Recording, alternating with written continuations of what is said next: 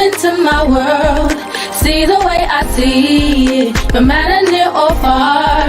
It is a sight worth seeing. Step into my world, see the way I see it. Rivah TV.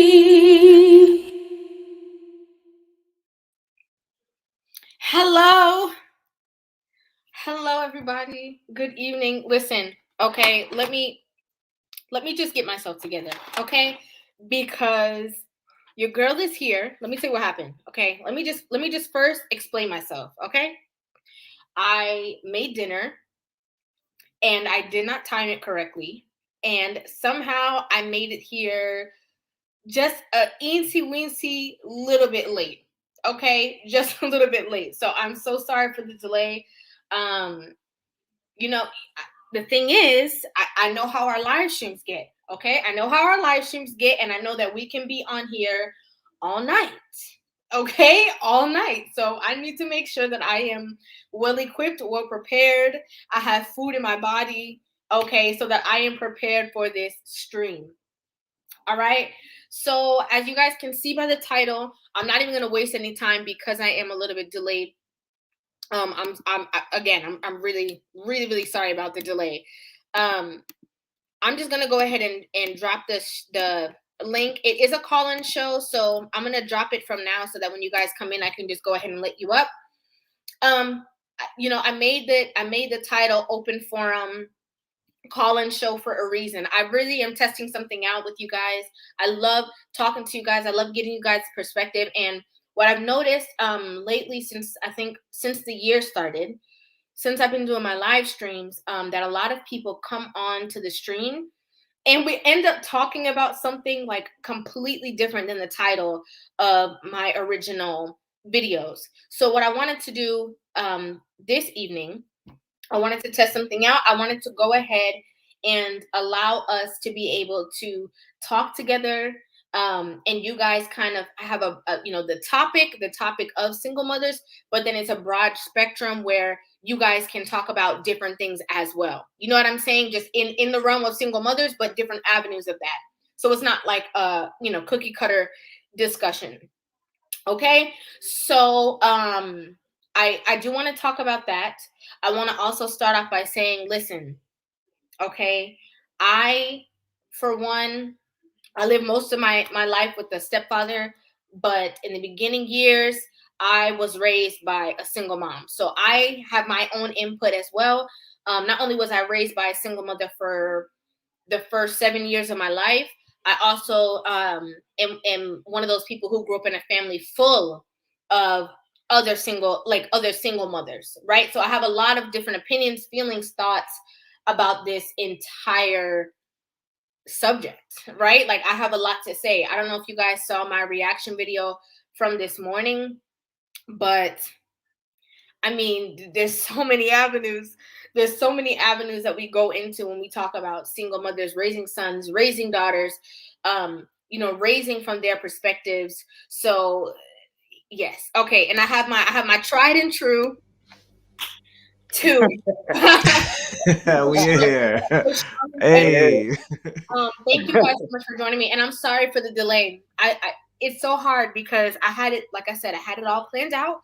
I'm like, okay, I'm going to go ahead and cook, and then I'm going to eat, and it's going to be time. And then I lost track of time.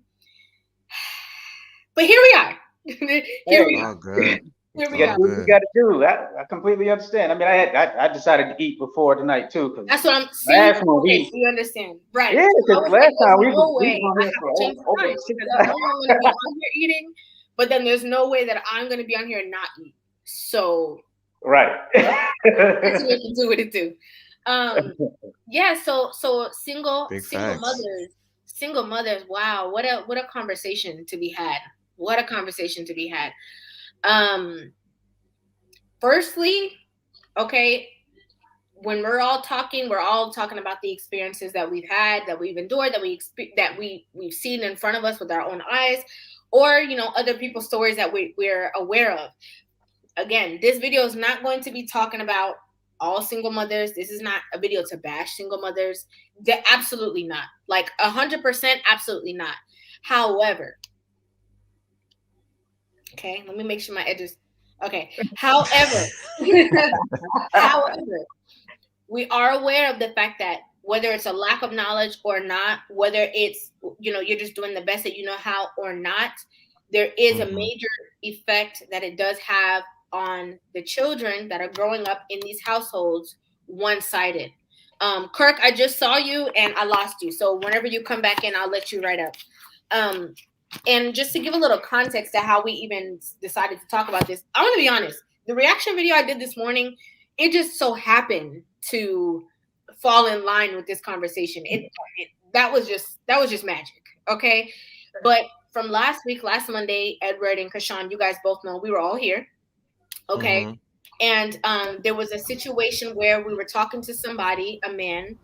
Hey, Kirk. What's happening, brother? There was a man who came on the last week and the week before. Two different men, and we were talking about a topic, and they ended up going into a whole different spectrum, and it kind of went to their moms. So there was so many different avenues again when it comes to the whole single mother, the effect that it's had on them, the son husbands. Okay, I didn't say it, they did. I didn't say it they did. And also how some single mothers are raising their sons to kind of be like that hood guy too, and like pushing them into that avenue of like, that's a little bit I think of what Uncle was talking about. Like he had to be tough because his mother didn't really raise him because she didn't really know how. It was really the streets that raised him, and there's a lot of women who do that as well.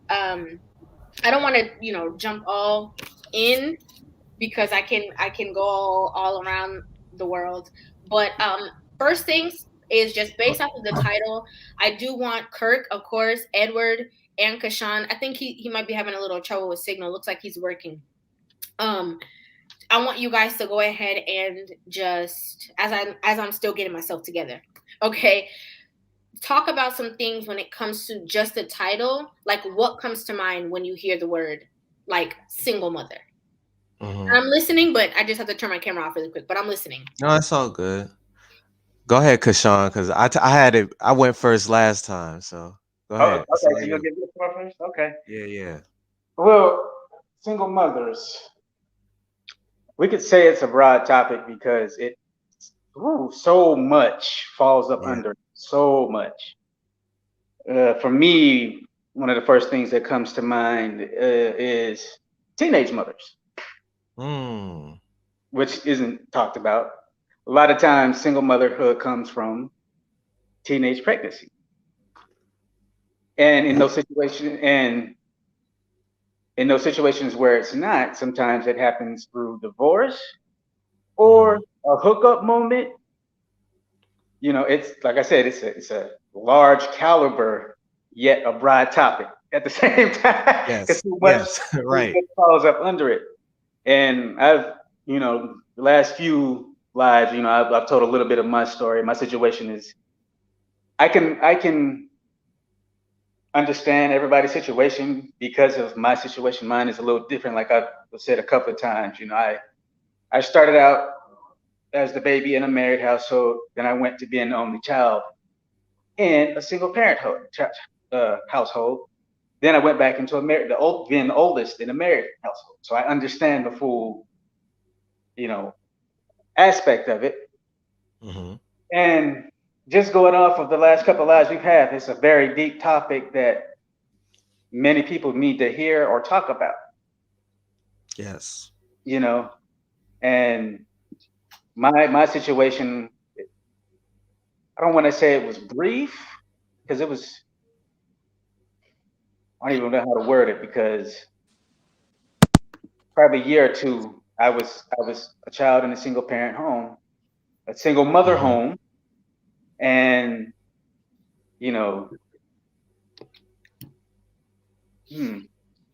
I guess my question for you, Kashawn, would be, how was it different? Like, what changes did you see being in a single parent household versus the married?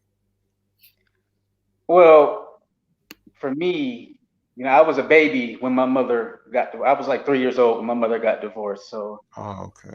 I never really got the first understood the first father outside of what I was told.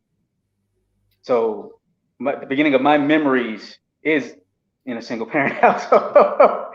Yeah. And so I can't really speak to how it was before, just because, like I said, I was a baby. I was 3 years old when it started, and like when memories start being an only child. Well, not even only child, but being in an only parent household. I had an older brother at first, and my mother, she was a mail carrier, so waking up early, getting taken to the babysitter while she's gone to probably 6:30 in the evening, and she come home and cook for us, and she was raising us a certain way to be certain type of men. And then I was probably 4 or 5 when my dad came into the picture, and I learned a lot from my dad just watching. He's a man of very little words, so the things I learned from him was through observation.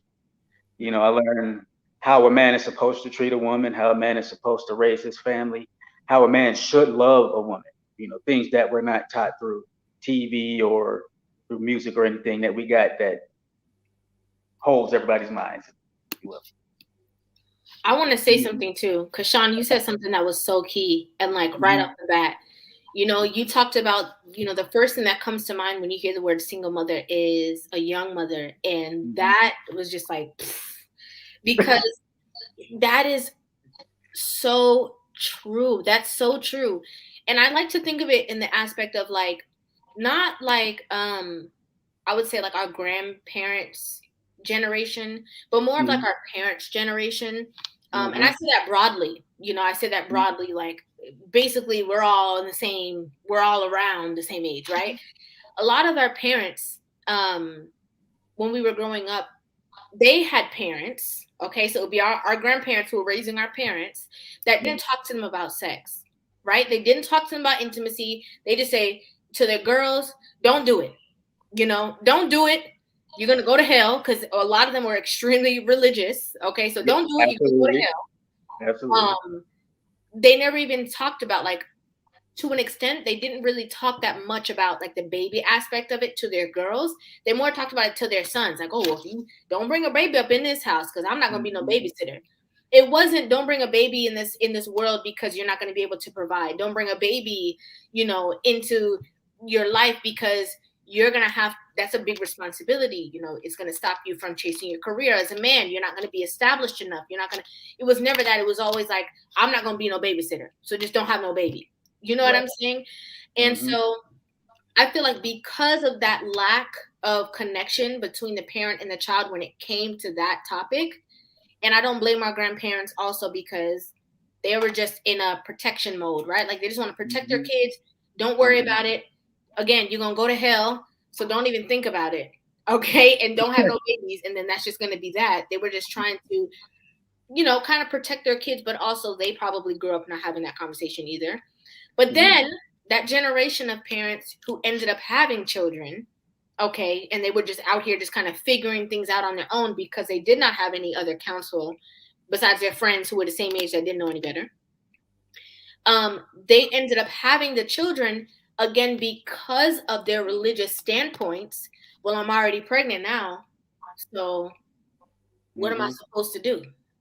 Yep. You know what I mean? It wasn't even a thought of like, I shouldn't have this or it's not the right timing. It was just like, well, it happened. So I guess we're just going to do what it do, and I'm just going to have to, make do. And in doing that, it's spreading a different narrative to the communities. We see it all the time where one girl has a baby, then the other girl has a baby, then the other girl has a baby. And it's like their family is just kind of like, oh, well, and then like, it goes from 1 baby to 2 babies and then 3 babies. And then it becomes like a lifestyle almost. And then in their friend groups, it becomes like a rite of passage, so it's like, it definitely has trickled down from like way back when there was like a lack of conversation to then, all the way till now. Edward, what do you think about that? Thanks to the panel. What's up, everybody? Rivah, your food is way more important. We can be here. We don't want to see you starve to death. We don't want you hungry. So absolutely not. Rivah love our belly. I love that. Let's see. Wow, you made me think of a story. Maybe I'll get a chance to share it later. I hope so. Um, but it's kind of like deep, like but what do I think about it? Mm-hmm. About single mothers and everything that we're talking about today is you just reminded me of, I grew up primarily with my father. However, when my mother did have me, um, per the child support order, which is another story, but she was legally supposed to have me once a month, but my dad will let her take me like every weekend or something like that. And she would immediately drop me off to her sister's house, who was a single mother. So I kind of got a taste of that lifestyle. She would just drop me off and then just go back to what she was doing. But it really showed me the love of a single mother and the joy that it can have. But also, I saw some other things that I'm sure we'll get into. So as far as my experience, and my thoughts on the topic, it's something that needs to be talked about. I really thought you did that video reaction this morning on Mm-hmm. purpose. Like you specifically found that video because that's real. That's And crazy, right? So real. but it's common. I do want to say it's common. Like I think there's more to that there's like levels to it that Yeah. I'm sure we're gonna talk about, and there's a really raw level that I'm not gonna say, maybe if it gets to it, but Right. I will say, um, son, husband, like it's hard, and I felt that too, as far as you feel a loyalty to your, for me it was my aunt, my other aunt, and you just like you're protective almost, Mm-hmm. and yes, River, eat. It's Yeah, like I hate. want you to eat. Like we still here, so don't worry. Uh, I was like, but yeah, I'm gonna just hand it off because you're right though. I had I stuff know to say, because but I mhm, know, I know. It's hard to just give your it's so interesting because I really did not know how this open forum, like dropping the mhm. link and we just have this conversation was even gonna work at all. And Bobby, thank you so much for just joining us. Listen, I'm doing this open forum thing, just dropping the link. Everybody just jumped in in the beginning. And it's so interesting because I feel like Kashawn, Edward, and we've all gone first. And it's so hard to not just get into like the meat and the potatoes of the conversation because Yeah, yeah. there's so much to unpack. So I think this is a good way of starting off. So Kurt, um, what is when you see the title single mother or you see the word single mother, what's the first thing that comes to your mind? Well, first, I want to say good night to everybody. Good night. Right.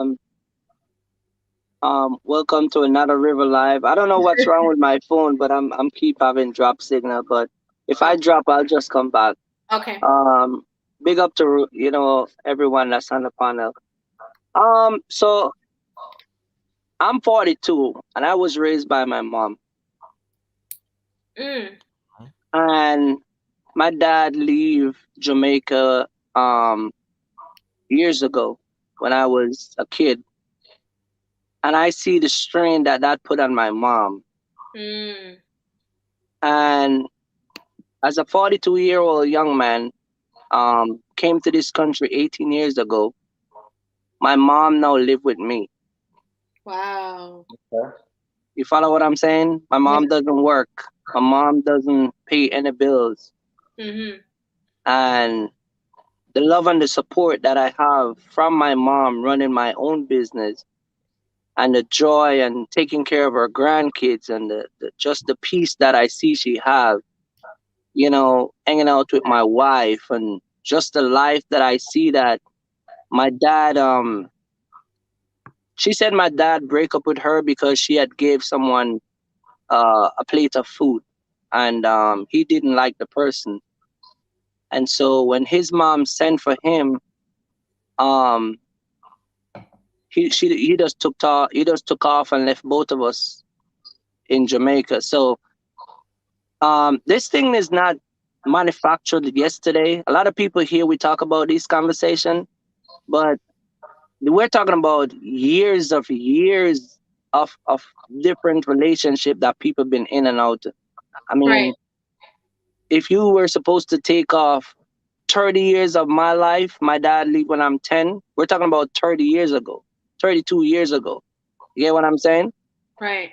So, and a big part of how you raised by your mom or your and a matter of fact, when I was 17, my mom sent me to her brothers to raise me, because she was then That's she had good. more kids and sisters and all of that. So that's where I started to get my trade and all of that. But how you end up in life, whether you've been raised by your mom or just whatever, um I just say, like, for me, it just changed my whole entire outlook in life when I see women with their kids. And Hmm. I just want to say, with like some single women that are listening, man, like, if you're going through it, don't give up, because I'm not rich, but I'm taking care of my mom. Like, I'm returning the favor. You get what I'm saying? And that's Right. something that a lot of people don't, that still up to this day, 42 years later, can't even afford to do. My mom doesn't work. You get what I'm saying? My mom complained about standing up too long and just doing a lot of stuff and not getting paid. So I said, okay, stay home. But and that's just to show you the level of love I have for my mom, Right. and the joy that I'm, she the joy that I present in her life. So when I see the title and I say, what I mean, we talk about women and all different type of subject. A lot of people think that we don't like women because we're always on top of the stuff that's going on the internet with the craziness. Right. But the, that's not what we're about. We're trying to just educate people on a different aspect of how life really set up. You get what I'm saying? And so I just want to say, man, this topic tonight, I think it's epic. I Me think too. it also gonna probably need its own review. I mean, reaction. I agree. No, for it real. all it all reaction. But I don't know, man. I'm telling you, River, you've been coming up with some game, and Oh, thank you. you know what I mean. No, for real, and I've seen your channel grow. But I'm telling you, the conversation that you've been having, we need to be having it. Yeah, I You get agree. what And I'm saying? I think it's also just being so um invested in these conversations. Mm-hmm. Like there's a difference between people who just do it to do it to grow, to be on a bigger space, to I don't know, you know what I'm saying, or people who are really invested in the things that we're talking about. I literally always have you guys on my mind, like all the time. When I'm thinking about certain things, I'm like, man, I can't believe this. If I see something on TV right now, I'm like, oh hell no, we need to go talk about this because this is some foolishness. Mm-hmm. And I love so much, Kirk, that you brought that aspect about your mom into it, about your love and your admiration for her. And that's so true what you said about how so many people think that, like, oh, we don't like women. And listen, I'm a woman, if you guys can't tell. Okay. I love being a woman. I love everything about being a woman, and I love other women as well. But I think that as women we have to be able to love ourselves also. And I think that's the whole point of having these conversations. I'll never have somebody come up or talk or ask me something, or even in my DM, when females come and I'm like talking to them, trying to put them down like I'm better than you. No, no, no. I want you to understand. I want you to ask me whatever you want to ask me. I want to just talk to you. I want to hear your perspective. It's vital.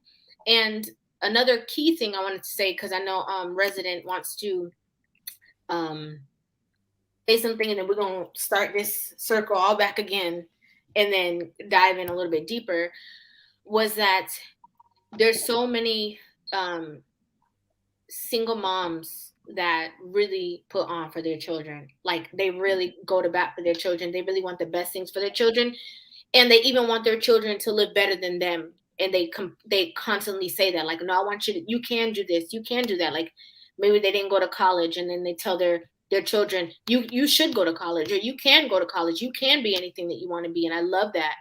And of course, we know that there's also still that different side of the spectrum where some people have that same, only that mother figure raising them, and they don't have that situation where it's a positive influence as well. So this is why I love what you just said, because there's so much to unfold, because there's some single mothers who are navigating and doing the best that they know how. Like, even, I know we have to dive deeper into it, but even her sending you to your uncles, whether it's because she had other kids or not, no, she's like, you need to be around some men, because they're my brothers, or however, and I know that they can instill some things into you that I cannot, even if your dad is not here. And I think that's a really big part of the conversation.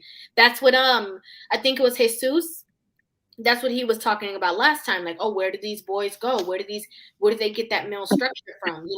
So sometimes too, it's about that mother knowing the best moves to make, even if she can't make them on her own. I think, and I love that. Resident, I want you to go ahead and when you hear the word single mother, what do you think of? What's your first thought?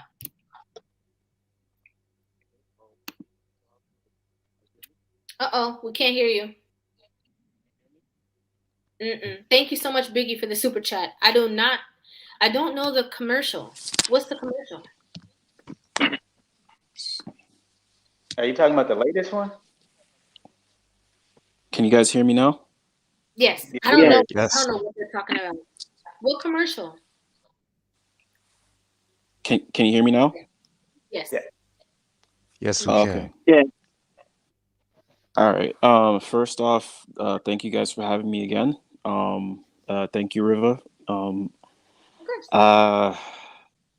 Okay, so yeah, when we talk about single moms and stuff like that, like it hits home because pretty much I was raised by a single mom. I was raised by a single grandma, and I was raised by a single aunt. So I had many, female influences. I have two uncles, but they're not what I would call the strongest male figures. Not in a bad way or anything like that, but it's just in a stand your ground, take charge way. They're logical, but they're not.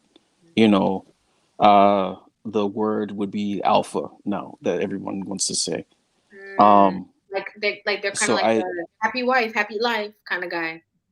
Yes. Mm. That has it's done a number on one of my uncles, and my other uncle, he seems happy, but a lot of people looking outside would say otherwise. Um, Mm. other, but again, with me, um, I see that we have like a lot of like Jamaican influences and stuff like that because you're Jamaican, Kurt. Yeah. Um, I come from a Jamaican background as well. Oh, okay. And This is great. This is great. This is great. I did not know that, but this is great yeah, because I also, not to cut you off, and I want you to continue to speak. And again, like I said, we're going to dive way deeper, but I'm glad that you brought that up, because one of my questions was going to be if you feel like the Caribbean influences are like would make it any different than what we see here in America with like single mothers in our community, or if you think it would be relatively the same. But the fact that you are here and you have a mm, different perspective than Kirk, this is going to be a great mm. conversation. So I'm really hoping that you guys can both stay around for a while so we can drive down that avenue. But okay, I'm sorry. Go ahead. The thing I've noticed of late, like, is that there is some truth to when a lot of people are saying, like, women that don't find a man, they tend to use their children as, their retirement plan. Um, and I have been starting to see that in my own life to a certain degree. Um, I mean, again, I love my mom, love her to death. Um, but I do see that there's certain times that she depends a lot. She tries not to. She's very proud, to try to stay away and like try to keep me out of certain things. But because of just from like being a Jamaican and everything like that, how it's a very family oriented, culture. Like it's like family first, no matter what, and it does have an effect on people in development because like you find it hard to break away, especially when you're trying to build your own life. To a certain degree, you end up having to choose with certain things, and that can also screw up a lot of things in certain ways. Um, but I don't know if it's because of just how the culture is, but it's really hard to how can I say like if you try to build like your own family, like it's hard to not have the rest of your like your mother, aunts, like it's hard to not have them involved to a certain degree. Like it's like you're kind of looked in a bad light if you separate or if you try to like just break away from the nest, as it were. You know, so that's just my take on it. But like I see that there's a lot of things that are happening nowadays, especially with like a lot of people who are not finding, like their person to actually stay and grow old with. You know, they tend to use their children as their retirement plan, and it sucks. I've seen it like mess up relationships in my own family. So this is another avenue. Okay. And Biggie, I just watched the commercial. Just elaborate a little bit for me in the comment section because I just watched it, but I want to make sure what I'm thinking from what I see, because I didn't play the volume, is what it is. So just elaborate a little bit in the comment section, Biggie. That's in response to this that he just sent me. But also what you just said about the retirement plan. And again, this still goes into the line of son husband, because it's son husband, son provider, son protector. You're the man of the house. I don't need to bring another man in here. I don't have to worry about another income because you're going to assist me and you're going to help me because I'm your mommy. Right. And I use that word mommy perfectly because it becomes almost a guilt trip, like you owe me. Okay. If it wasn't for me, you wouldn't this. If it wasn't for me, you wouldn't that. So you need to do this and you need to take care of me. And even to the effect of you having your own life, right? You having your own kids, your own people that you have to provide for. And maybe you're not even able, right? Like how Kirk is able to comfortably be able to do that. Obviously, his mother is also his mother and his wife are also obviously very kind people. Okay. Obviously they're very kind people and probably people that are easily able to get along with other people, because you have some mothers that come up in your house now, right? Like what you're saying, resident, you have a hard time detaching. You go build your own family and then they're up in your house telling you and your wife what to do, like y'all still the kids, like y'all still the children, not having a respectful boundaries of your home, not having respectful boundaries of your space. And it's all because that whole boundary was never established in the beginning, because you have some mothers that innately just know their position and see their son grow up and respect him as a man. And then you have some mothers that always look at that little boy because when she comes around, he turns into that little boy all over again. So so I definitely like that aspect. I wanted to go back to Kashan. Okay. Let me just read this super chat. Thank you so much, Eugene. It says, when I think of single mothers, I think of one who raises her children by herself. Some may do a good job while many are not cut out to be mothers. Hold on a second. Hold on. Eugene, who do you have a vengeance against? It's so true. It's so true. Like that's a whole different aspect of the conversation again, because there's some women who their body is great at making children. Their body is great at reproduction, right? They have no problem constantly bearing children and bringing them to the world, but they don't have the capacity, right? They don't have it within them, sometimes because they never saw it themselves, or they're just not that type of person, or maybe they had a baby to hopefully keep the man. Okay, let's just be honest. Some people are not cut out to be mothers, as he said in the comment section, and that's so true. And then you have them raising these children who didn't ask to be here. They're literally here because you decided that you were going to bring them into this world, and then they have to deal with you, your foolishness, your nasty ways, your attitude. You know what I'm saying? Your trauma, your drama, and all that. And somebody said, "Are single mothers Black only? Is it just a coincidence?" I mean, we Black people having a conversation, so that's why you're gonna hear us talk about our perspectives. We can't talk to you about nobody else's experience because we are not them. We Black people having a Black conversation. If somebody who's on here who is not Black wants to come on and have this conversation, Kendra is very nice enough to keep dropping that link, and you can come up on here and join us. We're not discriminating against nobody, okay? But we just talking about from our own Black experience, okay?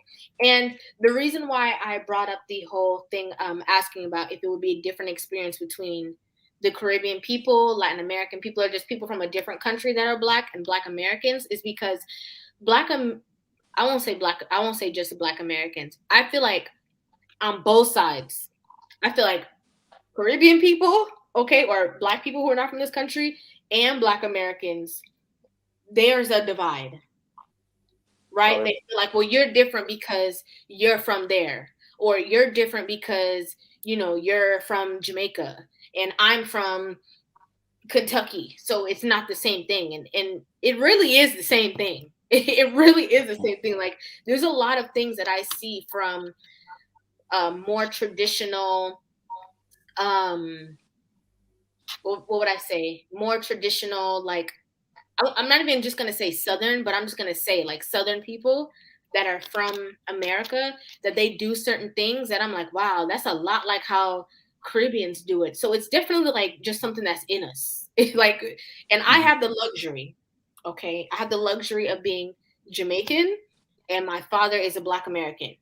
I never knew my father, never met my father, but then my mom married a Black American man. Okay, so I grew up with him from I was 7 years old growing up, and he from Arkansas. Okay, so okay, I got it. like he is his everybody he knows from Arkansas. Okay, so I know that there's similarities that we all have. It's just culturally we're always going to have a little bit of difference. But I just wanted to say that's the only reason why I brought that up. But Kashan, you were making such a great point, talking about your exact situation that you've gone through, and so I definitely want us to be able to give you the ability to be able to dive into that, because I've never experienced what you're saying, but I know there's somebody out there that can relate to what it is that you're saying. So please. Well, to give a little more context, my mother was raised by a single mother, and her mother was raised by a single mother. So it's a generational situation, a generational curse, if you will. And my mother, when I brought up earlier about young mothers, teenage mothers, my mother was a teenage mother. She had my oldest brother when she was 15 years old. And her mother had her first child when she was 18. So it's a generational curse, you know, that plagues our community at a very large scale, unfortunately. And for me, like I said, the first years that I have are memories. I was raised in a single parent home, single mother home. And I know it shaped me into the man I am. And at the same time, like Kurt was saying, how you have that loyalty to your mother. And even though my dad came into the picture and my mother had a husband, she still linked on me quite heavy. And some of the things I've learned as an adult, a lot of things I had to heal from, a lot of the things that I carried and didn't even know I was carrying was due to my mother.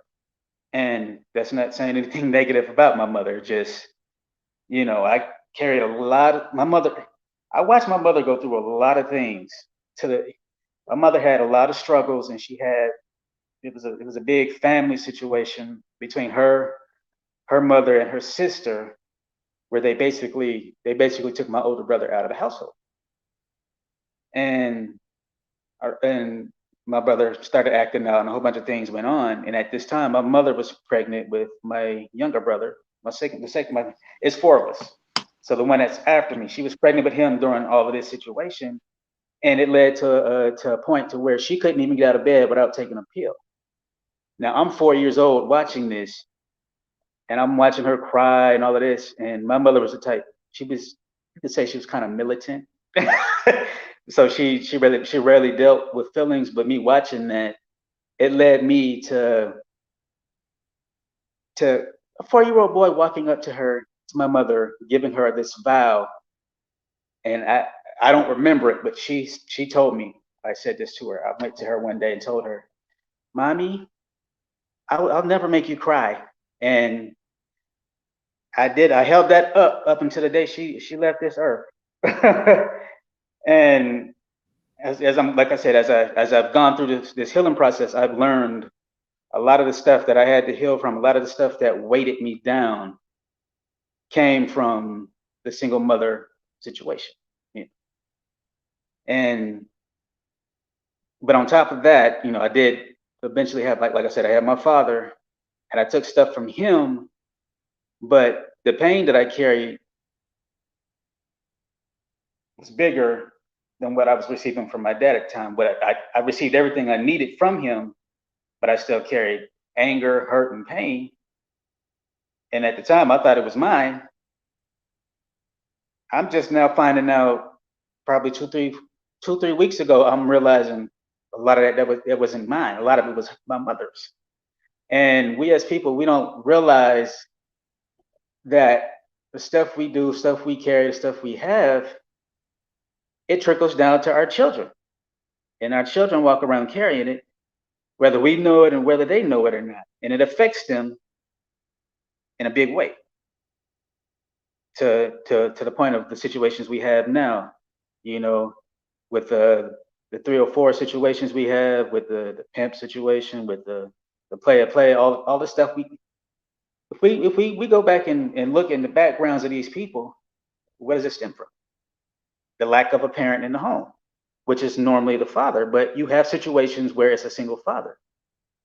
And then when I look at my dad was raised in a single parent home, but he was raised mostly by his father, not his mother. So he got a different side, of it. So like I said at the beginning, it's a very, very deep subject, full of a lot. And that I haven't even tipped the iceberg of my situation from what I just said. Yeah, that's heavy. That's a lot. Yeah. That's a lot. That's a lot to deal with, even as a child. Like, it's so confusing. Like, that's a lot. The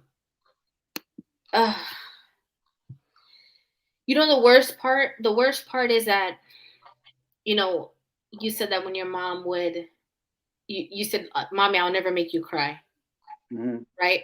And it's your heart for your mom. And I always talk about this too. Like, that's your home. Like, that's your literal home for basically 10 months, because most women give birth in that 10th month. So there's a deep connection rooted there. Of course, obviously there should be, at least there should be, especially when you do come from somebody that's a little bit more nurturing and caring and kind. You just have that bond with mommy. Daddy can be right there, and most of the time people ask mommy because this is what you're supposed to be doing. Like, and it's kind of like in your subconscious, like, you know, you fed me and you were the one who fed me while I was in your womb. So if I'm hungry and we're sitting in the living room, I'm just gonna immediately ask you. It's just like that kind of same mindset.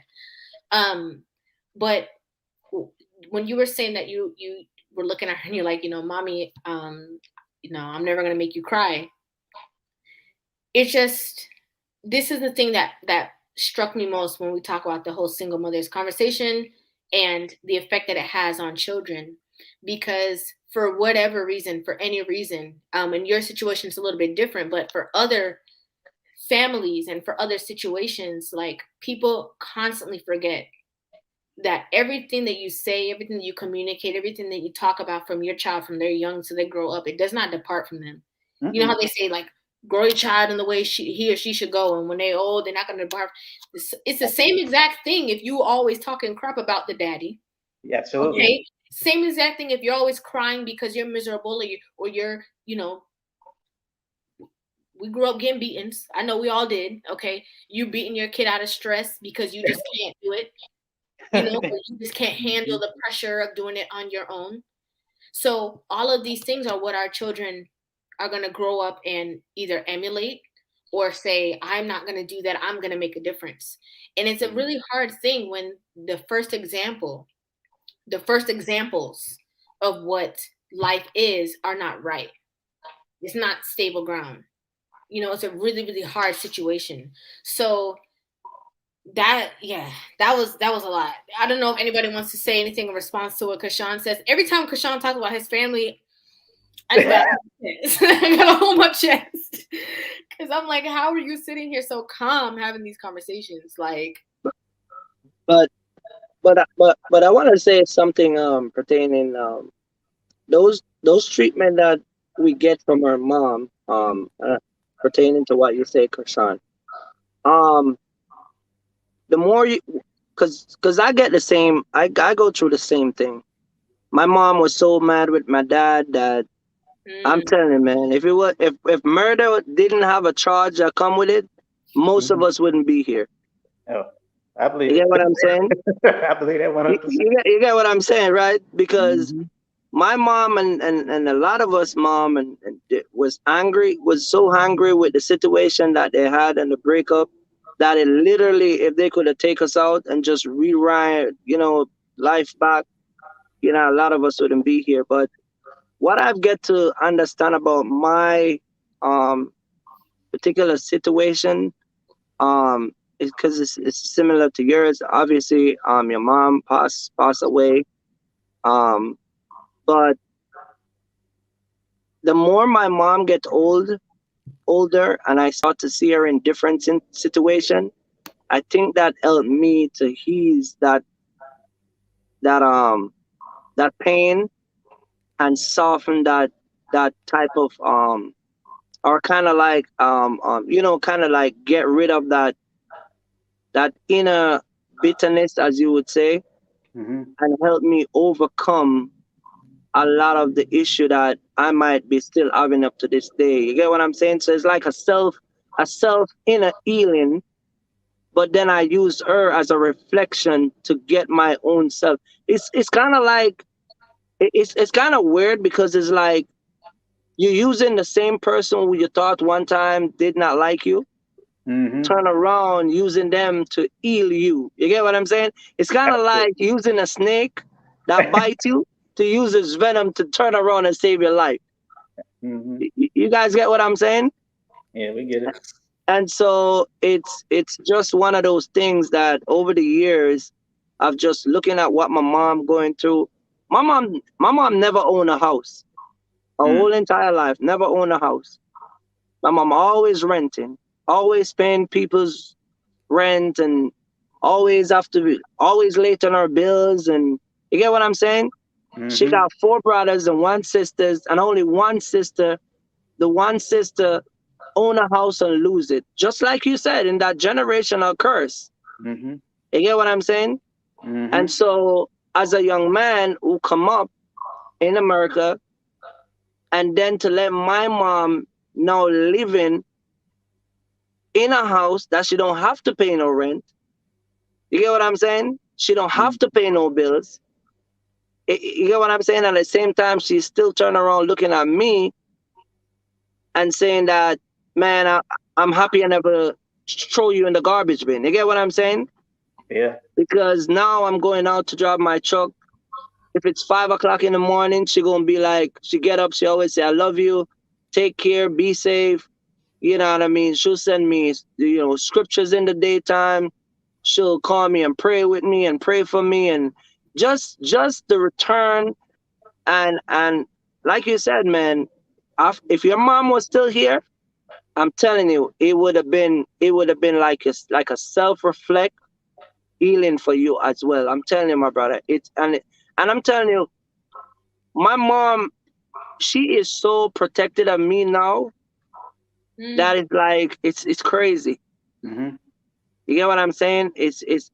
And going back to what River said about my wife and my mom get along and taking over. Those are, you're talking about the little simp. We're not running a simp relationship. You get what I'm saying? You think that only happens with Sims? Very much so, ma'am.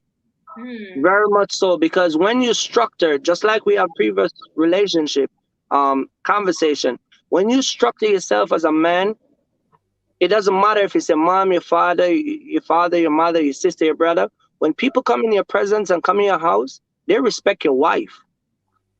Mm-hmm. I don't need to flip out on my mom because my mom know her standard and her ground and her place in my house, just like my wife. You get what I'm saying? So we don't have that war going on. You get what I'm saying? But at the same time, I do understand what you're saying, where guys are letting their mom come in and taking over, and it's crazy. It's funny that me and my mom is in America and my dad get deported. Oh. You get what I'm saying? So like you guys are saying, the conversation gets deep. Right. Right. You get what I'm saying? It gets really, really deep. And he was here for over 30-something years. Did not pay child support. Like resident said, that child support, you don't pay it, they come after you and they'll deport you for that. So this conversation go deep. It really goes into so many different revenues that we can be here all night talking about this. But let me ask you, did you grow up, Kirk, with a certain vengeance against your father? No, because actually I was one of the person who had to write a when he was getting deported, they were asking for like people to write letters on the. I went and looked for him at the prison. They were asking for letters of recommendation why he should stay here, and I actually get an attorney to try to get him stayed, and even try to get an attorney to get him back. You get what I'm saying? But one thing with the federal government, when you do certain things over a period of time and they get you, they're done. They're tired of you. But I went to Jamaica. I still take him out. I take my dad to restaurant. We went to Devon House, eat ice cream. Just we laugh and talk, take pictures.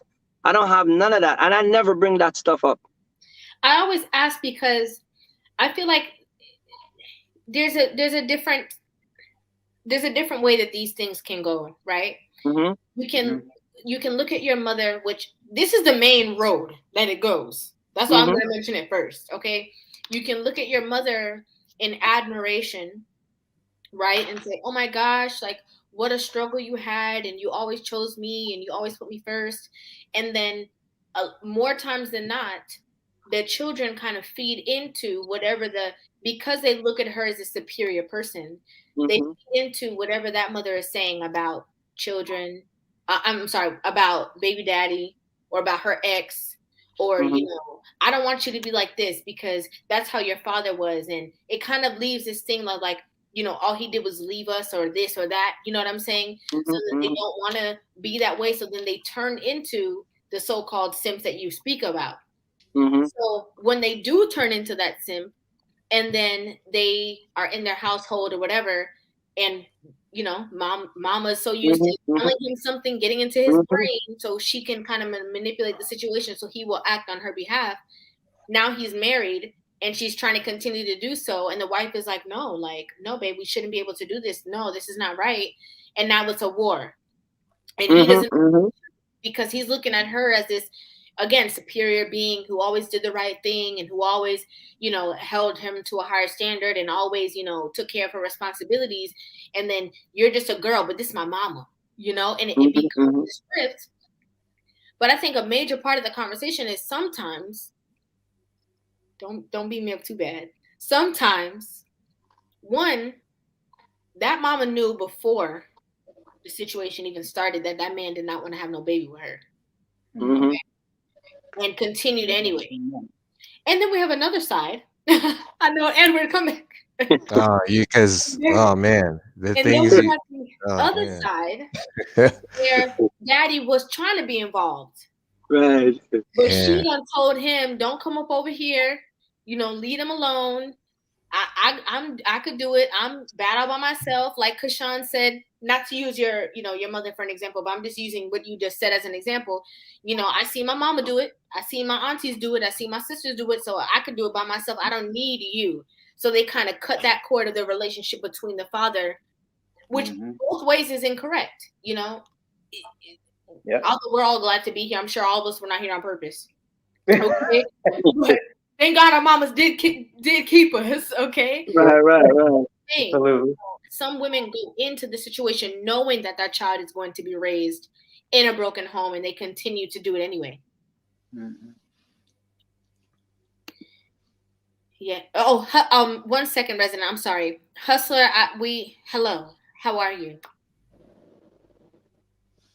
Can you hear me? Yes. Yeah. Well, I'm doing good. And yourself, how y'all doing? And welcome back. Good. Great. Good Thank you. night. So, and I see the topic here is single mothers. Yes. It is? Okay. See, when I think of single mothers, I always look at it like this. You have two kinds of single mothers. You have one, the single mother by force. You know, she was married, had a good relationship with her husband, but then he passes away in some unfortunate accident. Like my dad passed away 30 years ago of heart failure. So my mom was basically forced into single motherhood. Wow. But she did a splendid job. Was she perfect? No, she wasn't. She's strict. She's stern. It doesn't take bullshit from anybody. But hey, she did what she could to raise me. And I'm not in jail. Never got it. I never went to jail. Never joined the gang. None of that stuff. So my mom didn't play that with me. She don't play that when it comes to the family. So she did a good job after my father passed away. So yeah, she's a single mother by force. So, and I can sympathize more so for those kind of single mothers because they had no choice but to step into the role and be a role model to the child because the father's not around. That's the first kind of single mother. And then you have the second single mother, the single mother by choice. Why is it by choice? Because she chose to have a kid by a man she knew was not a good boyfriend, husband, let alone a father to the child. And she decided to take on the role herself anyway. And those are the kind of single mothers I have little to no sympathy for because they want to have kids by these bum men and then say all men ain't shit, all men are bums, all men are this and that, and take no responsibility for that. Right. So those are two things that come to my mind when I think of single motherhood. The good, there's the good and there's the bad.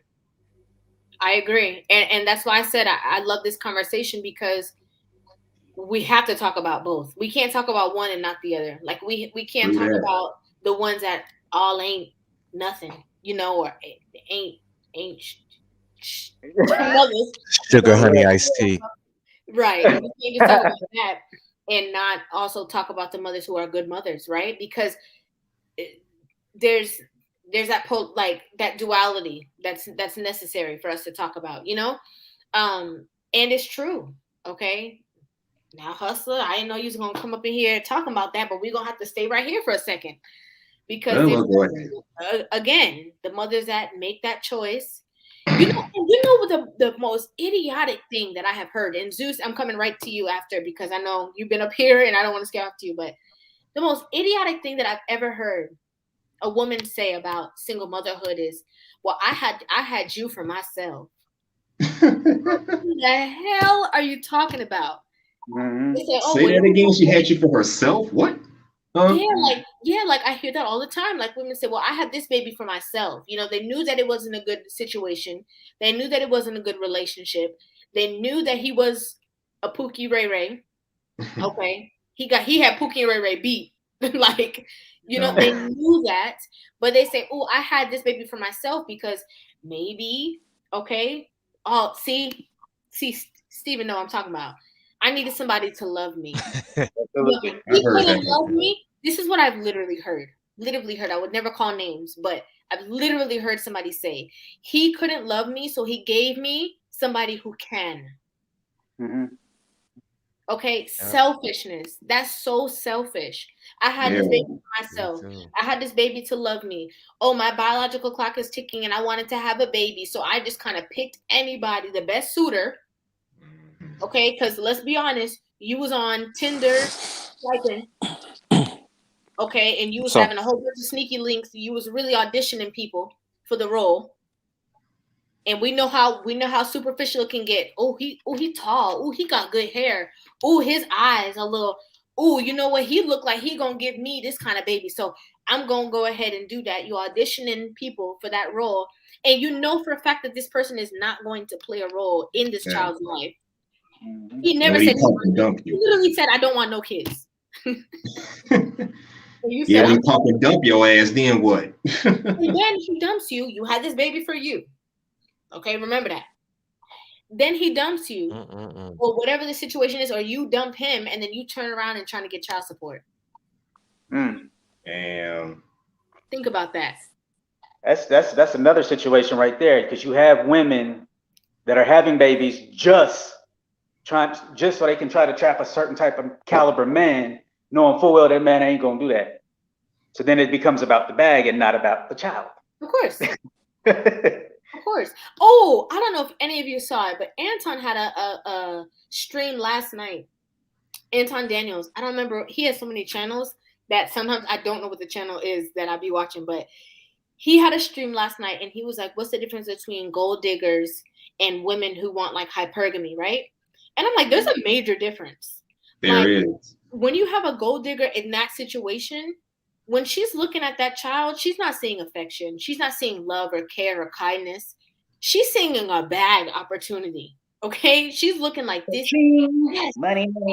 Meal ticket. And then we have women who don't procreate with a man who has money. They in the hood. Pookie and Ray Ray. You know, Pookie's the one that got like 10 kids. Okay? All the baby mamas go to the kids' birthday party together. Okay? And she will have a baby with Pookie. And this is no shade at all. Please don't be mad at me for this when I say this. Speak. Please.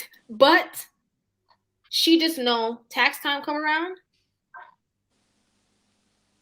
she gonna be good. Oh, what you said? I could go to the store and get groceries. Okay, we just gonna do that. I'm just gonna work a little job real quick, you know, a little part-time little. And then like that's good. And so then the more I have, the more secure that I will be financially because there's more assistance for me. So then there's no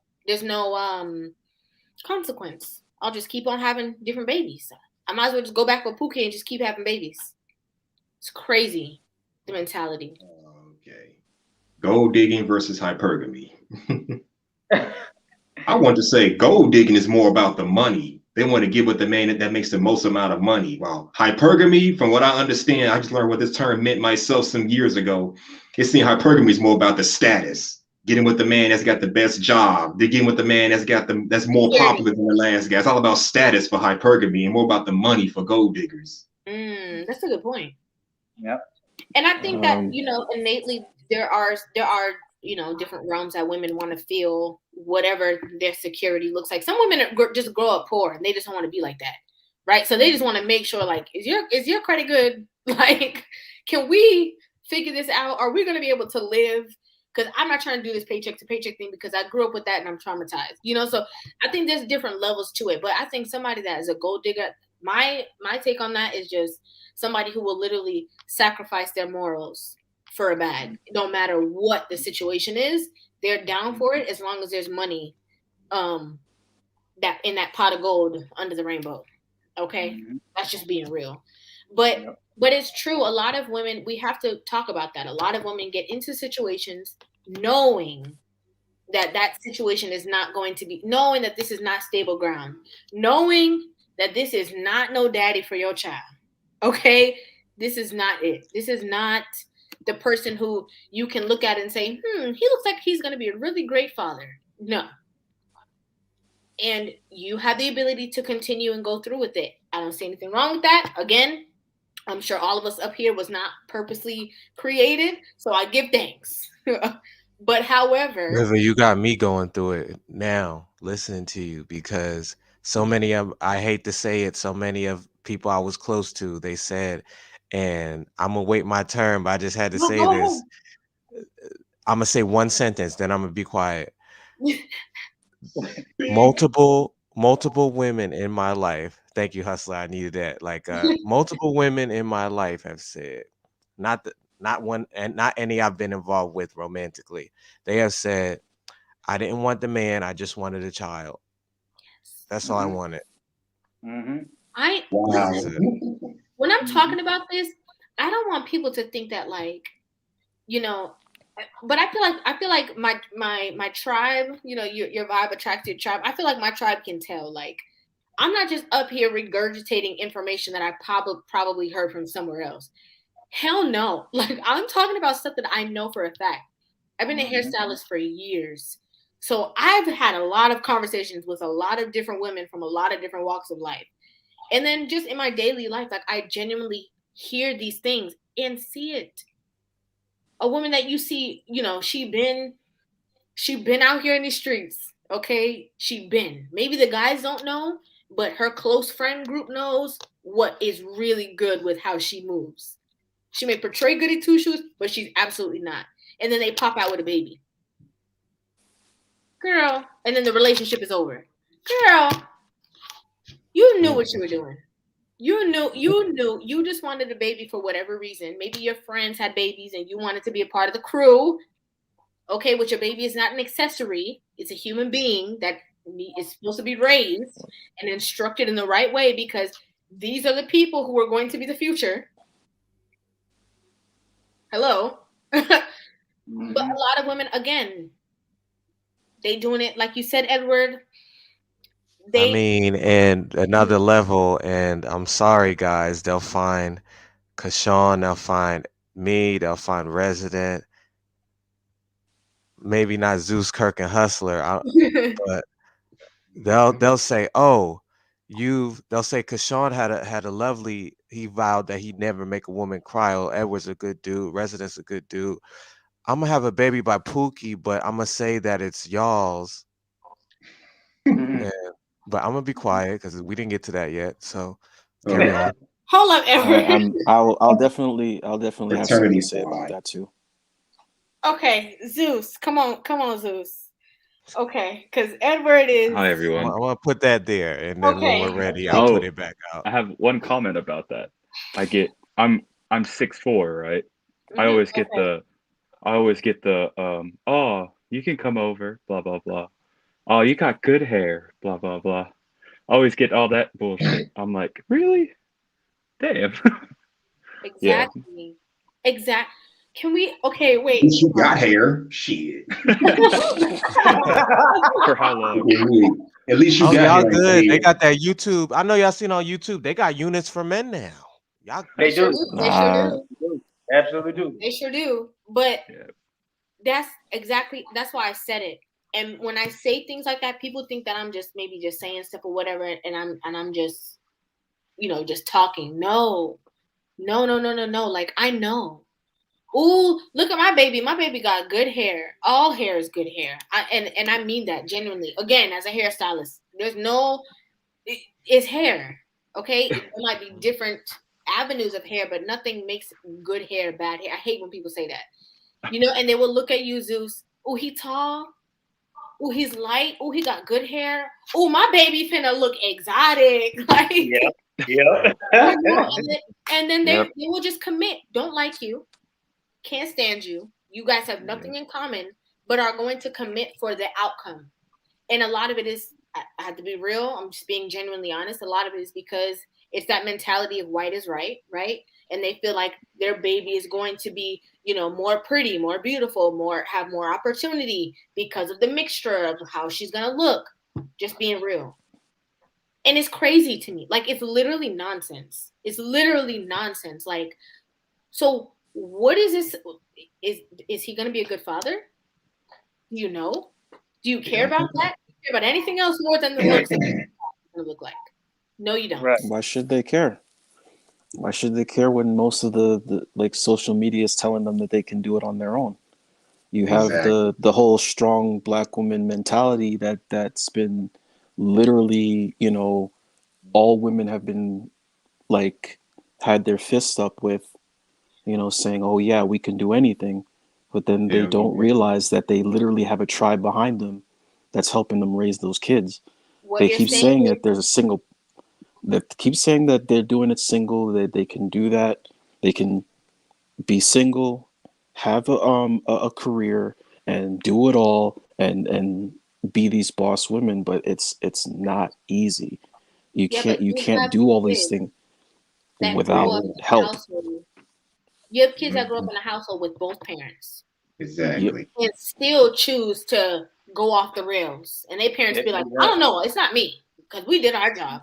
Like, it definitely wasn't us. That's because of So how the imagine a culture. parent, imagine when there's a lack of somebody within the space. And I'm not gonna lie, there's some single mothers that instill the right things within their sons, right? They're not too they don't try to make their sons too, emotional. And I don't mean that in a bad way. I don't mean that men shouldn't be emotional, but I mean I'm just trying to be politically correct, trying to say the right thing. I mean, they're not trying to, they don't be babying their sons too much. They be like, get up, you a boy, you tough. You strong, you got it. Stop all that crying. You have single mothers that do that again, like Kirk was saying, send them to go with your boy cousins, go with your uncles, go be around some man energy, go take out the trash, go do this. You have I some got single something to say to that. I'm sorry. Mhm. I don't want to say it, but I'm gonna have to say it. Like, we need some. Usually they have a bucket where you put money in and it goes to the person you're talking about. But I gotta say, my cousin, don't try to push. He already gang banging. Now you want me to mentor this kid and he grown already. oh, We should have did it a long time ago. I'm sorry. Mhm. It, I get that. Edward, we have to keep coming back to you. Zeus, go I ahead. I get that all the time because I'm not disrespecting anyone in my family, but I've made it basically farther than anyone. Exactly. That sounds like Kirk. I So was gonna say that sounds like Kirk. and we so salute y'all for that. Hmm. so for me to even work to get a master's degree is unheard of in my family. Unheard of. Mhm. So even me living in a different country, they're like, "What? You can do that?" You Right. know? But then I have How is it like going? You're like, I have a cousin, hmm 15. I'll keep the name anonymous for sure. Um, pregnant. I'm like, "Yo, Mm. your parents didn't like," and now they're calling me for help. Do you have any money to set her up with a place? And I'm like, that's not my job. Like, I can't. Or like I have younger male cousins. They're like Mhm. 18. I'm like, hey man, I have a nice spot here. I'm like, just graduate high school. I can bring you out here. We'll be good. And then they're like, oh, I think I'm just gonna drop out. What the fuck? Ooh. Story What? of my life. You Story of my you Bruh. life. you told them they can come to Hong Kong and I they was said like, no? bro, I have a house in Tokyo. I was like, you can go live in Tokyo rent free, bro. And they're like, no, I'd rather stay with my girlfriend who's, I don't know, 2 years younger than them, out of shape. I'm like, bro, Self Hey, yeah. I sabotage. need. Hey, Self I'm sabotage. sorry, I'm not I need related to to you, get dude. Zeus information. So it bugs me mentally whenever that happens. I know exactly It's, what you're saying, Edward. Exactly me what and you're me and saying. Zeus are so on point. Like, again, I was 3 seconds away from buying a ticket for I was in mainland China, and Yeah. just so many people who, man, they always complaining like, I need a job. I can't. I'm like, yo, I'll buy you the ticket. I'm good at this company. I'm pretty much So I'm a teacher, right? So we pretty much built the school from scratch. So they were like, "Do you have anybody who could teach? Just anybody?" I'm like, "Yo, just come. I'm buy the ticket." No, that's too far away. That's too far from my You mom. don't have a What? job. Hello. Oh man. Too far from my mom. Like, But one of my cousins. self-sabotage, I think. Go ahead. I actually own a linguistics uh, research facilities in uh, Japan and Hong Kong. So when I tell them, I was like, "Hey, you guys can just do research for me. You don't have to talk to anybody. All you have to do is read this paper, write it down. That's it. It's like 4K a month, bro. You'll be good." And they're like, well, I can't move that far away from my mom. My mom might need me. I'm like, what the fuck is going on? You know how, you're like, you know how much more you can help your mom while you're making this bread? Like, if I was that's like, and what your mentality is. I'm like, it's rent free. You're my family. Like, you could just stay here. Like, what? And people, Bruh. and you have people who are not related to you who would jump for the opportunity. Who will Jump for the fly. opportunity. And here's the thing. I had to earn my citizenship in America. They were born there, and they still don't use it. They still don't see it. We can go. Oh gosh, that's a whole. Yeah, that is so true. That's a whole different even. That's a whole different conversation. Yeah, But that's a whole different conversation. That is so true because what you're talking about, Zeus, is the same thing. Like I've been past that bridge already. Where when I started my trucking company, when you start your business, right? Everybody on this panel can attest to that. Your first set of employees gonna be your family members, right? Yeah. You want to grab the cousin, the uncle, the brother. You get what I'm saying? Right. And people were my cousin had a Class A license, and I was gonna buy a tractor trailer. I had everything set up, and this guy just turned me down. You get what I'm saying? Now he's living with a girl that keep going back and forth in arguments, and I'm like, bro, if you had a roll with me 10 years ago, you would have been good. Would have been good. You get what I'm saying? Like Zeus was saying, just come over here and help me make this bread. $4,000. You ain't got to do nothing. And no, man. I think, it's crazy. It is crazy. And I hate to say it, but this all kind of goes all the way back to the upbringing.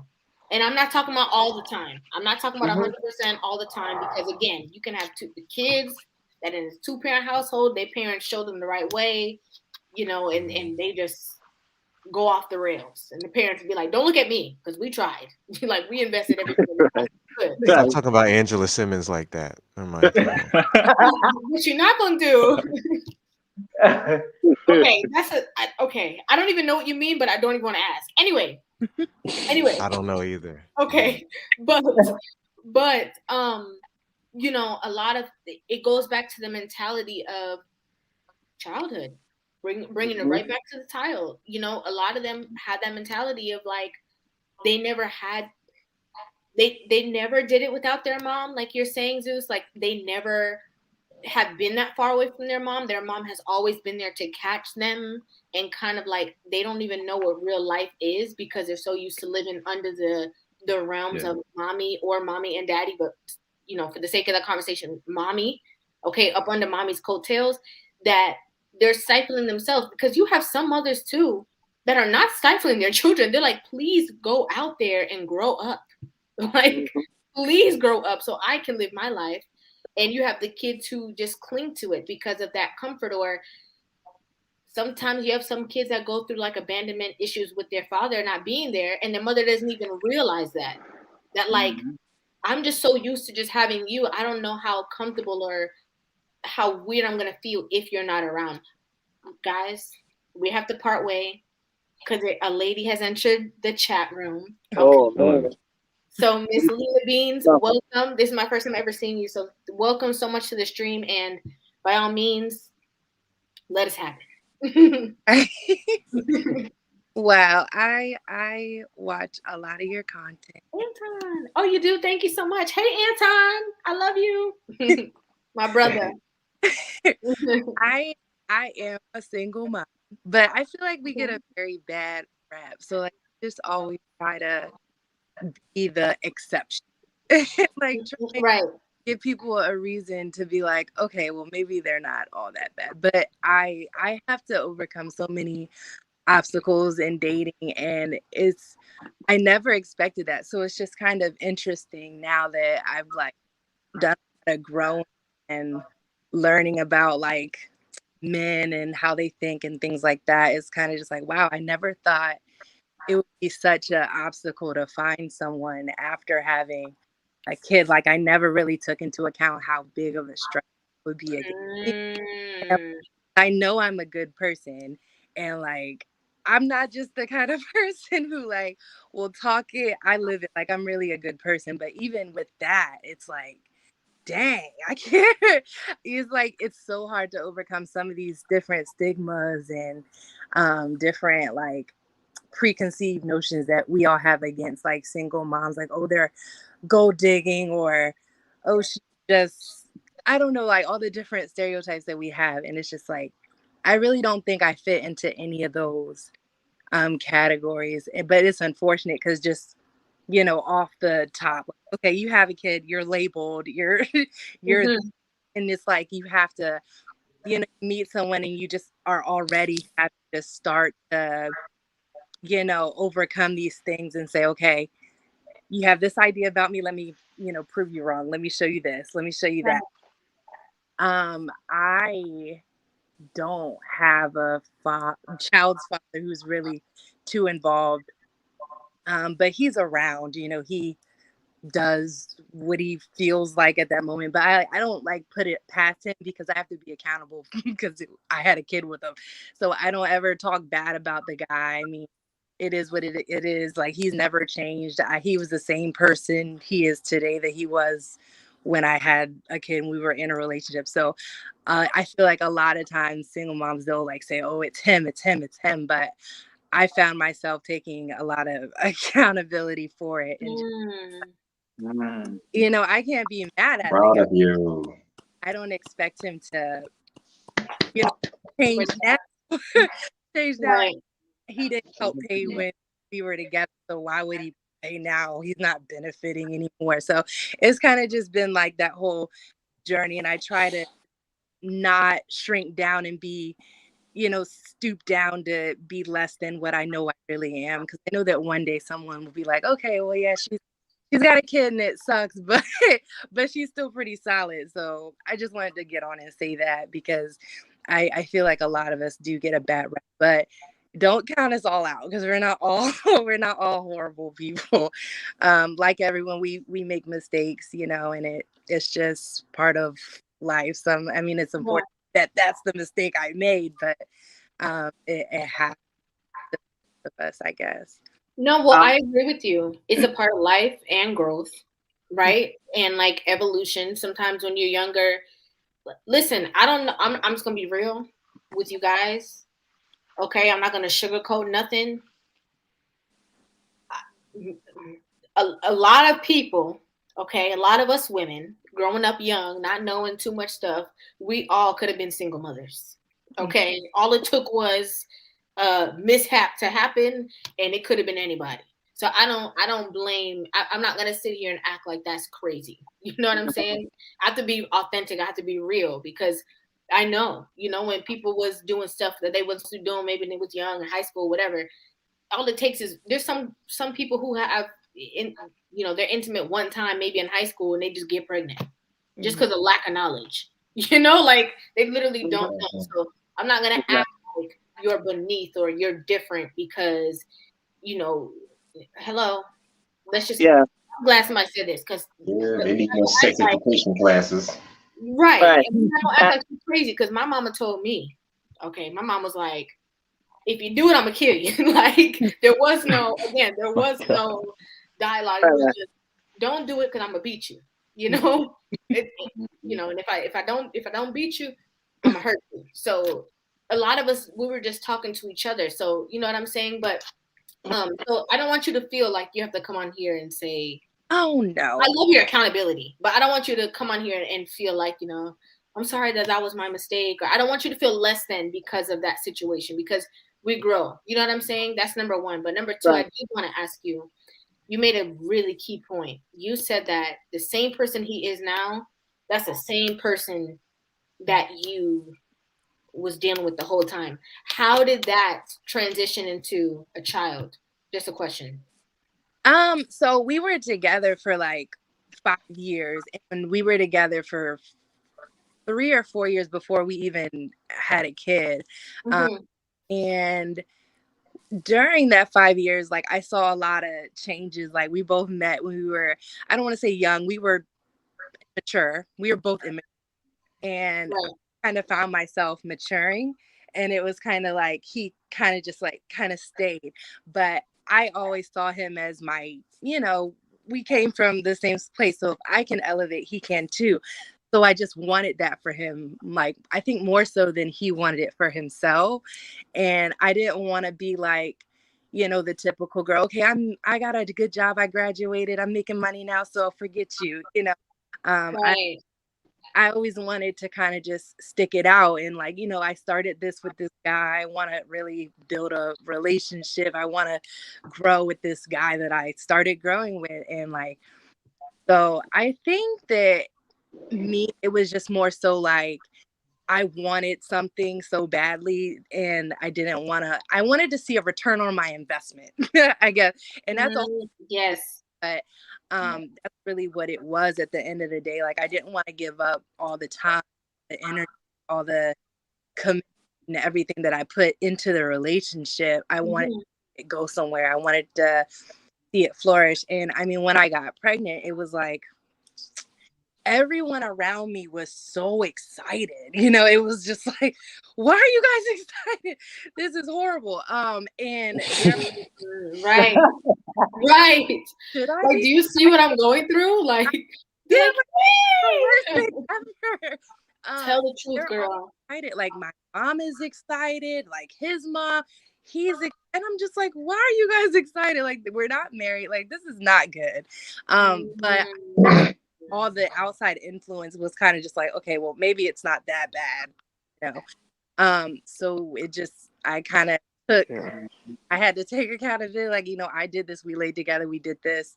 Um, and I kind of already had a feeling of how it would turn out, but to me it was kind of just like, okay, you're grown, you did this thing, you made this mistake, you're just as responsible as him. So, and he was like, I really want a baby, and I'm like, okay. But so I kind of felt, I guess, a lot of pressure. And I mean, to some extent I wanted a baby too, but I knew it wasn't right, and I knew how it would end up, because we were already kind of rocky. But I just, I all I can say is that I had hoped for the best, but I was prepared for the very worst. I knew that, like, I guess financially, I was able to support a kid. So if nothing else, I would be able to financially care for the kid, and they wouldn't, be hurting or struggling if I did end up single. And I have a lot of family, a lot of support in that. Um, so I guess I was selfish in that way, saying that, okay, well, if it doesn't work out, which it probably won't, I'll be okay.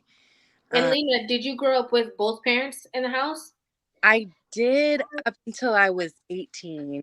And then Wow. dad, he left. Like they literally waited until I was 18, and then they split. Um, So but when you got pregnant, where was your dad? he had already got remarried twice. My dad is interesting. So yeah, he wasn't living in the house. My mom was in a relationship with some guy that wasn't all that great. So but I don't want to put that on them. It was me, so all those decisions that I made, they were my decisions to make. Like at the end of the day, I could have gone another route, but I Right. wanted to do the responsible thing. But I did not take into account how big of a strike it would be against me now, out trying to date and things like that. It's really been like, wow, this is, and nobody's gonna say it. They're just gonna carry you in a certain type of way, and it's like you already know what it's about, but you kind of And just listen. Okay, first of all, hold on. There's so much to unpack. Hold on. First of all, First of all, let me tell you something that makes you different as a woman. Your ability to be accountable for your actions in the present tense and be able to be like, no, I can't blame nobody. I knew he was jacked up from the beginning. Okay, and I'm gonna be honest. I was hoping I could change him. Maybe I was a little bit in Disneyland fairy tale, thinking that we were gonna have this happily ever after, even though everything in me was telling me this was not gonna work. Right. I kind of wanted a baby too, so I was just gonna make it work. Even if it wasn't gonna work, we was gonna make it work. Right. And that already makes you different. Okay. But I do want to say, and there's so much I want to say based off of what you're saying, but I do want to say that for single mothers, it is hard. Yeah. It is hard. When you see all these girls out here on social media, stepdaddy season, and like trying to get to this man for the bag, trying to get to this man to be able to take care of somebody else's child. Like a lot of people talk about, like that cleanup man. You know what I'm saying? You want somebody that's going to be a great father figure for the son. It does make it a lot harder. And also, when it comes to, and this is not just from your situation. This is from divorces too. When people get divorced, even if somebody come into that divorce with a kid, and the divorce is on the table, that man still got to pay child support for that child, and that's not his child. So there's a lot of aspects. I mean, men don't even want to get married to a woman that don't have kids right now. So I feel like it's pretty even. One kid, no kids. Men are already looking at the scenario in one mindset. I prefer no kids. Right. And some men are saying, I don't care if you don't have kids, I'm still not getting married. Right. So, well, when you have no kids, you're more desirable, in my opinion. How so? I don't know, because when you got a woman that's single, doesn't have any children, it's like she doesn't have any baggage to deal with. Because trust me, I've dealt with plenty. I've encountered and I've linked up and I've hooked up with plenty of women who were single mothers, and they had so much baggage, it was ridiculous. I'm not saying this is for all of them, but most of them just had too much emotional baggage to deal with in terms of taking care of the child, dealing with the baby daddy, stuff like that. I'm like, it's just too much for me to deal with in terms of trying to take her seriously. Is that apply to all single moms? No. Right. I would say all of them, most of them. And plus, there's go ahead, Rivah, go ahead. I'm sorry. I could see this, what Bobby is saying about liability. That aspect I completely understand. You know what I'm saying? Because if you think about, if things were to go south and stuff like that, that part I definitely understand, the liability part. But I think that it genuinely, of course, across the board, men are just going to say, they're not going to think about Lena and who she is as a person. They don't know her. Right? If they meet Lena out, and it's not necessarily that. We know he was your first choice, and we're like the second choice.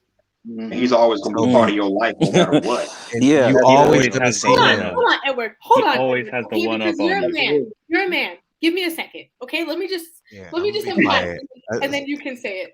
But what I was going to say, go ahead. I was going to say, with Lena, if a man, I think that there's two sides to this coin, okay? Because if a man meets Lena out and is like, oh, Lena, she just does it for me, and she's kind and she's sweet, and I love the way that she talks about, we sit down and we watch Kevin Samuels together. You know what I'm saying? I'm just dropping an example, okay? I love Uncle Kev, okay? And they find out like, oh, she's such a good woman, and then they find out that she has a child. I don't know if every man is immediately going to walk away after starting off with Lena based off of who she shows herself to be. Now, I think if you're walking around like a Pookeisha or Raisha, okay, and if you have kids, I think it looks different as well. I think it looks like you're coming here with your hands out. But again, I am not a man. And so I was saying that, and then Edward already had a follow-up. And I want you to say what you have to say, Edward, because, again, I am not a man. But I'm just saying, because my mother, I'm just going to be honest, my mother was a single mother, like I said. My mother has been married now forever, okay, for a very long time. So I don't know. Every single mother is not the same, but my mother was very, like, to her kids. You know what I'm saying? But my mom also had standards for herself as well. You know what I'm saying? Stuff didn't work out, but she was very much like, you know, this is my man. You have to respect him. When you guys grow up, I am going to live my own life with this man. So I'm not going to have y'all disrespecting this man. He is the head of the household. He is the one that you are going to have to go sit. If he says you sit down, you better go sit down. You know, my mother was a single woman who was marriage minded and still had the mindset of the man is the head of the household. So I think that there's differences. And I say this again, and this is not me. I'm a woman, okay? You have to give me that. I'm a woman. As much as I have these conversations, I have to be honest. Again, I was married and divorced in my early. I'm still in my early 20s, but in my early 20s, Yep. in my early 20s, you know what I'm saying? So I could have had a baby in that marriage, and when I got divorced, been a single mother. So, and look at how I talk to you guys. I don't know. I don't know if I could have this conversation and people will be like, but she got a kid. I don't know. Like, I think it's the depth, but I think that from face value across the board, men are like, hell no. You know what I'm saying? And I know that. So I understand how, you know, you, Lena, are saying that it's a hard battle, of course. Because they're looking at everybody like, y'all just want to stepdaddy. Y'all just trying to take my money. I'm going to have to feed somebody else's child. Okay, he being bad. He looked just like this man. Especially worse if it's a tumultuous situation at drop off and pickup. Yeah. Worse. Right. Okay, that just makes it even worse. Like, and worse. Okay, again, worse again for the stepdaddy. Right. When that kid love their child, which they should love their child. I mean, when they love their father, which they should, because then they come home from daddy house, you know, after the weekend, looking at stepdaddy crazy because you're not my daddy and I love my daddy. And they gonna come home and all they're gonna do is talk about daddy. Yep. He like, I don't want to hear about that man. I want to hear about him. Don't want to hear about him. And why am I here raising his child? Like, so there's a lot. It's such a big difference between, like, if it's a mother that's if it's a woman going into a relationship with a man that maybe has a child, then when it's a man, because that ego thing becomes, you know, yeah. hard. I mean, I'm very lucky to have I think that I left the relationship at a point where we can be cordial, and never like left that door open. Like, once it was shut, it was shut. So like there's nothing romantic about it, but we can speak and we're cordial, so we don't have that kind of like fight. But I feel like dating now, I do have to overperform. I'm okay with that because I feel like it's a big strike against me. So I mean, I don't even let guys pay for the first date. I'm like, here you go.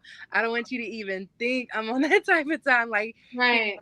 I have, and if he gives it back, then that's just that. But I mean, I definitely, like, I gotta prove myself a lot. But like I said, it's what I signed up for. I'm totally okay with doing that, because I feel like I kind of have to.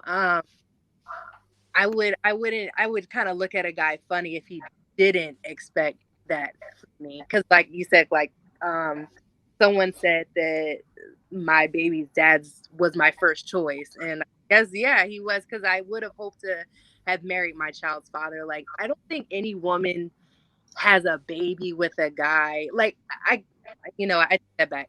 There, but I would say that, like, majority of women do want some sort of relationship with their child's dad. Like, girls are like, having a baby is not fun. Like, there's nothing fun. Not fun. Holding a baby is not fun. Like, so guys, when they say that, it baffles me. It's like, do you guys know how much it hurts? Like, you know how uncomfortable it is? Like, no girl's gonna put herself through that for just any guy. Like, she wants something with him. So I feel like, just to say that, like, of course he was my first choice, but that door is shut. And there are a lot of girls who kind of leave the door open and kind of swing it and swing out. But that's kind of what I think guys are really scared of. Not so much of you having a guy who was your first choice. It's you having a guy who was your first choice, you guys having that bond because you went through all the BS for him, and then you keep the door open. And how are they gonna know, really? I think that's really what guys are scared of. So I just How old is your son? I'm sorry. I just assumed it was a son. Oh no, I have a daughter. She's 3. Sorry. Okay. She's Oh. 3. Okay. Okay. Yeah, she's 3. Edward, I want you to bring it back. Before Okay? Edward goes, I know because he's gonna like basically like Demolish. mic drop at the end of it. That's the last. All right, I'm gonna just Hey! go. I'm gonna just go from the perspective of a guy who married a single mother. Okay, so I married a single mother, got divorced from a single mother. You know, Oh yes. again, I forgot. Sorry, I forgot. I grew up again in a family of single, people, mothers and whatever, and I never knew my dad. So I knew that, growing up, it was something I never really knew. I didn't feel the lack because I never knew it, you know. So, but in the pit, I knew there was something like missing. So I still believe that there is a place for stepdads and stuff like that out there. River, you've benefited from that. So like I'm not gonna sit here and like just go like like the other guys across the board and be like, you know what, hey, like Now let me hold on now. like Hold on now. I'm Let me not tell you saying something. the thing is Hold on, Resident. Hold on 1 second, Resident. I'm sorry. Hold on now. I want to put a pin there so we don't go too far and have to bring it back.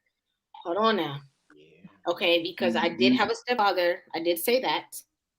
And as much as I did benefit from that, I gave that man hell. I'm just being real. Yeah. I'm just being It's a thankless honest. job. Yeah. I feel like this is a safe space. Okay. Yeah. I feel like this is a safe space. I have to be honest because when my stepfather came into my life, I was 7 years old. 7 years old. So I knew what it was like not to have a father. And I literally, before my mom and my stepdad got together, I call him my dad. That's the only dad I ever known. Okay. But before they got together, I remember like being a little kid and I was like, Mom, I think I'm ready for a dad now. Like, that's how much I knew that something was lacking within our space. And it was hard. It was hard. Like it was very difficult because I'm not used to this person. And then like when they got married, I'm not used to this person trying to tell me what to do. I'm not used to the fact that I can't go lay up in the bed with my mama. Okay, because I'm the baby. So I'm not used to the fact that I can't just go sleep in my mom's bed. I was not used to that. I'm not used to grits. What is that? Like, what is black eyed peas? I don't know what that is. Like, you know what I'm saying? Why is this man always cooking fried catfish? It was hard. It was hard. It was definitely adjustment. And I'm not gonna lie, they could have folded. They really could have folded because my mom was so as a mother should be, right? She was so attentive to us and to our needs and to our concerns. But at the same time, she knew that this is a good man, okay? And she's not dumb. She's like, okay, it's me and my kids. This man is taking me and my kids on, you know what I'm saying? Loving me, being kind to my children, providing for all of us. So, the fish fry, yes. Okay. And so with that being said, it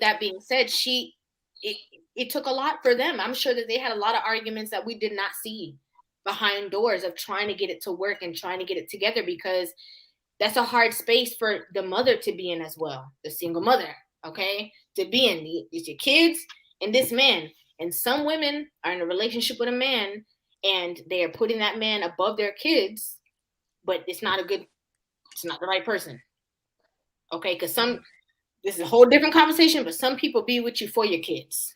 Okay. If y'all can read between the lines of what I'm saying. So, I know what you mean. So it's hard. It's hard. It's a hard dynamic for everybody. It's going to be a hard dynamic for that man coming in to establish respect in a space where you guys have been living without him. So it's almost like, do you need me here? You know what I don't know if you understand what I'm saying, but all I'm trying to say is yes, I did have a stepfather that I did benefit from. Love that man. That's my dad. I always say it. That's my dad. I love him. But I'm saying, okay, that was not easy. And I remember that. I remember the difficult time that I gave this man. This man got me on tape saying I did not like him. And he was from a mom. So, and it was innocence, but that stuff can break relationships. And some men just don't want to go through that. Look at Kirk. Look at Kirk right now at work. Okay, chilling. You think you want to have to go home to a house and have to kind of deal with that dynamic? It's not easy. It's something that's not an easy thing. So I do understand what you're saying, resident, but I just wanted to stop you. Once it draws it out of the sand You and know the say, saying. You know the saying. It's a dirty job, but somebody's got to do it. Yep. I just feel like, there are a lot of things that help the world keep turning, and there are a lot of things that people end up having to do that are dirty jobs, thankless jobs, things that, people really don't like, but someone has to do it.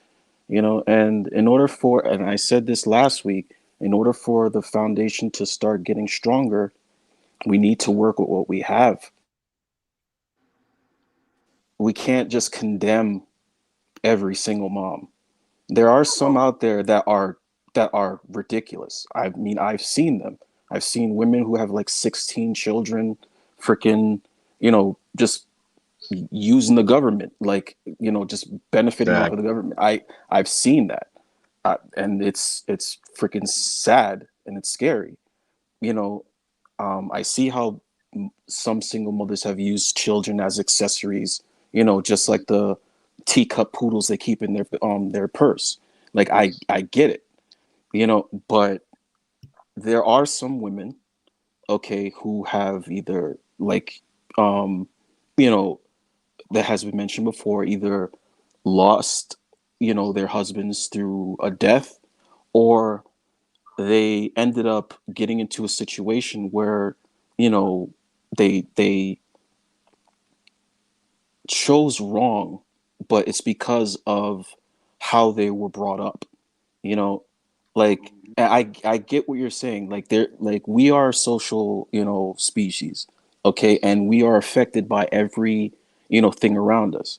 And like, Lena said, she was terrified, but yet her peers, everybody around her is saying, yeah, like, let's do this, and she's like, okay, well, okay. And I'm and like, hold on again, resident. Hold on You again, can't resident. listen to mhm. everything people say. Yeah. I'm just I'm just No, saying hold on 1 second. I'm plenty sorry. of sides to it. Hold on, I'm sorry. Do I just that. want to this chat. I didn't mean to laugh, but it's just the fact that he said he ran down on me twice. Like that's just like I cannot deal. I literally pictured it. He said he ran down on me twice. Like he was not playing. But to that one point. So okay, let's just go straight forward. So resident, you're saying that you have no problem dating or marrying a single mother again. You If have she no issue with respects that. me, That's all you care if she about. respects Bottom me, line. my thing is, like, I don't like Lena said, she wanted to get with the other guy, but then she was just like, she was looking at herself and what she was able to accomplish, and she was trying to change him to reach that as well. That was where she made the mistake. You don't change the guy. The guy has to do it for himself. And that's what ended up splitting that whole thing, and probably what put that into, you know like, why they're not together like that. Because he wants to be able to make his own stuff. He doesn't want to contribute that to her. Like, then what makes him a man? you Well, know but okay, hold on. You know, I would not be Riva if I was not being myself and being honest. But no, it's fine. resident, hold on a second, my brother. But you were in a relationship with a woman who was a single mother, Mm-hmm. and that relationship ended because she left you, right? Mm-hmm. And if I'm not gonna lie, if anybody No, on this, she asked. She asked. She. She wanted a divorce, and after I saw that there was no more love in her eyes, How I left. how can you want a divorce from a man who is raising your child that's not his child? Good point. So all I want to say is, I'm just saying, if anybody on this panel said that they had no problem dating a single mother, I will understand. But you, I don't understand. I don't The understand that. thing is, the reason why I say this is because a lot of people, they take baggage, mental baggage, okay, and they pass that on to the decisions they make for the next person, okay, and that's never good, okay. All of this trauma and stuff like that, I've gone through certain traumas, things that I'm not going to mention here, but Mhm. there are plenty of worse things that I've dealt with instead of just a single mom, okay. And I understand that, you know, there is a side of me that a lot of people will just be like, okay, well then, this dude's just a simp, whatever. Like, and to some degree, maybe they are right, you know. Um, Yeah, that's what they're saying but in the comment. yeah, but again, it's just like like look at the children that have actually benefited, to, you know, go on to do better things because they had someone that was willing to, like they're not going to do that if everyone just gives up. I get there's some women that have made mistakes, and there's some women that are just ratchet and ignorant and like really like, like to the point where like they don't deserve any sympathy. But then there's some that I feel like, they've been dealt a bad hand, just like a lot of people, and I feel like there has to be a balance, some people that are willing to, go that route, because how do we improve without it, you know? I mean again, I'm just saying, like, That's a bit y'all much. y'all play too much in the comment section. First of all, y'all play way too much in the comment section, A, and I l- think a it's We lot of play a a lot lot in of the people in the comment comment section. because section are a we lot joke a like lot. the Like, thing we joke a the lot, thing so I feel like I have the most comedic subscribers. Like, I really genuinely feel like the subscribers in my chat are unmatched. Like, they're They just so funny. spicy. Yeah, they are spicy. Yeah, But what I'm gonna say is, I just still, I mean, hey, who am I to tell you anything? I don't think there's anything wrong with that, but I just think that there's some like underlying, again, single mom being superior in your mind issues. I mean, I'm not sorry. That was not the word I meant to say. I don't want to say issues. I want to say that there's some underlying single mother things that um, have dealt with in the past. hmm So you are always going to see it differently.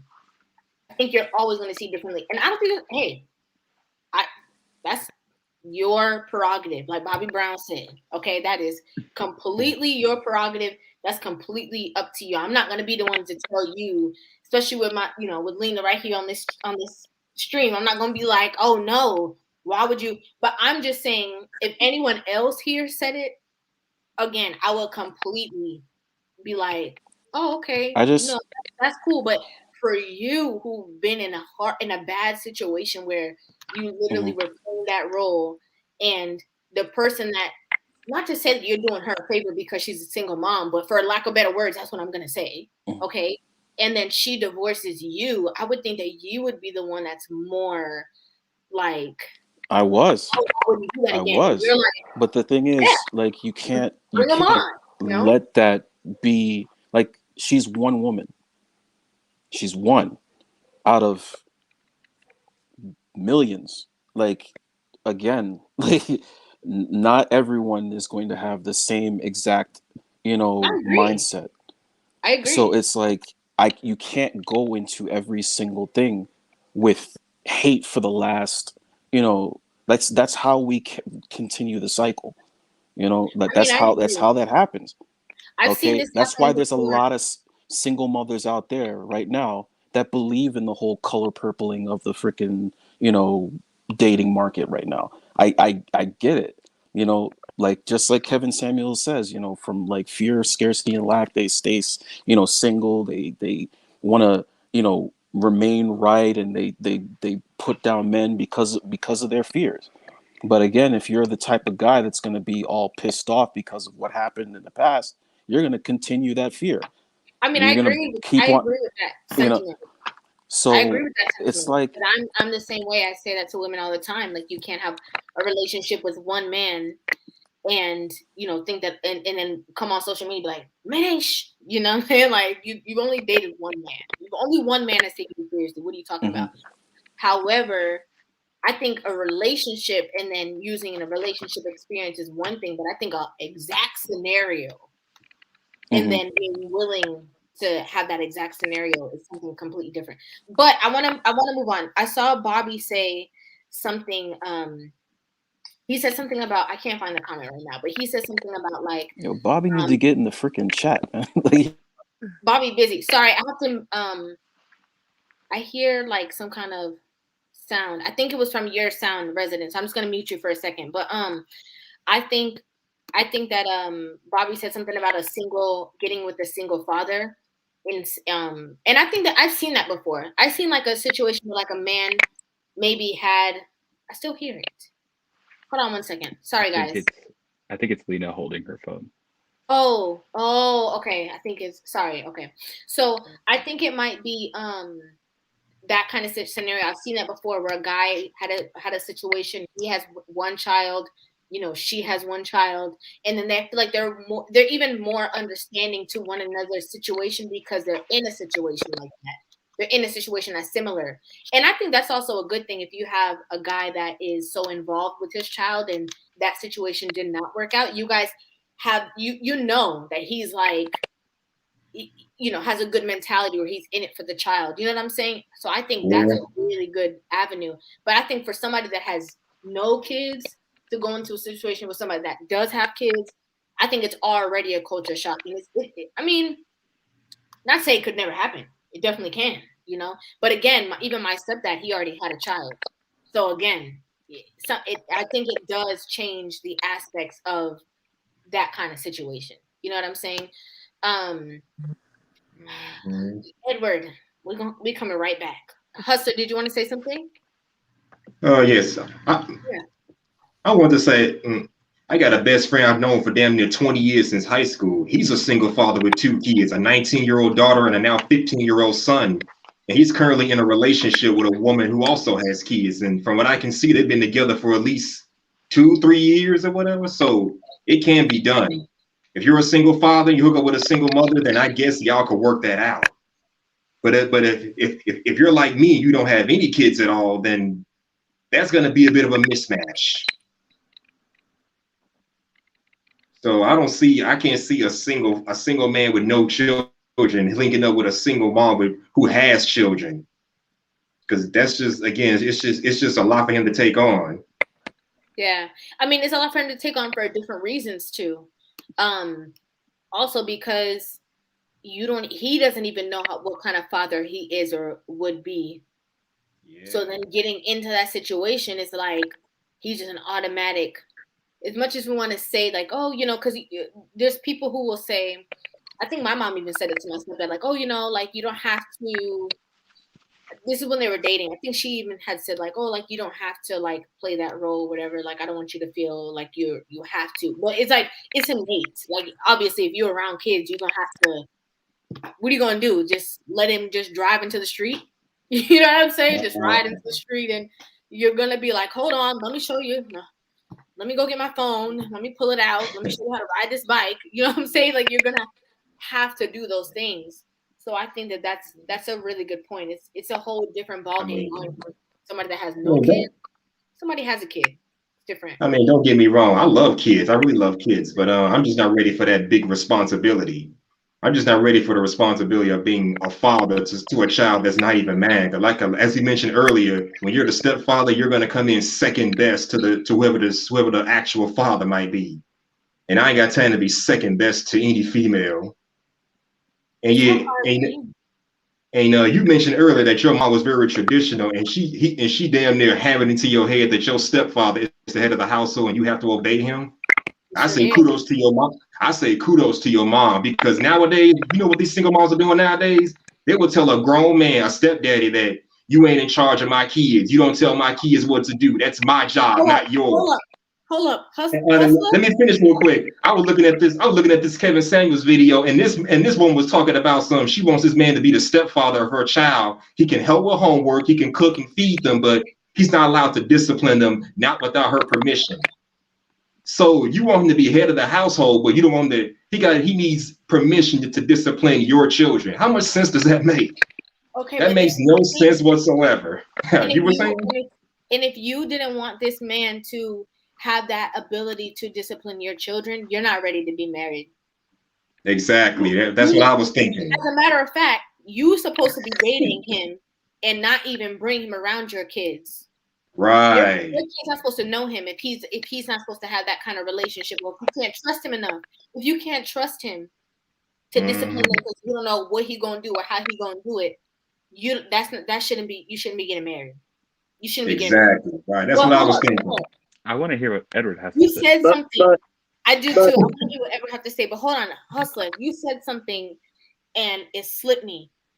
But you said something that I really wanted to dive into. It was I was just saying your mom is traditional, but nowadays these single mothers be like, you can't tell my kids what to do. That's not your job. Boo, BS like that. Hold up. So we're gonna go right into the whole aspect of, he can't. My kids eat before my mom was like, hell no, hell no, they don't. But I mean, again, I grew up in a Caribbean household, right? So from I'm a young kid, I see my grandma sharing the food out for my grandfather, and serving him before anybody. She's serving the food piping hot out the pan. Nobody even got their food yet, and my grandpa already started eating because my grandpa did not respect any of us. My grandpa was so funny. He did not respect any of us. So she shared the food. It's not like he's waiting for us to all sit down. My grandfather's at the table with the hot rice, like not even waiting to cool the food down, like not even waiting. You know what I'm saying? But so I saw that as a young child, that the man is always served first. The man is always first priority. And like you said, kudos to my mom. I agree because at the same time, even though, like I said, she was a single mother, she was already a wife. Because when we were growing up and when he came in the household, it was the same thing. She share his food first. She give him first dibs on everything, as it should be. And then in turn, I do the same exact things. My sisters too. So I agree with that. A lot of women try to, change it not because your situation, not because you're a single mother means that you have to change how you are, how you relate to men. No, if that's what you are, that's what you are. If you're a wife, you're a wife. You're not going to pick and choose when you do what you do because you made a certain decision. I don't rate that at all. I know everybody wants to know what Edward have to say. Everybody wants to know. Yeah. Because Edward been putting some stuff behind him on that little couch ledge. Let me just say this real quick. I think that's the problem. You see, people want to be parents first. These women want to be parents first, but they want to be wives last. They want the responsibility of taking care of a child, but don't know how to be a responsible wife first and foremost. At least your mom was a wife prior to having you.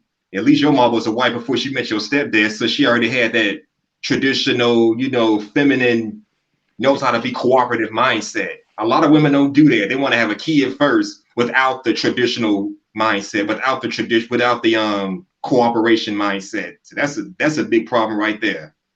That's such a big problem. That's such a big problem. And listen, again, I don't want nobody to get this misconstrued now. Okay? Sure thing. Over there, that pick me always saying something. She always saying that man is the best. We don't like men. What's wrong with her? Does she not like women? Sorry, that's my voice. That's my voice. When I read the comments that people are calling me names, just know that that's how I'm reading it.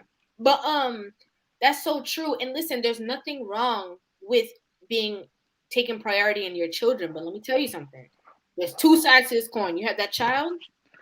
Again, there's different avenues when it comes to dating. Obviously, we know that The mothers that we talking about over here are not going to bring, on the first date, bring their child to come meet this man that they don't know. Okay, traumatizing their child from all these different men. There's two ways. You can either be a woman that's going to get on a man's accord and make sure that your child is falling in line, okay, on the accord of this man that you are going to be trusting enough to lead your entire household, or you're gonna have to just be only a mother and don't date nobody. Or if you do date some people, date them on the low where your child don't know about it. Bottom line. That's the only way I see. I'm just gonna be real. Either you're gonna be the one that somebody say, who that? Oh, that's Uncle so and so. But that's her man. But nobody, the child has no idea of what's really going on. If you have that take on your child, if you're so protective over your child, because I don't think that there's wrong with people being overprotective of their children. I definitely don't think there's anything wrong with that.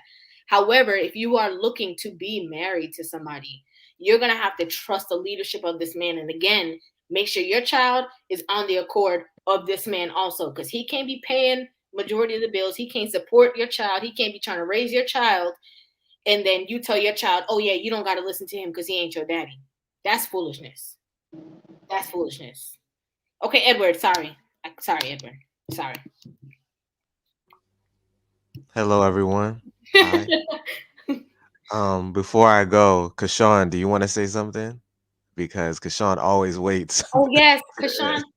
Yeah, because he don't even show the eagerness in his face. He's just like, Yes.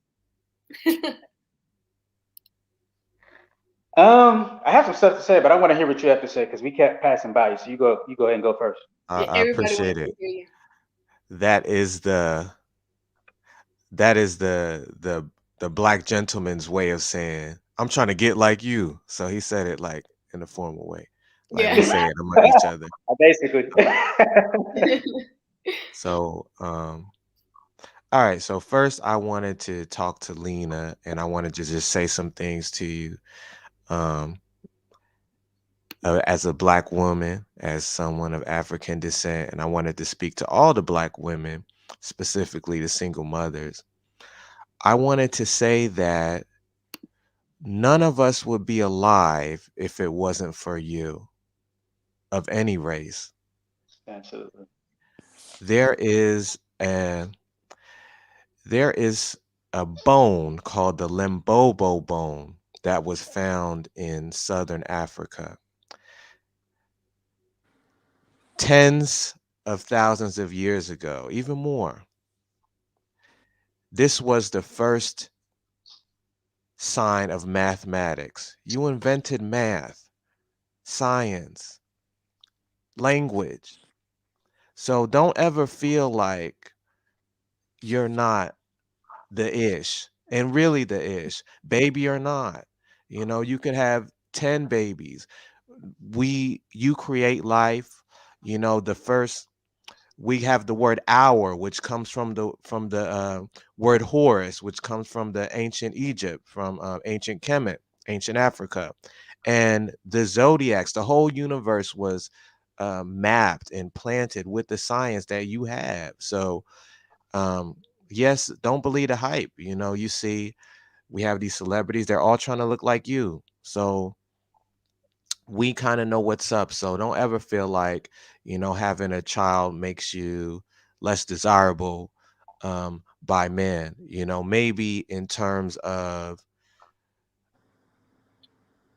a marriage, in a sense, to some, but we know who you are and we know what you can do and we know your potential, and what you have no one can take away, because you're the reason why all of us are here, and there's evidence of that. That's the truth. We can get here and talk about KS, and we talk about red pill, and we could talk about all this.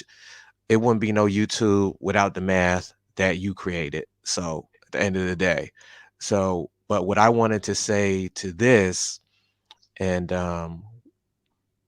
why, okay, so we were talking about single mothers and why some people might not want to be involved. And a lot of the points that I was going to mention were already mentioned, just as far as your child has to be the priority, and it should be the priority. But maybe for a man, like for me, we've been on this live for 2 hours. The time now where I am, it's 7 o'clock in the morning. So we started at 5 o'clock. I was probably working. I went to sleep about an hour today. And with a daughter or with a son, I would have to kind of change like I wouldn't even feel right, working those type of hours, and so I think sometimes we're thinking of these are the good guys, they all you have the crappy guys who are just they see a baby, I don't want nothing to do. But some guys, they do want to be a good father. They're thinking, how can I be a good dad? Because and I'm sure we can just tell from the first 10 seconds you came on that you're a good person. You have a good head on your shoulders and that you're coming genuine. And that counts for a lot. So I feel what Hustler's saying. I feel what Resident is saying. I'm kind of more like the in between, me personally. I know nobody asked, but for me personally, it's just like, yes, I'm thinking of, yes, it's a liability, quote unquote. Yes, Kevin Samuels would say it's a bill, so you'd be paying more.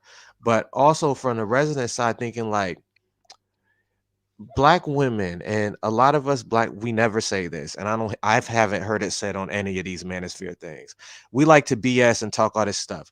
We know that black women could cater to us and say things to us and motivate us in a way that no other race can do. So we can sit here and cap. We usually do sit here and cap, but there are things that there's a way a black woman can nurture you in a way that no other race can. And a lot of us, we do want to be with a sister, and a lot of it is the bitterness of, well, she chose him, why didn't she, and it's also a fact of, we know that when you look at your daughter, your beautiful daughter, again, we're going to have to deal with that man for the rest of her life, and again, we might love you, trust you, but we don't know how this dude's going to act. He might feel this way now. 636 race, I love you, bro. So it's like, Right. I didn't even I, see lo- it. Huh? I love it. I'm used to it. Like again, I and so it's like we're kind of thinking like really, really long term, like the good dudes. We're thinking really, really, really long term. So, and again, you mentioned like dudes being scared, and some Pookie Ray Ray mindset guys are scared of, taking in someone with a child.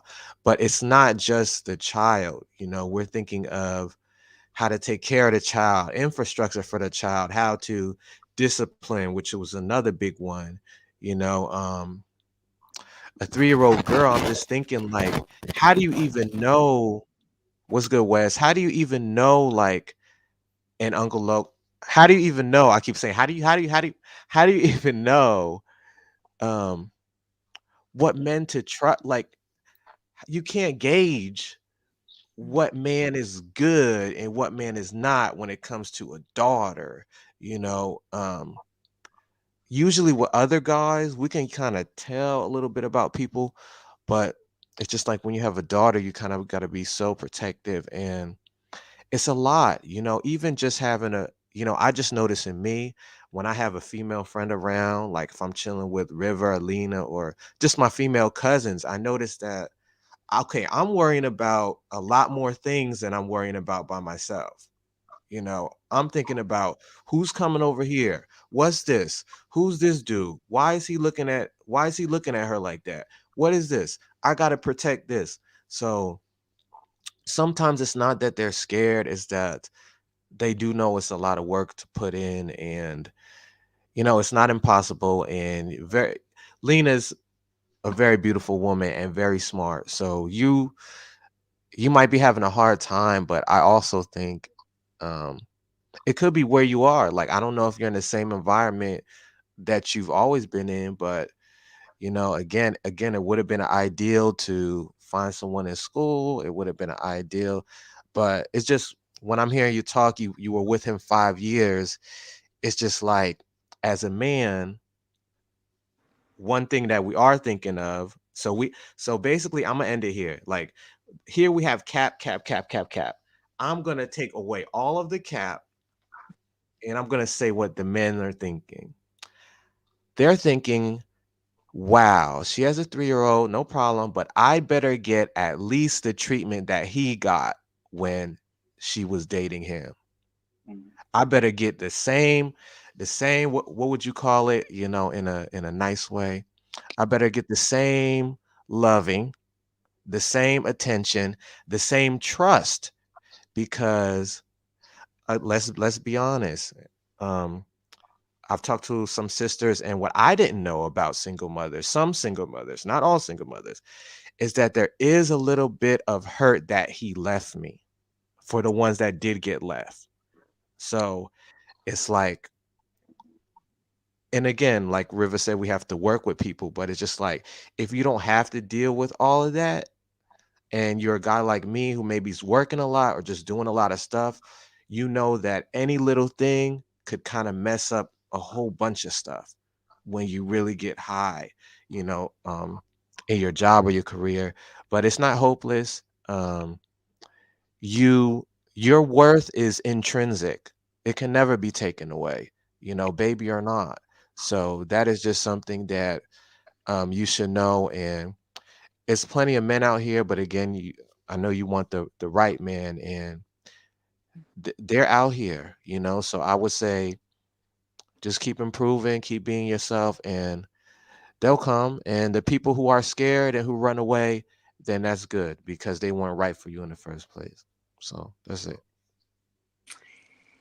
Yes. Well, thank you for all the words. And I agree with a lot of what you said too. I mean, it is hard to trust. Um, I wouldn't even say trust. It's not hard for me to trust because I did give myself that time to really heal. I wasn't in a rush to hop back in a relationship. For me, I wanted to focus on being a really good mom. Like I want to be, is my kid sleep on time? Is she learning her ABCs? Like, so that was my focus. And that's not to say that I don't still prioritize a relationship because I do. But I just know that um, when it comes to the cards that I was dealt, my kid has to be first. And I do find a balance, so hopefully, we'll see what happens. I mean, I'm still dating and things like that, but with in the back of my head knowing that I have to be careful and stuff like that. But I'm not jaded by it at all. Like I said, I left the relationship before I had any negative feelings toward him. So I'm not jaded. I still have a very positive outlook toward life and love and family. And I do think that one day I can get those things. But I mean, right now it's just more focusing on making the right choice next time and not making a repeat because that's something that I just can't do. My next one, I want to do it the right way. I want to get married and I want to do it the right way next time. So. And before Uncle and Wes speak, because they've been patiently waiting. You guys didn't see them come on the screen, but they were waiting for a while.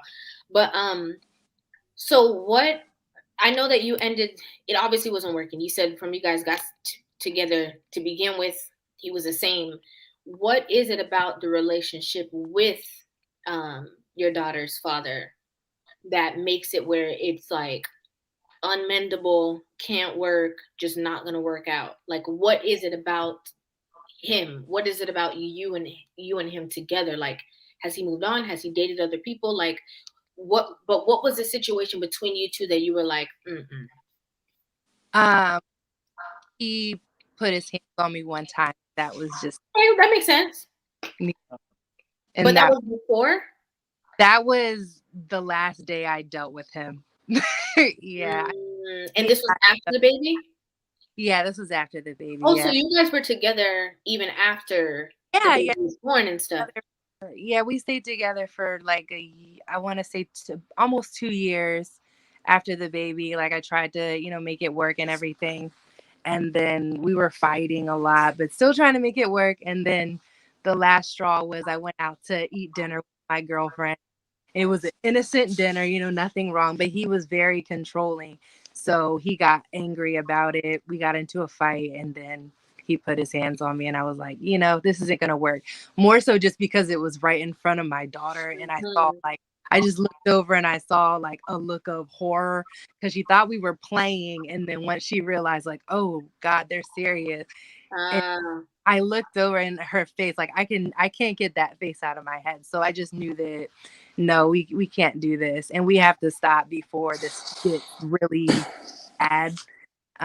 So. And was that the first time he ever did that? Mm-hmm. Yeah, that was the first time, and I never thought that would ever happen. Can I ask you a question? Mm-hmm. I'm not trying to go too far. I'm not trying to go too far in this avenue. I just want to, pull up in and back up out the driveway. But just like when you said that you guys would argue or you guys would disagree, you guys, would quote unquote fight, what kind of dialogue was that? Was that like we're going toe to toe, like you're aggressive, I'm aggressive too, or you want to show me, your cojones, I'm gonna show you I have some too? Like, was it that kind of like situation? And I'm assuming it's because you were younger as well. Yeah, well, I mean, I'm 29, and so I met when we met. I don't know, I'm bad at math, like 24. So, I'm not a fighter. Like, I'm not an arguer. I'm not like aggressive in relationships. So he would have an issue with something, and then instead of wanting to talk about it, he'd escalate it. And I'm kind of just like, okay, like just taking it. Okay. But then eventually after picking, it would be like, all right, I don't want to talk anymore. And I would shut down completely. So, I mean, we never argued. Like, we never had arguments because I don't argue. Like, and I tell people that all the time, like, I'm not going to argue with you. It takes two to argue. And so you can yell, like someone can be yelling at me and I'm just going to be like, okay. Like, and that's just me. And I used to think it was a weakness, but now I kind of think it's a strength because not everyone has the ability to kind of just keep it together like that. Yeah. He would. And I want to say, I'm sorry. Go ahead.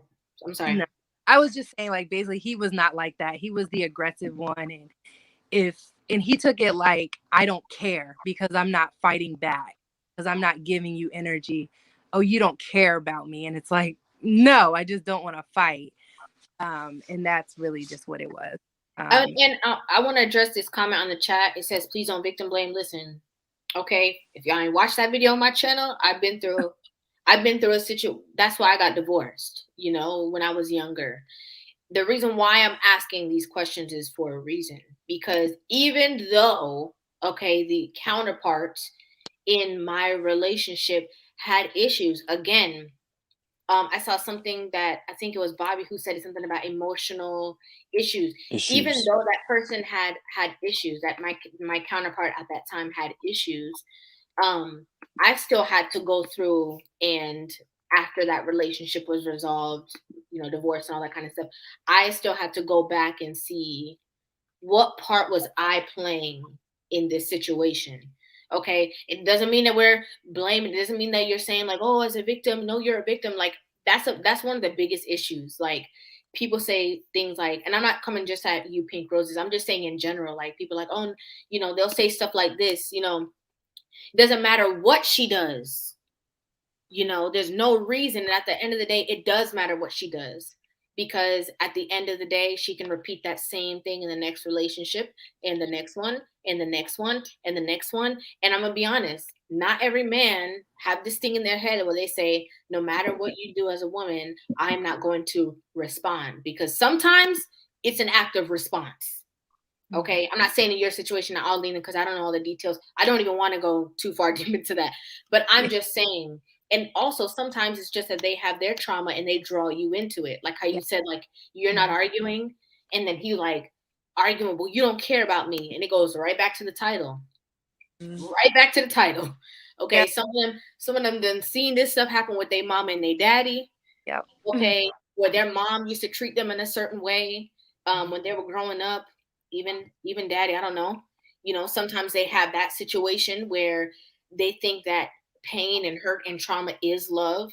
So they want to replicate that. And then when you don't want to replicate that, they have a really big problem with you, because now you're exposing my flaws to myself and I don't like it. And you're going to be the brunt of that. Yep. Okay. So we just being real. I'm not asking this to say, oh, it was you. You know what I'm saying? It's just the fact that, like, we have to know that there's sometimes you do have to know, like, okay, Right. maybe I shouldn't have said that about his mom. Like, you know what I'm saying? I'm making light of a situation that's so heavy, but I'm just making light of it just for the fact of conversation. But I'm just trying to say, like, No. maybe when I told him that he wasn't the best I ever had, I shouldn't have said that. Like, like, because people can be combative as well with their mouth. There's not only one type of harm that somebody can cause in a relationship. Sometimes your mouth is, biblically, I know a lot of people read the Bible and stuff like that. It says, like, your tongue is like a sword. You know what I'm saying? So sometimes there's just a lot of different situations. That's the only reason why I asked. Like I said, Lena, that's why I said, let me just pull in and back up. And I didn't even take it that way, because I do know that, I like, it's common. It's common. Like, girls are very verbally abusive. So it's the common thing to, a guy is dishing it to you, you're going to dish it back. But like me personally, like, and I know it's rare. It's like, we don't exist. I'm a unicorn or whatever, but it's true. I don't like to give that energy back. I don't like to argue. I don't like to fight. I try to live my life as peaceful as possible. And so when he would give me that kind of like anger and aggression and I didn't return it, it was kind of just like, let me mess with her some more, because it's not getting the reaction. Let me mess with her. Let me do something. It was like, I just don't want to fight. Like, that's literally it. But I mean, after 5 years of that, you kind of just get numb to it and you just learn how to deal with it. And then it just kind of is just like something you live with. And then, I mean, after we broke up, I realized how much damage that had done, which is why I wanted to spend a lot of time alone, reading, learning about myself and my triggers and things like that, things I could have done better. Because one of the things that irritates, I will say. And one thing, Lena, I want you to say that point. And again, I'm just going off of what you just said, because another reason why I asked the question and you just kind of like answered it in a way is because this is what growth is moving forward. We asked her about what happened with the baby. Okay. You said you had this baby. What happened? What was the situation? You knew he wasn't nothing. Oh, he wasn't. Okay. You thought it was going to be something. Okay. We get it, girl. But it's the ability to be accountable. That's another reason why I'm asking this question, because the growth is necessary, especially when you're going from being in that situation with somebody and then now getting into something with somebody new. Like, these are the questions that I would hope, okay, that these men who are courting, looking for a wife, out here Can dating I add a somebody, courting well, comment? ask. Yeah. Okay, so real quick. So as a stepdad comment, so I'm listening to Lena and I'm thinking, okay, he put his hands on you, like, and so I'm gonna have to talk to him about this, especially if I become attached to your daughter, because I'm gonna make sure we're gonna have to talk about that when he did that, and he's gonna have to listen to me. And I'm gonna be like, especially if he still gets to see his daughter, and I know he's prone to do things like that. So that's gonna be a lot. So I'm thinking, like, in the future, even if I'm just dating you, like, I'm like, okay, so this dude, so okay, it was in the past. We can forgive that. What I can't forgive is when I bond with your daughter and she's 13 and maybe he's doing that to somebody else. We can't have that. So But it's again, it's just, go ahead though. I don't even. I'm gonna come back to that one. Whatever just said. yeah, I'm I'm gonna come back finished. to that, because a lot of people, and I'm gonna say this lightly. Riva is sometimes a little too honest, but I'm gonna say this just very lightly, because some men have gone into these situations and defended that situation because of their new wife and their daughter. And again, this is why a lot of men become timid to this situation, because a lot of men who have done that are in the ground. Okay. It's two things that's gonna happen. And Yeah, other people, and the other people who was arguing is live and well. Okay. always the good dude. That's anyway. That's what I'm trying. Okay. But Lena, you were saying one thing that got on your nerves. Sorry. One thing that really irritated him about me, and it's something that I had to change about myself, is that when I get mad, I don't fight back. I shut down and I just don't say anything. And then I'll vent to my mom or my friend. He would go through my phone and see that, and it'd be like, okay. But he hated it. And I understand, like, and it really took a while to say, like, okay, yeah, going back to accountability, I had to take accountability for that, because had I maybe said some of those things to him in a direct, calm way, maybe things would have been different. Maybe he would have known the things that bother me. I could have changed it. So that's really been something that I had to work on, was communication and putting myself out there and just not being afraid to say what I was feeling and get my point across in a, not aggressive way, but just making sure I'm heard. And so that was something I really had to learn too. I'm glad that you said that, and I'm glad that you also were able to do that as well. Because girl, we already know your mama and your friend. First of all, your mamas and your friends is the ones that threw the baby shower. Okay, first red flag. Where the red flag at? But and that goes to say that they're always going to be on your side, and they're always going to celebrate you and love you, even if you're wrong. Okay. They're gonna come over there ready. So sometimes I feel like I was always taught that though, but I learned that as well. Like, okay, what am I going to tell you for? Because you're my relative, so obviously you're going to be on my side. So if I know that I could possibly be wrong, which I always do that anyway. I don't care if you're a friend, whatever situation. The first thing I do when something goes left is I check myself and I say, what did I do? Did I do something? Did I say something? Was I wrong? Was I being too sensitive? Because I'm very sensitive. I'm very emotional. Okay. As logical as I speak, I'm very sensitive. Okay. So I check myself first.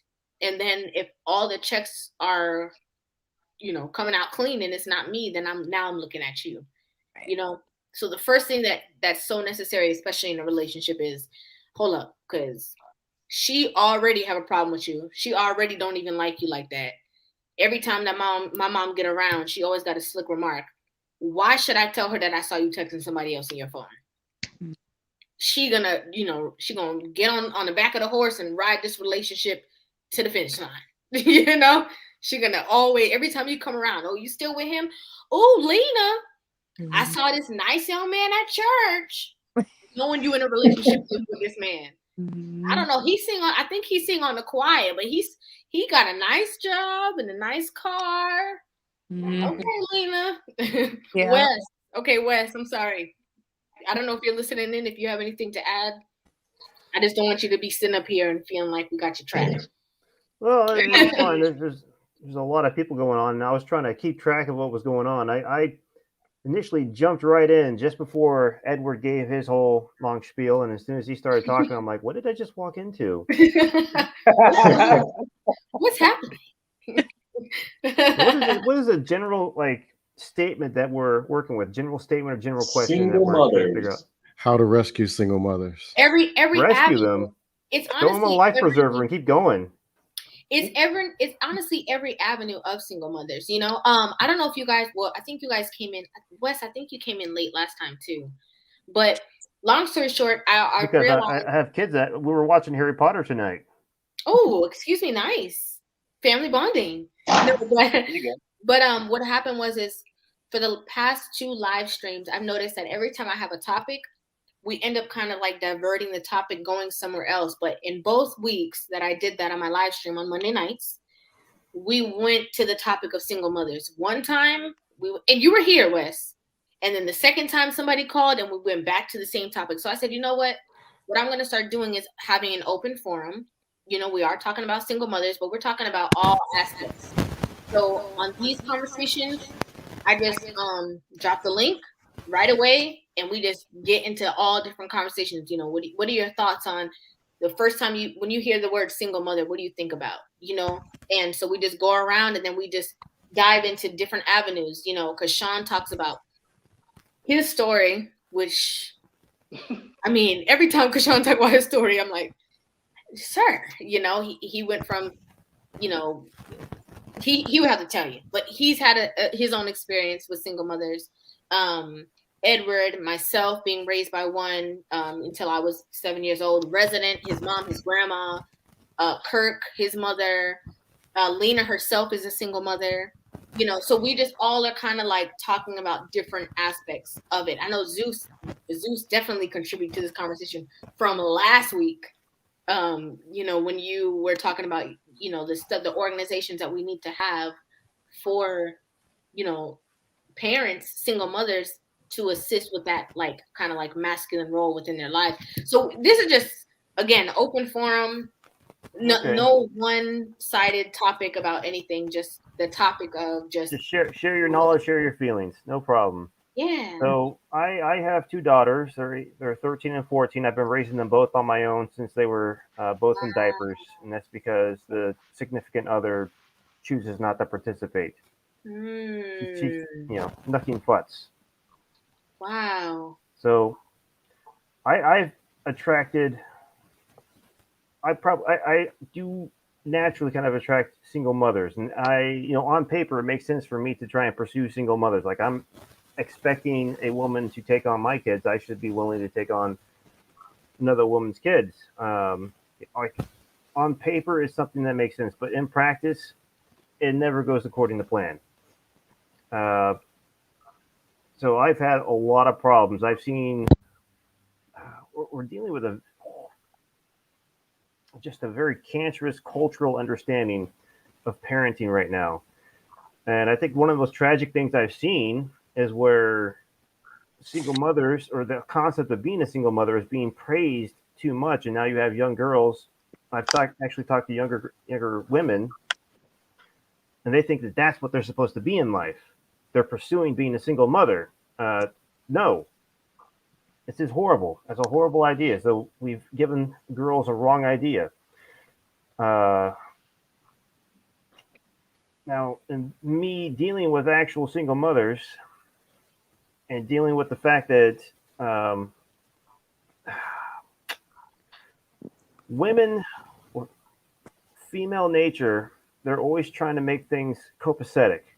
Okay? It's usually the mom trying to calm things down when things are getting a little too rowdy. She doesn't want conflict within the family, right? And this does not work well when a single mother is going out there and trying to find a good father for her child, because she's still trying to make things somewhat okay with the biological father. No matter how douchey he is, she's still trying to make things copacetic. Now, from a man's perspective, we will just say, forget him. You know, if it's that important to him, he's going to show up.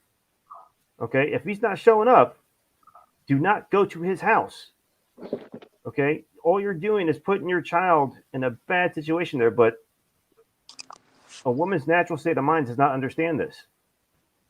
So now the man that's trying to date the single mother is put in a position of, well, do I try to parent this child that she does not want me to parent? And some men do try to do that. And all it does is muck the system up a little more, because now you have more people involved. And so it's a very precarious scenario. So what I have to tell people, and I give this analogy for a lot of things, but the first rule of lifeguarding, most people don't know that, but the first rule of lifeguarding is that if they're pulling you down with them, you have to let go. And that's something I had to really go through and figure out how to deal with my ex-wife, and the fact that she didn't want to. She really didn't want to be a mother. She really didn't want to do any of those things. And my girls were in a very dangerous situation, and I had to really evolve in that moment to realize that not everyone has good intentions. And and anytime I tried to make things better, she was trying to pull us down. I'm like, wait a minute. If I keep trying to help her, we are all going down with her. Is she worth it? No. She can be in her own purgatory. What was that, Rivah? And that's okay. First of all, somebody asked, what community are you speaking of? I think they. So is your ex? Where's your ex-wife from? Japan. Oh, Japan. So, yeah. There's a reason why. There you go, the ruckus. Can I say something? Okay. Me too. I know where this is going. Me Well, too. I know I can exactly answer where his this is question going. Say it, about Rivah. the community. I shouldn't say that, but what I am going to say is that I'm glad that people can see that. Okay, so we remember I said it. We was just because before you came on, Wes, and before Zeus you came on, we were all talking and they were like, "Oh, are you guys only talking about black people?" I'm like, "Well, because we're black people, when other people come on, they'll talk about other people, but we can only talk about our experiences, So that's the only reason why I wanted to highlight that. So the ruckus, there you go. And this is a great point, Wes. This is a great point. Because you as the father, because these are your kids, have the ability to just completely say, okay, let me stiff arm you. You said you don't want to be a mother. Don't worry about it. I got it. You go over there. You do your thing. Just leave me with my kids so I can raise them.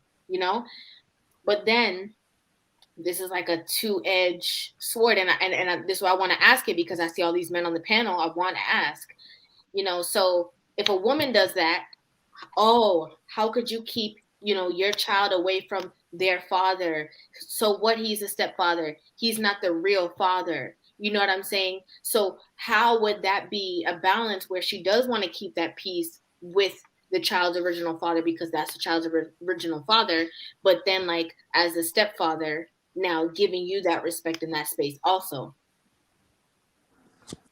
How can she do that? Mm-hmm. Or how to deal with that? Well, that's just how. Yeah. That is very difficult. Now, I have seen those situations where it does work out okay, because all parties concerned just realize like there are those situations where there are amicable divorces where a man and woman are like, you know what, we really just don't jive well together, and they're like, but they mutually can say, well, we can just not be horrible to each other and actually put our child first, and they do a great job.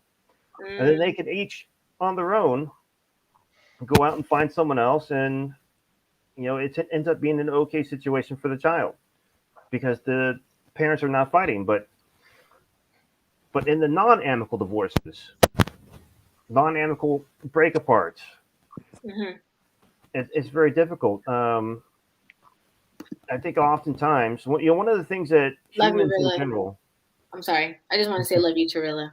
Thank you for coming through. Sorry, go ahead.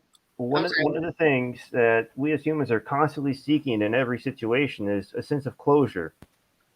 As we get older, we start to understand that closure doesn't always come in all situations. And situations involving love, we feel like we always need closure. But once you get part ways with that, once you realize that you don't need closure, you don't need to understand, we're always hoping that there's just a good reason why.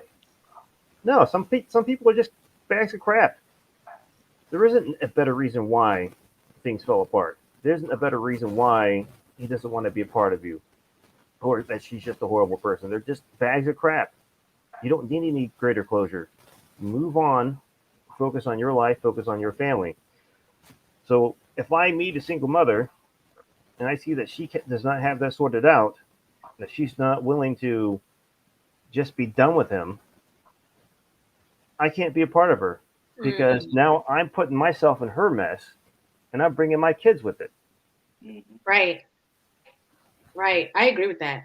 I think that's because for my situation was different. Like it was very like my dad was definitely like okay with not at all being a part of my life. Like there was no fight. You know what I mean? Like there wasn't like a tussle between like, oh, I want a relationship with my kids. He was like, from over here, like I want. He's like, oh, you want to take the kid? Yeah, fine, go, fine. Yeah, right. Like I want a relationship for my kid. No, don't go. And then whatever. You know what I'm saying? So it was a different transition, but I didn't think about that aspect of like what you said, Wes, where you just kind of like locked her off because you knew that she wasn't any good. Like I never thought of it from the woman's perspective. Zeus, I know that you do want to say something, and then Dr. Wiggins, I'm coming right back to you. So Zeus. I'd like to Go ahead, answer the Zeus. community question real quickly, if that's okay. Sure. Because what the Ruckus said. So sometimes I see that there's confusion in the chat when I end up on these panels. What you're usually talking about is reflective of society at large, not a singular community. Very rarely do I find anyone talking about something that specifically only affects one community. This is something that everyone's dealing with. Like there could be people like actual German citizens in Germany watching this right now, and they're like, you know what? Damn, they're onto something. Because this is Western society at large. I agree with that. I know some people don't like when I say that, but it's true. That is true. I know a lot of different people. I done reacted to some videos with some people with girl mindset. They were not black. Okay, so it's definitely just like you said, just Western society. I completely agree with that. I call it equal opportunity. Everybody in the world has an equal opportunity. Oh, perfect. Sorry. I was trying to. Sorry, the static is coming. You're right. I'm sorry. The static comes from me? Yeah, now it is. Oh, I'll fix that in a moment. Okay. But I like to call it equal opportunity. Everybody in the world has the equal opportunity to be total garbage or kind of amazing. Color has nothing to do with it. I It's consciousness, I agree. beliefs. And that's the thing that's so funny because people always say like about Jamaica, like people love to say that like even when we were having a little conversation earlier, we're like, you know, is it cultural differences? Do you think that makes a difference with how single mothers raise their household, or do you think that it's only a mindset? And that's why I say that so strongly, because in other countries, it's not really about. I mean, it is a little bit about your skin pigment. It is a little bit. We know that, but it's more about like your mindset. You know what I'm saying? And like classism. In other countries, it's more of classism. You ain't got no money. Okay, you ain't nobody. You know what I'm saying? We don't care what you look like.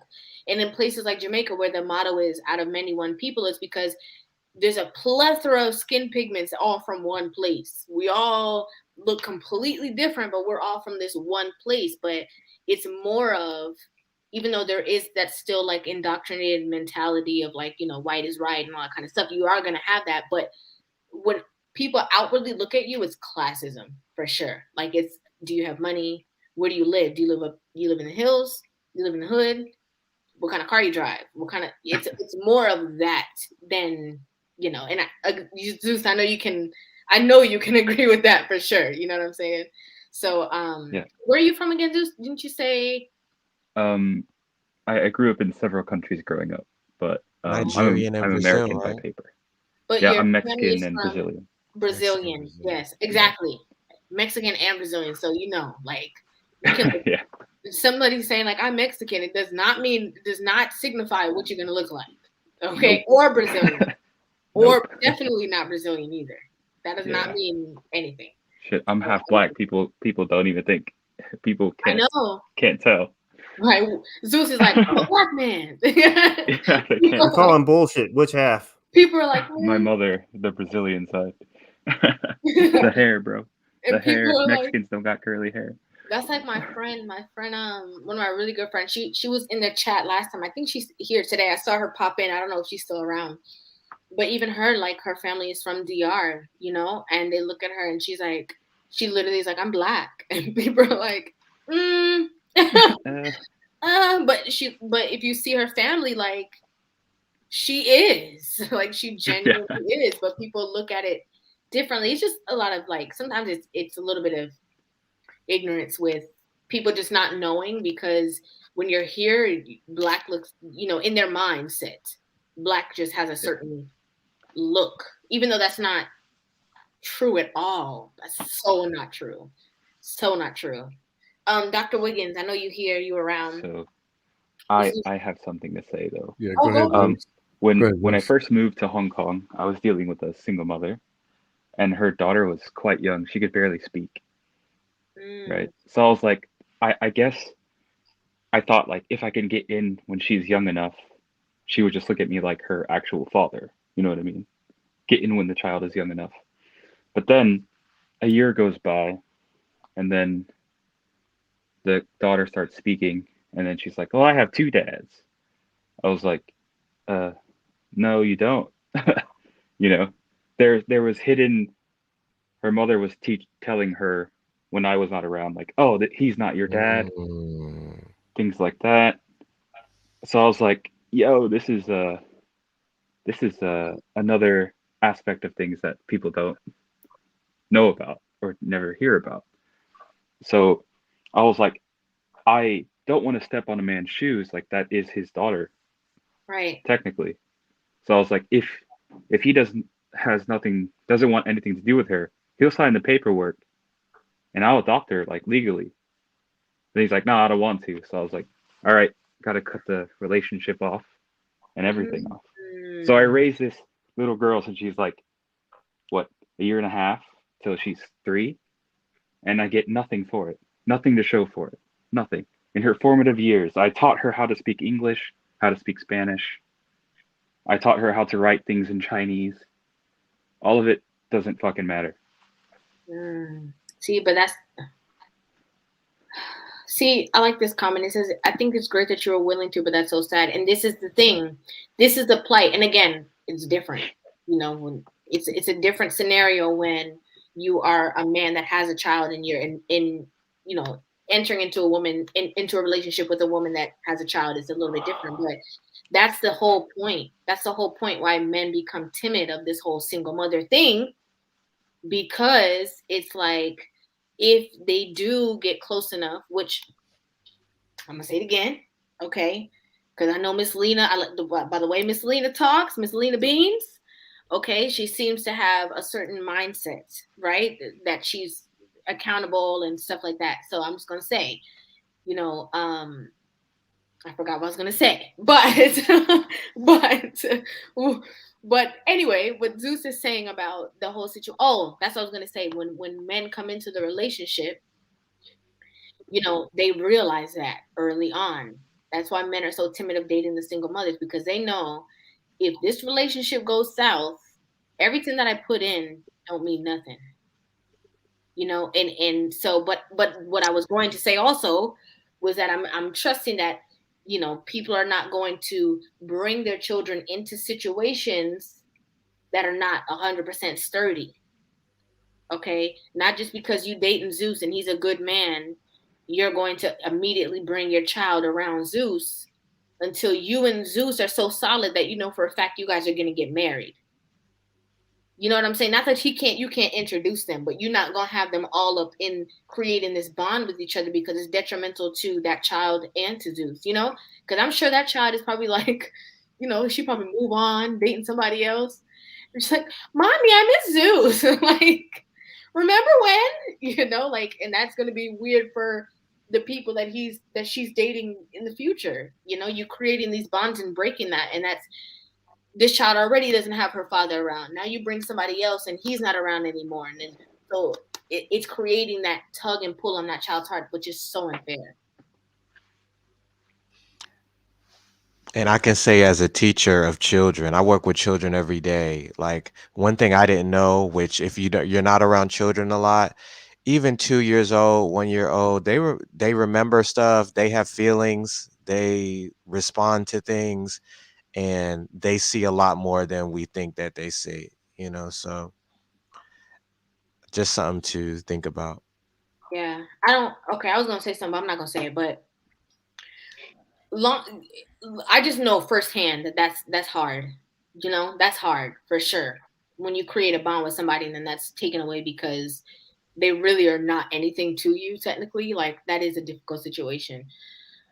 Dr. Wiggins, you came in here talking about the conversation was about saving some single mothers. So Yeah, Mr. I'm Henderson. going to anticipate that you have something to say. yeah. I'm gonna go light on the smoke, but I got plenty of it. Okay. Oh, I'm gonna just keep it real. First, I'm gonna start by being positive. Okay, First great. thing is, That's great. Sounds good. if you're Hold on. It's my alarm clock on my phone. We're gonna mute that because I don't want to know. I don't know what song that is, but I don't want to know. I don't want to have to pay for it. Hey, no, that's Okay. some go-go. That was some go-go music. Oh, okay. But yeah, to start, if you are a single mom, there is still hope to go out here and go get you a man. You can actually go get you a leader, even possibly even a provider man. Why? Because the other women are doing so bad. They won't go to the gym. They won't cooperate. They won't listen. That's a So good there's not a point. lot to choose from on the women's side. If you A want to great know where to point. find the men, they're in the. Where you want to know where to find the men, they're in the gym. That's where they are, and the women are not there. Now, That's a instead of great. you, Hold on. You go can't ahead. you can't just come up in here and just say that and then to walk away like we didn't hear that. Okay, that's a great point. I'm not gonna lie, that's a great point because you do have a lot of men who are like, if I could just get somebody that respects me, I don't care what the heck else I have to deal with because, So that's I'm making light of it, but that's a good point. But I'm sorry. Go ahead. Yeah. First is dudes want pretty women. They want nice women. They want friendly women. They want them to cooperate and work with them. Dudes already have to go out in the field and go compete and do whatever, do some of this, do some of that. It's your job as a single parent to make this situation appealing for a man to actually want to take on. That's your job. But there are men who are willing to take it on. I dated a single mother. It was supposed to be casual, supposed to be friendly, whatever. And it turned into something because her femininity was a 10. Her cooperation level was a 10. Her submission was a 10. And she's actually, of all the women that I dated, if I had to trust any person, hey, here's $10,000, hold it for me. 3 days later, it would be sitting in a briefcase. All 10,000 would still be there. That's the one person I know. However, she was competing for me. She didn't win, but I'm still single because at the end of the day, I still had to make a decision. Do I want to take on these 2 kids and this whole thing?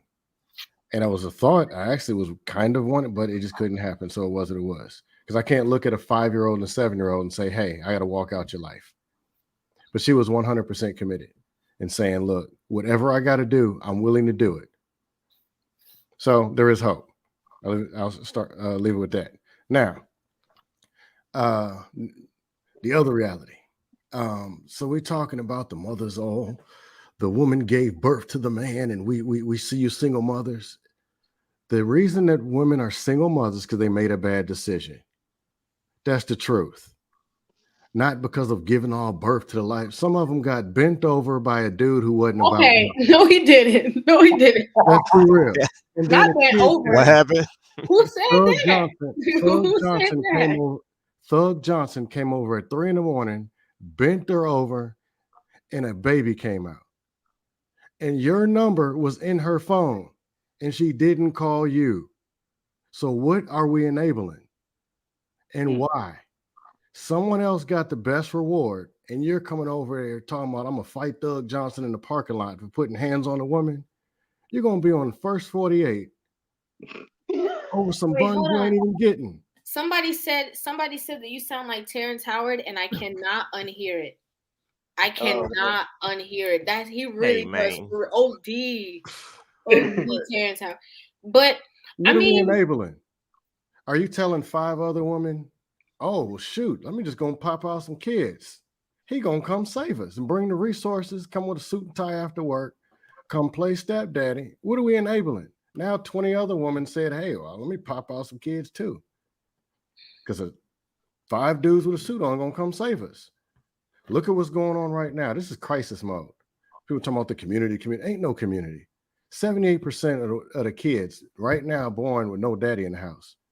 And as far as talking about the woman this and the woman give birth or whatever, how about the men? Who are they? Just some old dudes building the world, protecting, providing, going out there being productive.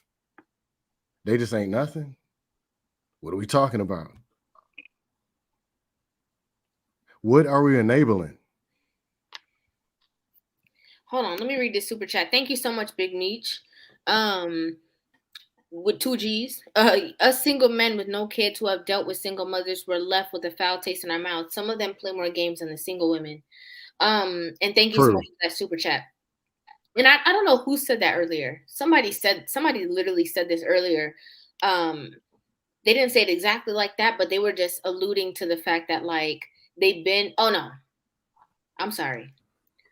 Resident didn't say that earlier.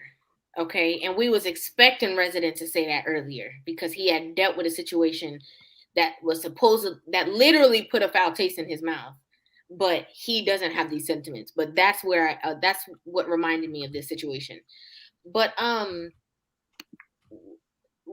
I agree when you say what are we teaching and what are we Enabling. enabling and telling other women is okay and acceptable because somebody's gonna come and say, I mean, we don't tell these women. Yeah, I do. Okay. What can work for Sarah and Tisha might not work for you. Okay. It don't work like that.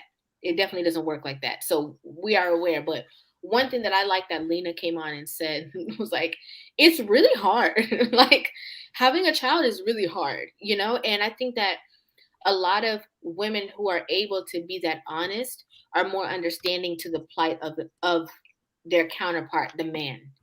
Because women who act like they will go around and tell their homegirls like, oh yeah, like, oh, you pregnant? Just keep it. Like, I'm okay, hold up now. Rivah I'm not aiding, I'm not saying nothing. Let's act like I ain't say that, but What are you you get saying? you get what I'm saying. Okay. You have some women that will be out here like, oh girl, yeah, like because they want company too. They know it's hard. They're not gonna tell you that. They know the cost of Pampers. They know the cost of wipes. That's They know selfish. how it is with milk, but they're not gonna tell you that because they want you to be a part of the crew of struggle. And they're not telling you, like Helena's like, I genuinely did not anticipate that dating would be so difficult after that relationship didn't work out. Nobody told me that. I told somebody I was having a baby and they threw a baby shower. Okay, everybody was cheerleading. What's it gonna be? Gender reveal, you know? And it's like, but what about walking me through the real steps of what life is really supposed to be like after this transition or after this situation happens? You know, so I mean, I agree. I mean, somebody said that's evil. Okay, some people do it unknowingly. Let me be real. Some people do it unknowingly. They just think that they're just being supportive of they good sis. Okay, this why I'm not in a sisterhood because I wish my friend was here. She's obviously not here because she would have popped up already. Like I am not the friend that people call. Okay, they don't call me because when they start off calling me, I'm gonna tell you the truth. Like I'm gonna be like, girl, this don't make no sense. This foolishness. Don't do this. Did you think about this? Did you think about that? You know. But I'm supporting you, but I'm gonna support you with the truth, not with the lie that's gonna make you feel comfortable and do some stuff that's foolishness. And then they stop calling. Okay, which I understand. It's a shame that they stop. Yeah, they just don't. I Because they tell know. my friends all the time. Don't get pregnant. Don't get pregnant. Don't get pregnant, please. Like I have a best friend, one in particular that I think about, and she's young, gorgeous. She's got everything over. She's been with her boyfriend for like 4 years. And they just moved in together. And the first thing I said, I'm really happy for you, but don't get pregnant, please. Don't get pregnant. And I started telling her about so she's like, okay, but no, more people need to do that because we have a tendency to sugarcoat this, and it's really nothing to sugarcoat. Like it's bad. Like, and that's another reason why I want to get here. There's really nothing glamorous. There's nothing fun about, there's nothing fun about being a single mom. Like, there's literally nothing fun about it. And I'm blessed to have to not like be jaded by everything and have supportive people around me and be able to support my daughter and things like that. But it's not fun. It's not ideal, and I don't recommend it to anyone. I wish more people would speak out about it and stop like glamorizing it and making it seem like it's okay. Like we really need to get back to basics and say, oh, we need to start pushing. Okay, get married. I always felt like, no, you need to get married first. Get the ring first. The ring first. Like, I tell everybody that. Like anybody like, I want a baby. I'm like, get the ring first. I tell everybody that because really nothing. Like learn from me because it's is really not what you want at all.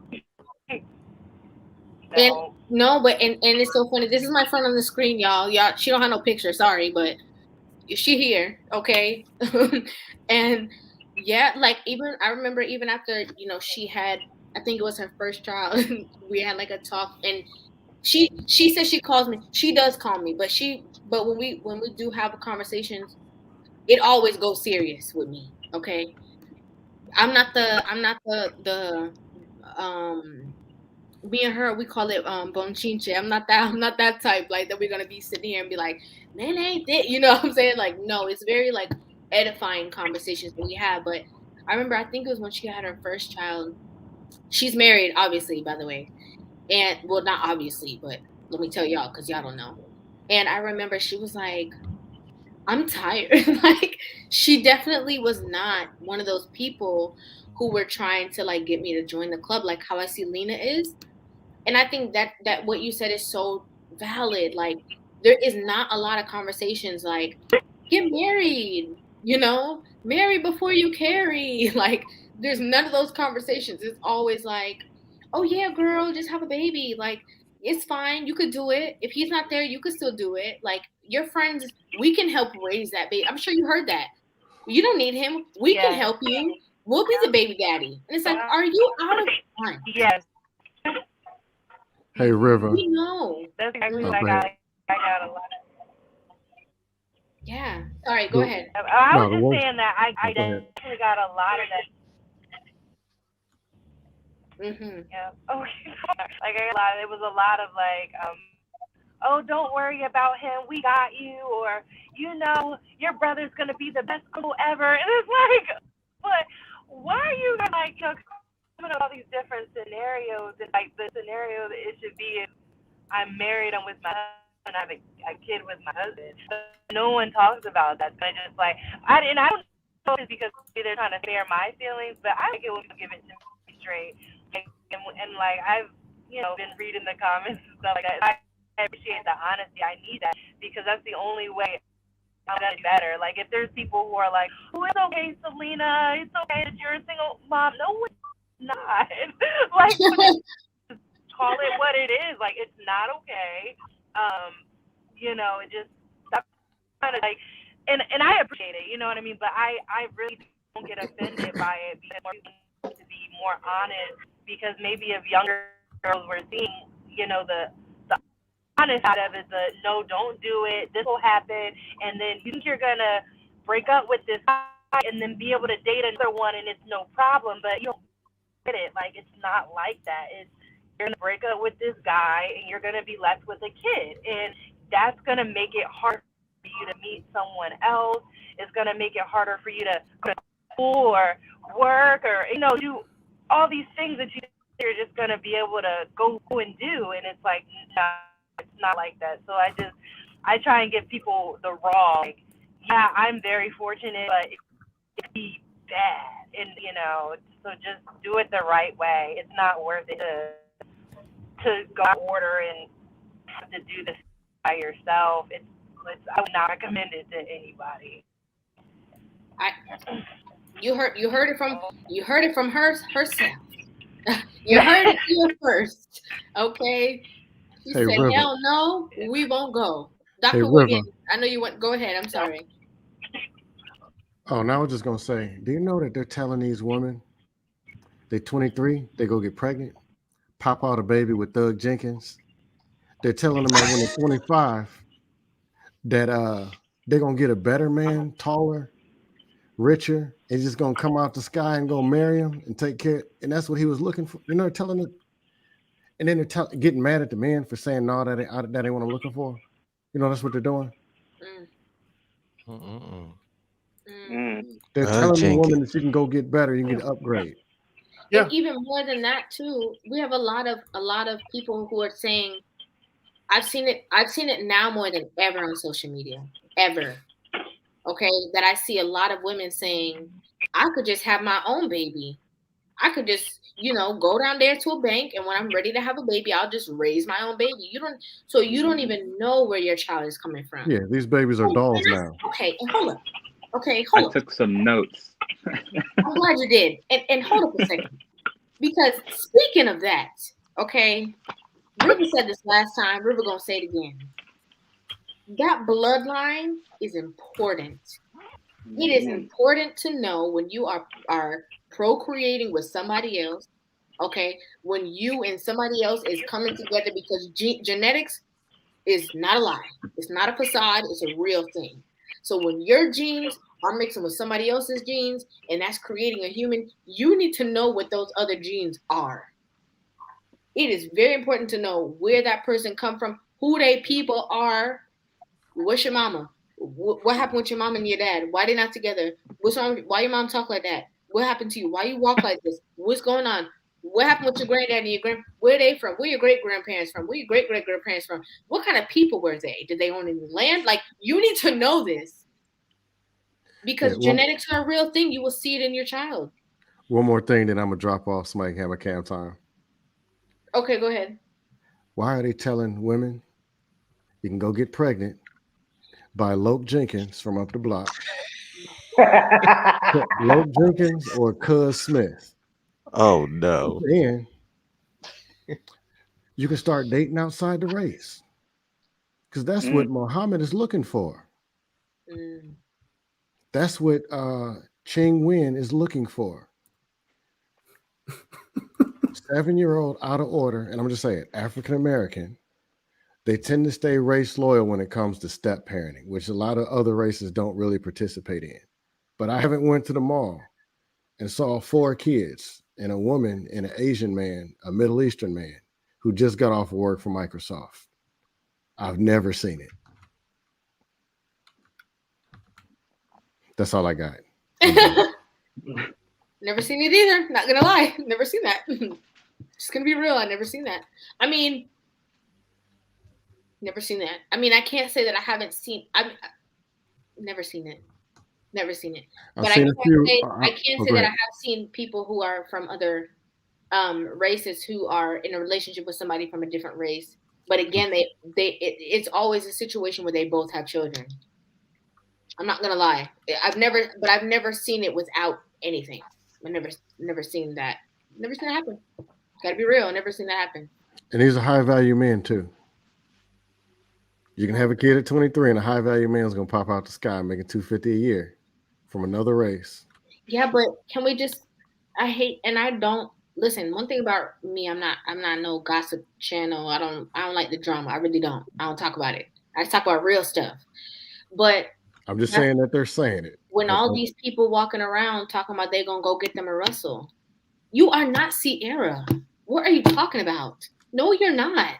You're telling me these 268-pound women aren't Sierra?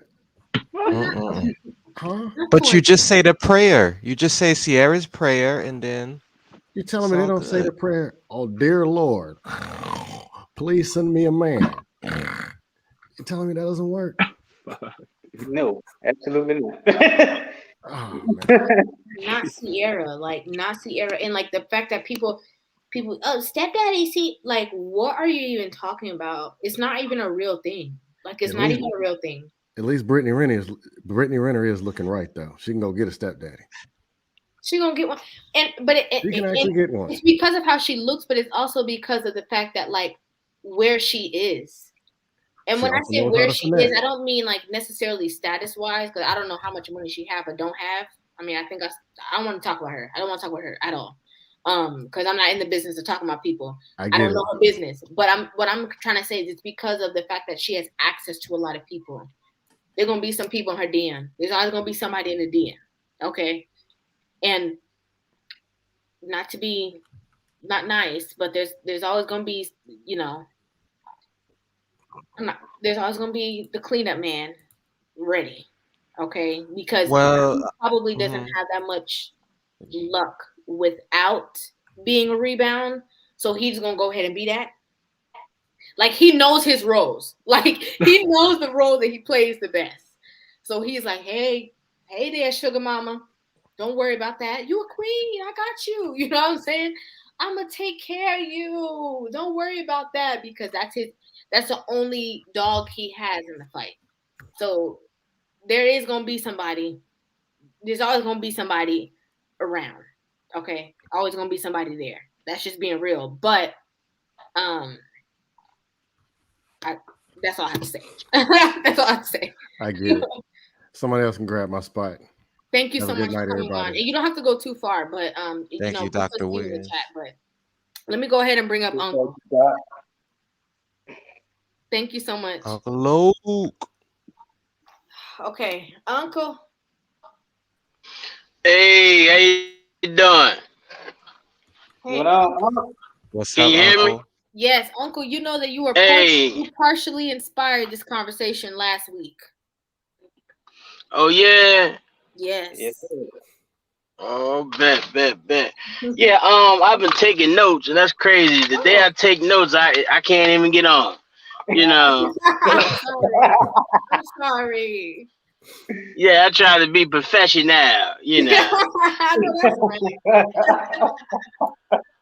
right. But now though, see, I mean, I'm a solution based guy. I'm spawned from I'm a bastard child. Basically, my mom dealt with a married man, knew he was a married man, but he was a Rolling Stone. He didn't want me or my sister, but my mom still wanted to deal with him. But that's her pattern. She's a very she thinks she's let's just say she's just a nigga who ain't got nigga parts. Okay, I understand. Yeah, but like I said, but I'm not trying to diminish my mom because she gave me a lot of game and taught me a lot of survival skills. So this ain't no hate mommy jive, Right. But what I want to say is like I'm about solutions, and I'm like, unfortunately, we have to pay for the sins of the previous generation if we want to have any kind of future. And unfortunately, the baby boomers messed us up, sold our wealth, you know what I'm saying, messed us up. So we got to start like we immigrants. And I know that a lot of people don't want to be no stepdad. Bet, don't be no stepdad. But at least be a mentor to these children so they cannot repeat the same mistakes, like where they don't have to bump their head to learn. You know what I'm saying? So you just know, okay, if you do this and do that, or like prime example, like a lot of these unwanted pregnancies, most of them are products of passion, and most of them are products of lack of education. Like my sister was schooling me. That's one thing. Like Kevin Samuels, he was right about that. A lot of us men we're ignorant about how female sex sex bodies work, because my sister. I mean, you can only get what she said about ovulating. A female only ovulate within 24 hours. Like, and I was thinking, if the girls knew that they can only get pregnant once a month, and it only lasts for 24 hours, you know what I mean? Not encouraging them to be loose, sexually irresponsible, or to just just have wild sex. But if they knew that, okay, I don't want to get pregnant and have babies because I'm not prepared to be a parent, I'm just not going to have relations this day or this week because I know I have a high percentage of having relations. Then I think that would be important, because I'm not no pro abortion guy. Can we But say at the that same word? time, Can we say that word? no, I'm not pro deletion. Okay. I'm not a pro deletion guy, but some single moms abuse their children and talk to them like, what's the point of you even having this child? Like, you know what I mean? So it's just like, yeah. So, and I also think that too, like the boy was talking about how the mother is all this and all that type of stuff, which is not a lie, Mr. Edward, sir. He was talking about And I would say that it's not that women or females created math. I think they inspired it by studying them. I think that by man studying women, that we hold up. Yeah, I'm on the. I had to let her wash her sneakers, man. All right, but I'm on the thing. I'm letting you know. I think that hello. Yes. Yeah, I think that by studying, that's what it came, because like if you look up the word, the original I'm sorry, I'm a tad bit distracted. Like, so when you come to the word math, right? Mm-hmm. You know, yeah. Hold up. I'm gonna step off real fast. Okay. Listen, for people who don't know and who are new to the stream and don't know who Uncle is, Uncle is an OG, okay? Real, authentic, thorough,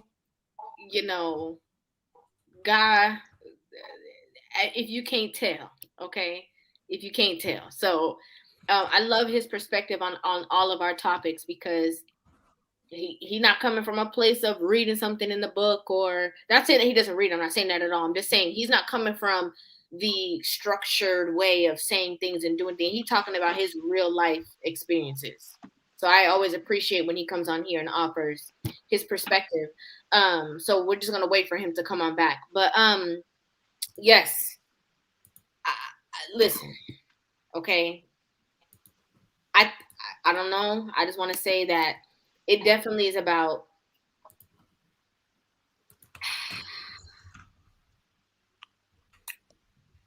Well, let me speak on what he said, because he was Hold on. talking. Hold on one second. Okay, good. I just want to say, because he's saying this something similar to what Zeus said last week, and it's about. It was the first thing that he said. It's about informing the people around them so that they don't make the same decisions, and also like taking that space with other maybe young men, and being able to, um, you know, navigate through life, being like a mentor. And it's so difficult. It's so difficult. It doesn't mean that it can't possibly be done, but it's such a difficult thing to happen, because a lot of people are more protective of their own child, right? They can't even be cooperative. They can't even listen enough for their own betterment. How are they going to allow their child within your space? They can't even trust you with themselves. So how are they going to trust you? They don't even. And I'm not saying that they're right or wrong or indifferent for being that way. I'm not saying that at all. But like, I feel like in 2022, like the world is a very crazy place. Like it's a very crazy place. So it's hard. It's very hard. Very, very hard. And I'm sorry. Go ahead, Edward. I was just trying to navigate all the things that he was saying and not miss anything. So go ahead. I'm sorry. No, you're right. You're right. This is River TV. Nothing to be sorry for. We here. Um, so I see what Unc is talking about, and man, I know what he means. I think. Well, I don't want to assume, but I think he is talking about, we call it, collect, for people in the African American community who are aware, we might call it collective work and responsibility. And we might call this self-determination, quote unquote, taking care of our issues and pulling ourselves up, instead of depending on others to do it for us. So I think he has a point, and I wish that every human in general was like that, where I'm just gonna, if I see somewhere I can help, I'm gonna help. But I think we live in what some people call Babylon. It's just people out for themselves, capitalism, individualism. Mm-hmm. There's not as much cultural responsibility. For example, um, again, I've been all around the world, and the one thing that was crazy was me teaching my children in Asia. I said, "Why do you think people get divorced?" They're like, "What's that? People do Yeah. that?" in several places. So it's just like the mentality is a lot different. And again, Unc says that baby boomers failed us. I would say yes and no, but it's hard when you grow up in a system that was predicated upon you being property and you weren't even meant to be free in the first place. And we can go to Jamaica, we can go to Brazil, we can go wherever you want to go, to the people who say that African Americans are somehow less than. The reason the reason you know English is the same reason I know English at the end of the day, but that's here nor there. Um, that's my excuse to say my little bit before everybody else got to talk. But so I see what Unc's saying, and he's right. But maybe it's just my inexperience. But I think that I used to have this argument with my dad all the time. You know, um, do we save the hood? Do we pull a Nipsey and risk getting shot and killed, or do we try to help from where we are? So I've been there, man, but it's like eventually, just like how Resident and how Dondrick, you gotta eventually had to live your own life and be independent. Eventually you gotta realize you have to set that boundary between helping and between trying to live your life, and not putting yourself in situations where you can harm yourself and hurt yourself, so and I've been there. So last thing, I was in the hood with my fam. We get stopped, we get pulled over by the narcotics police. And I can't even really say this on but somebody might have had allegedly might have had some cocaine in the car, in my car. I didn't know them, my cousin's friend. So if we got arrested, I would have been kicked out of college, kicked out of my house, everything. Trying to help. You know what I mean? Trying to mentor, trying to be a good dude. So I think you also have to find a balance between the two. That's all I'm saying. I got one thing to add. Um, I read something somewhere. It's like saying, if everyone in the world lived their life the way that you live your life, would the world be better or would it be worse? Mm. So that's the only way I try to live. Like, I volunteer 2 days of the week. Even my business is open for kids to come do their homework, things like that. I teach kids English, Spanish, Mandarin, whatever they need to learn.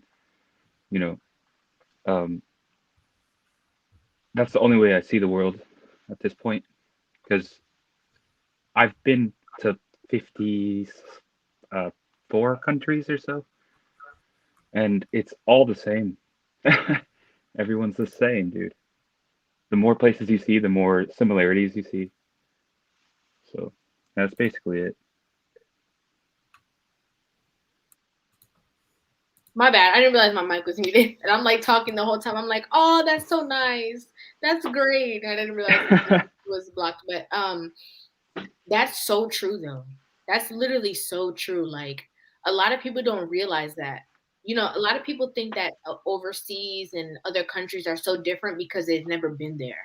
They've never been anywhere outside of the US. So they assume that it's different, but it's really not. It's just like, um, like even in the UK, like they live a very similar life to what we live here. Like even there's parts of the UK that look just like New York, like the brownstones, the parking, the this, like, and then you can look in Norway, you can look in all these other countries, and it's literally like a code everywhere across the world that's so similar.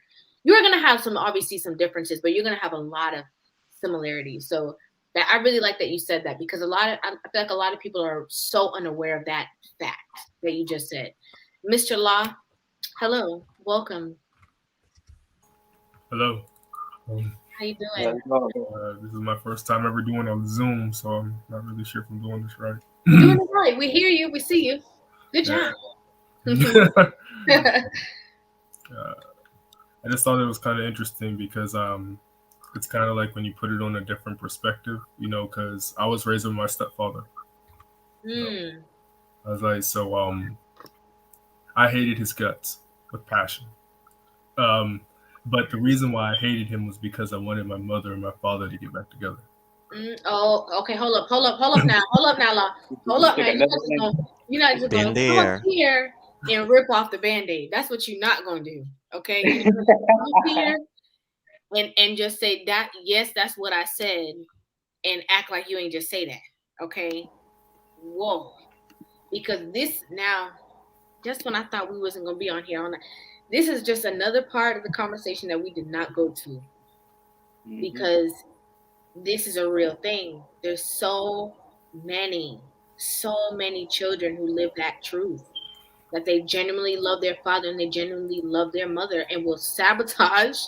I'm not saying you do this, but will sabotage the relationship if they have to, for the sake of having the life that they require. So please go ahead. It got to the point, my mother and my stepfather, they met when I was 10 years old. My father, him and my mother, I've seen them go at it ever since I was a kid. So for me, them arguing was how they showed love to each other. It felt really weird to have a man talk to my mother to solve problems instead of going at it every time. When he came into my life, I wasn't really sure exactly what to think of him at first. I hated his guts because he wasn't the man that I envisioned for my mother, And then one day, hey, hold up. I'm sorry. I have to stop your story. If you weren't saying anything that didn't signify a response, I would let you keep going. But this is just too much. Okay. Really quick before we move forward, what would the man that you would have wanted your mother to be with? What would that mean? I thought that my mother was a pharmacist. Okay. So I thought my father was going to be like the head chef of a restaurant, because my father he's a professional chef. Like, he's done all types of some of the most exotic restaurants you can name. He's done caterings to $5-6 million hotels and weddings, and so my father had a drinking problem, and my mother, I had ADHD as a child, so when my father was working a lot, I was hell in a handbasket for her. I got kicked out of 7 different schools. I fought multiple people.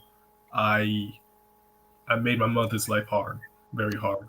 And then them dealing with their relationship just made things more complex. So my vision for what they wanted to be, I thought that maybe if I could get them to look at me, they would find a way to have a common ground. If not for each other, then for me. I was selfish. I was very selfish as a kid. I was selfish because I felt like I deserved it. I didn't equate my mother's happiness into the equation because I thought that my happiness superseded hers because I'm the son. I should be the one that we should figure it out for.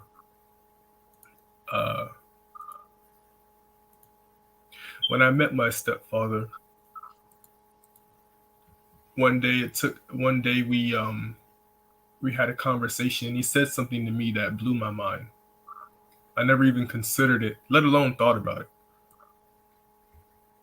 He said, being a good man is a thankless job. And he said, fatigue will make a coward out of you. I didn't know what those words meant until I became an adult. I hated that man for all the wrong reasons. But now I love that man because he was right in the end. We still talk. We still hang out. There's a mutual understanding there. I put him through hell. I can say that with confidence. I put him through hell because I thought that I put him through hell because I thought that my mother was better than him. So, okay. I know everybody's like, I'm about to cry. I know. It's literally, Bobby said it's so true. It's so true. Like, this happens hello, Alexandra. I haven't seen you here. Hi, Mama. I always see her over at Labeef. We're always talking in the chats. Hello. No, I want to be honest. This always happens, and I feel like it's just because of our genuine energy when we have these conversations. It makes people feel, comfortable enough to be able to have. I hope I make people feel comfortable enough to have these conversations, but I think it's obvious. But I've learned as an adult now that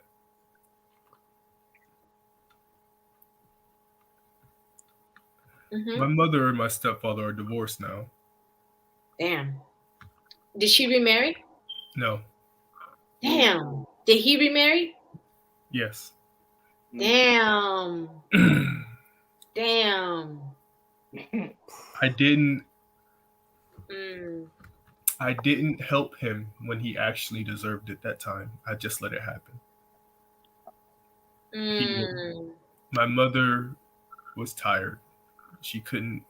My stepfather lost someone that was like a brother to, was his brother. His name was Rome. He died asleep in a fire. Oh my God.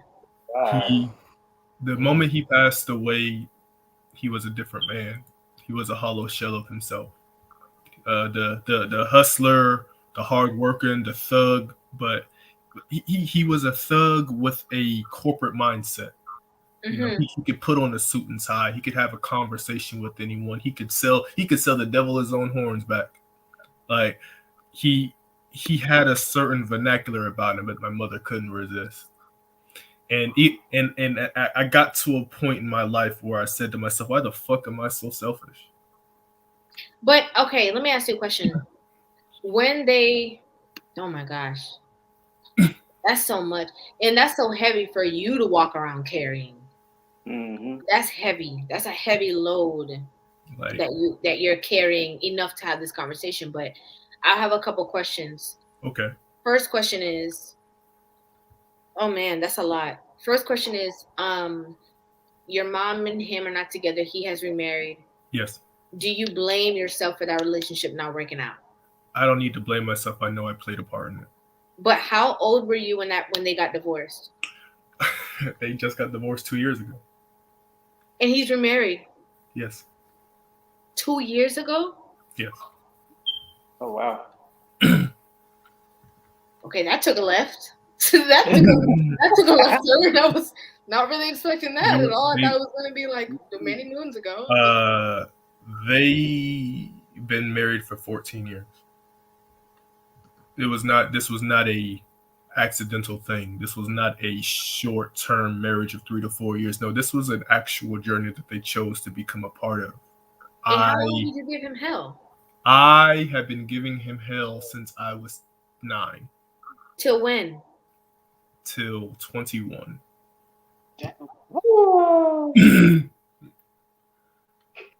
So, hold on now, Law, because I don't know when you joined this conversation, but didn't I tell y'all? I said, hey, yes, I did. Resident was like, oh, Rivah had a stepfather. And I'm like, I sure did, but I gave him hell. I really, really did. It was just because my mom was not on my side that they survived through the fire to the limit to the wall. Okay? just gonna be 100% honest. But it's fascinating, Law, that you gave that man hell and have a great relationship now that he's with somebody else and that's not your mother. Yeah, that's the weird, ironic part about it.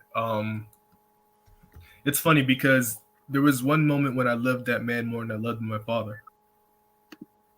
That was a hard truth I had to. That was the part. Matter of fact, that was one of the reasons why I hated him again. Was because I started to love him more than I started to love my own father. When I was an athlete in high school, he was there for every game,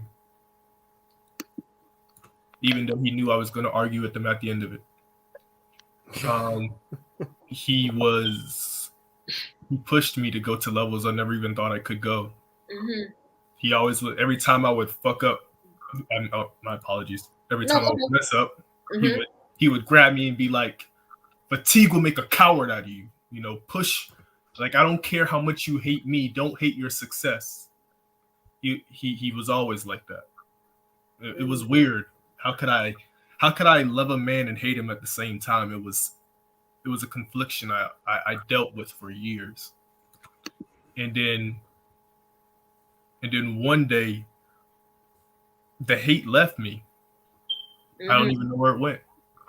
It just left. And I thought to myself, well, what the fuck? I've been so used to this feeling that it's weird that it's gone, you know? I couldn't look at him and see resentment. I couldn't look at him and see jealousy. I couldn't look at him and see he was the man that made my mother happy. And for once in my life, I felt peace after years. I thought they were going to make it all the way.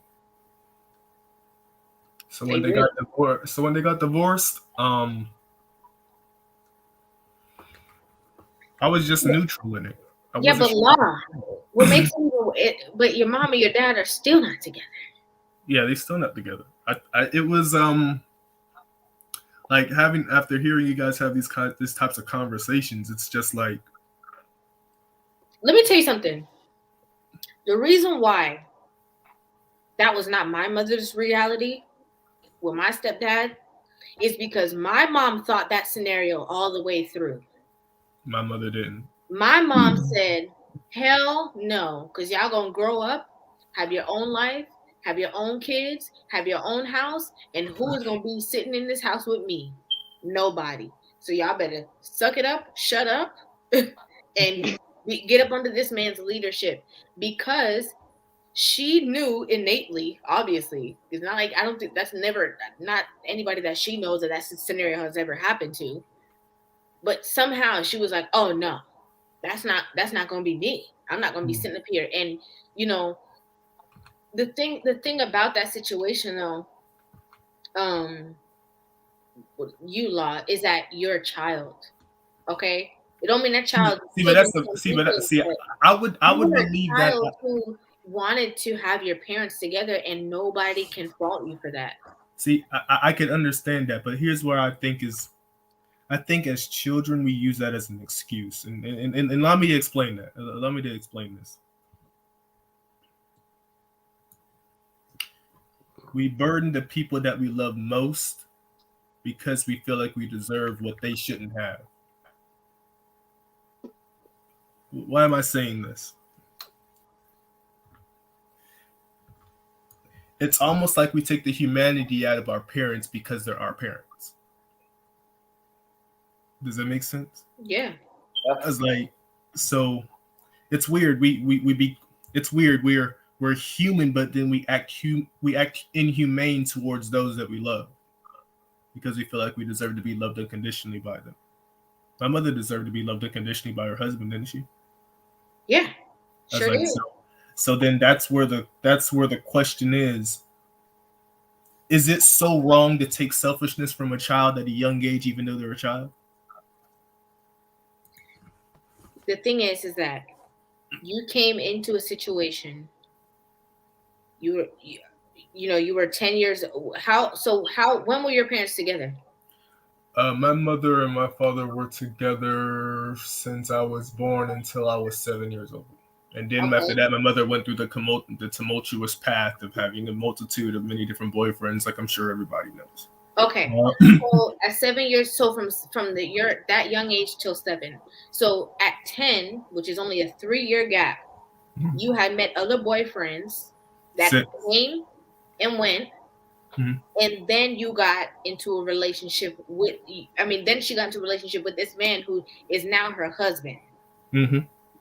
Okay, so that's only a 3-year gap, and then this is her husband, and now this is not somebody that's coming and going. This is somebody that's actually sticking around. Oh, I actually have to listen to him. Oh, I actually have to care about what he thinks. Oh, wait, so this means this man is signifying that my parents are actually never going to be together ever again, because obviously he's not going anywhere. That was a hard pill to swallow. Exactly. So how do you look at your 10-year-old and be mad at your 10-year-old for having feelings because you as a 10-year-old, although you're a child, have feelings also? Yes. You didn't come into a situation, or if they didn't get divorced while raising you, you wouldn't have these emotions. But you do have these emotions. And it's not about telling you not to have them. It's about being able to be a parent and be able to navigate you through those. See, and that was probably my biggest issue was communication. I've always been a very quiet person. I've always been an introvert. So I've always just thought, and I'm really good at observation. So I was always really good at putting pieces together. You know, I knew my stepfather more than he knew himself. I knew my mother more than she knew herself. I got to the point to where I knew how they would respond, what the responses would be. I just wouldn't say anything. And then it got to such a point in my life. It got to such a point in my life to where I would reject his responses because I knew them. It's like, so you reach a certain point as a young man, now that I'm at this point teenager, where you stop thinking about yourself and you start thinking about how are they going to last forever. Like I kind of step aside my feelings, and I said to myself, well, as long as my mother can stay married, I figured it would be better than being alone. Like that's one thing that we realize that's one thing that I feel like stepmothers, stepfathers, I feel like the whole step thing, period, right? Being the kid of a step parent, you never realize that you are your worst enemy after you made enemies with the step parent for the most basic and shallowest of reasons. I think that you just have guilt though, that you're trying to navigate through. Because I have some guilt because I knew I think it's partially also because he's remarried and he's living his life with somebody and your mom is alone. Well, here's the thing. I'm about to add one more piece to that puzzle that's gonna make you say, you live with your mom still? I'm taking care of her right now. Okay, hold on one second. Wes, I know you have to go, right? Yeah, this is running a little late for me. Yeah. I got things to do. But this happens. yeah. Well, I mean, it's always so captivating. There's always so much going on. All the healing and stuff, which is really awesome. But hey, best of luck to you there, Mr. Law. We're all healing from something. You're on the right track, man, because you're giving it up. So thank you. Everyone out there on YouTube land, have a great evening. You too, Wes. Thank you so much for coming on. Thank you, Wes. Bye. Okay, go ahead. Sorry. I said, well, I'm about to add an extra twist to the equation. Well, before they officially divorced, they actually ended up having a daughter. Her name is Destiny. Here's the funny part. I went all throughout high school, and the same year I graduated high school was the same day that she was born. So I'm 18 in the years, half older than my little sister. Wow. So my mom has a single mom. Yes, so she's a single mother. Oh my gosh, just full circle. No, not done yet. Okay. When I turned 13, my mother suffers from epileptic seizures when she had a surgery, so she can't drive herself. I was like, so I'm here because I'm the man of the house, and I know that it's weird how you see the pieces fall, and you knew you played a part in how they fell, but you didn't understand the outcome until after the fact. And now that we gotta do a group hug. Hug. Everybody bring it in for Law. No. I don't need none of that. I'm good. I'm good. It's just that it's funny that we have these kind of conversations, because it's like the reason why I even came on is because it's just like hate from so long ago became the stepping stone for the situation I'm in now. And it's almost like there comes a certain point where we have to take accountability of our past actions so that way we can best ascertain how to heal the people, not only for ourselves but for those around us. Mhm. I was like, stepfather or stepmother doesn't matter. That's completely irrelevant. It's who was there. Mhm. I can never take it away from that man. I love that man. He was there when my father wasn't. I still love my father now. Matter of fact, my father visited me 2 days ago. Oh yeah? How he doing? This is why it gets really weird. Mm-hmm. I can And now imagine. my father came back into my mother's life, and now he's helping her. Oh my gosh. after 10 years. So what you wanted has actually happened come back completely out of nowhere. He's helping my mother in real estate. He's fixing her house. He's fixing her car. He's here all the time now. I've never seen my father this much in my whole life. And now you're saying, damn, my stepdad was the best man, and I wish they never got them. This is why you don't listen to kids. This why you Could I ask you a question? That's like the weird. That's exactly what I'm thinking. I'm like, how the fuck did this happen? I'm really glad. I mean, to be honest, I'm very, very grateful. Maybe I don't know. Maybe it was something in you that kind of knew that would happen. You know, maybe it was your energy literally pulling that situation to occur. You know what I'm saying? I don't know, but the thing is that one, this is what kids need to start a grown folk business. Okay, a child needs to be in child's place. Go mind your business. Go sit down somewhere. Okay, number one, because you don't know. Only the adults really know what's going on. But also, it's ironic. It's very ironic because now your mom only had you, right? So that relationship broke off with your dad and your mother. Is your dad married? No, my father is still single. My father is he's a carpenter and he owns 2 businesses. So my father, after their whole craziness and everything else, this, that, and the third, my father started taking care of his side of the family. So he's it's funny. My mother, since she's a pharmacist, she's the breadwinner of our side of the family. Okay. And so my father, he took on the mantle and became the breadwinner of his side of the family. Okay, got it. So your father's single. Mm-hmm. Your mother was married. Your mother was single, then she was married to your stepfather. Mm-hmm. Okay.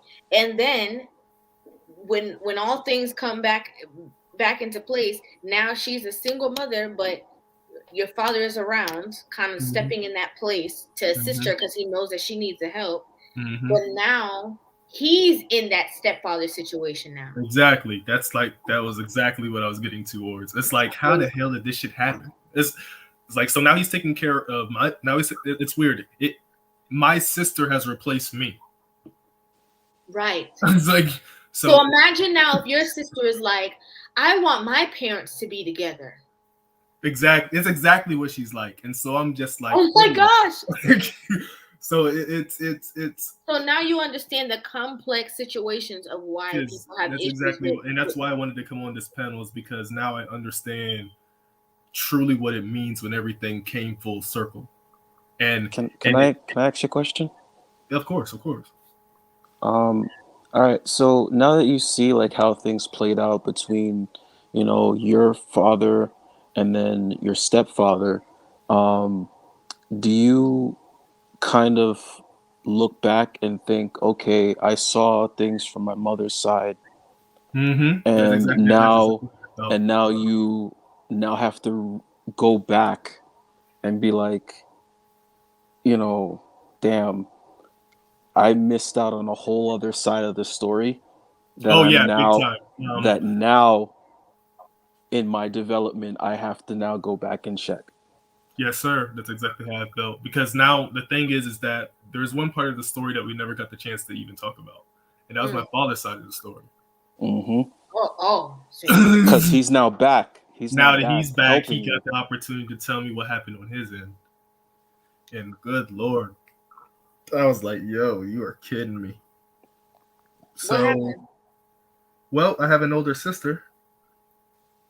Okay. And she's married with 2 kids. So I'm an uncle. Okay, but so where she came from? Apparently my dad was a Rolling Stone. I was like, so.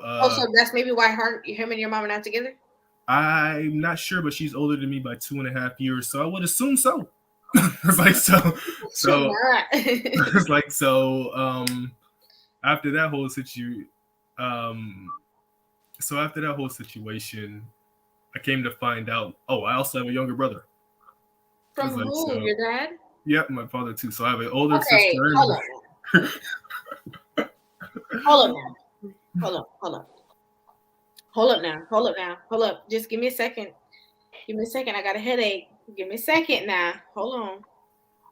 So you okay, hold up.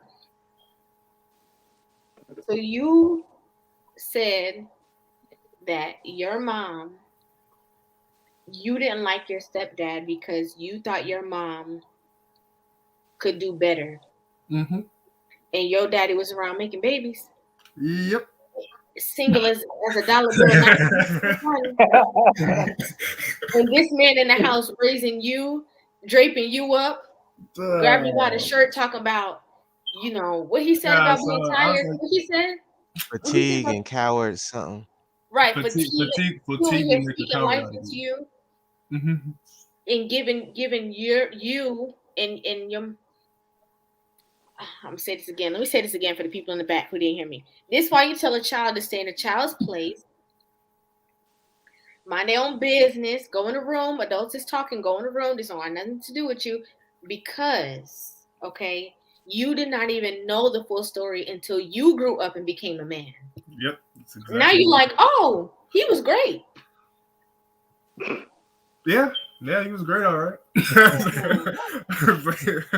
So it's interesting how everything kind of came full circle the way that it is now. So it's like single mothers, single fathers. It's like I got single everywhere. I got it all broken in different segments and fragments throughout my life. And my father was there, wasn't there. Mother was there, wasn't there. It's like, yeah, I'll give you the family tree. So. Can we get a whiteboard? Like I'll give you the whole family tree. Okay, so mother name is Stacy, father name is George. Okay. Stacy and George couldn't get it together. Like, I came to find out a deeper side of my father. He told me the reason why he was ashamed to come back was because my father, and it's funny because I didn't correlate the two until I was younger, because it happened so suddenly, and I thought I was going to lose my father. I thought he was going to die. My father is a recovering alcoholic. Oh yeah, you said that. You did say that. Well, the thing is that he was supposed to be dead a long time ago. He was on his deathbed the first time I seen him in 7 years. So the reason why he didn't come back into my life was because he had to go through rehab and get himself back straight again. Because the reason why he even became a drunkard in the first place was because he had to take care of the entire family on basically on his own back. And the reason why was because I came to find out that schizophrenia is hereditary in our family. Okay. Let me go ahead and drive this home. Okay, hold on. Okay. With that being said, this is a lot to unpack. Hold on. This is a lot to unpack because that's important. Oh yeah. That's important. Oh yeah. Because, big time. and again, this is why I say when people have babies with somebody, you can't just be like, oh, he got pretty hair, he got light eyes, let's make a baby. You know what I'm saying? Because these are the intricate details that you're going to need to know. Well, it explains my addictive personality. It explains my ADHD.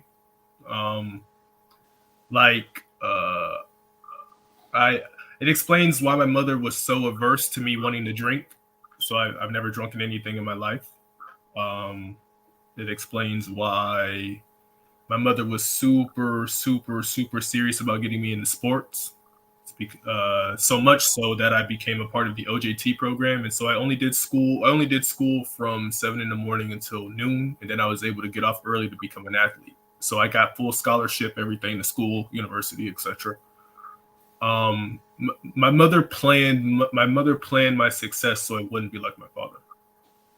Like, so now I'm 29. I'm a small time investor. If I do well, I'll probably be making multiple six figures this year if I keep it going. I'm now in a position where I can buy my mother a house, so I'm about to. Me and my father are really close. Me and my stepdad are really close. Somehow, throughout all the insanity, and I know I was a big pivotal part of that insanity, I found peace between all of them because I was the one that decided to make the step and let them know that, hey, I understand that these problems were made by me, but I know I can solve them if you give me the I want to address the comment on the screen. Are you going to therapy now? Is he going to therapy now? No, ma'am. No, you. Am I going to therapy now? No, ma'am. I've considered it. I think you should. See, the thing is that I'm a workaholic. That became my therapy, if anything. But you can't work. You can work and grind as much as you want, but your headspace got to be clear because it's gonna present itself just based off of the conversation. I mean, this is a lot. Oh, it is, and it's a lot to take in. So that's how I kind of was able to deal with it for the most part. Is I knew that as long as one thing about being a man is that you have a choice, right? Hold on one second. Corey said that we don't care. He said, look at these females' faces. They don't care. They're only here for the drama and chaos soap opera. That's really not true. That's really not true. But I know that there's, based off of the conversation, I'm a very analytical person. Very analytical person. And so I just know that based off of conversations, what is a good avenue to go for a person and something that can maybe help person reach the best. I've never been the kind of person to complain. It is what it is. I made my bed, I lied in it. I chose to be productive. If anything, the best therapy I would say for a man is to be productive and to stay focused on the bigger picture of things. That's always helped me. It's helped me with my focus. It's helped me with my ADHD. It's helped me to be able to be in a position where I can help my family. So on one hand, you can say that I was the creator of these problems, but on another hand, you can say I was the solver of it. The greatest. Hold up. I'm sorry, Corey. Why you don't come up here then? What? Come up, Corey. We want to talk to you. He needs to talk to us men, not women. So Corey, why you don't come up here and talk to him then? There's men up here. Why you don't come up here and talk to him then, Corey? I mean, I don't know. Yeah. He needs to talk to us, men, not women. Well, the thing is this. I've always been okay. Well, here's the thing. Here's my take on this. I had plenty of OGs that told me how to best handle these situations, but I've always been the type of man to be like, look, and I guess it's because of the fact that I've talked to like my elders, like older men.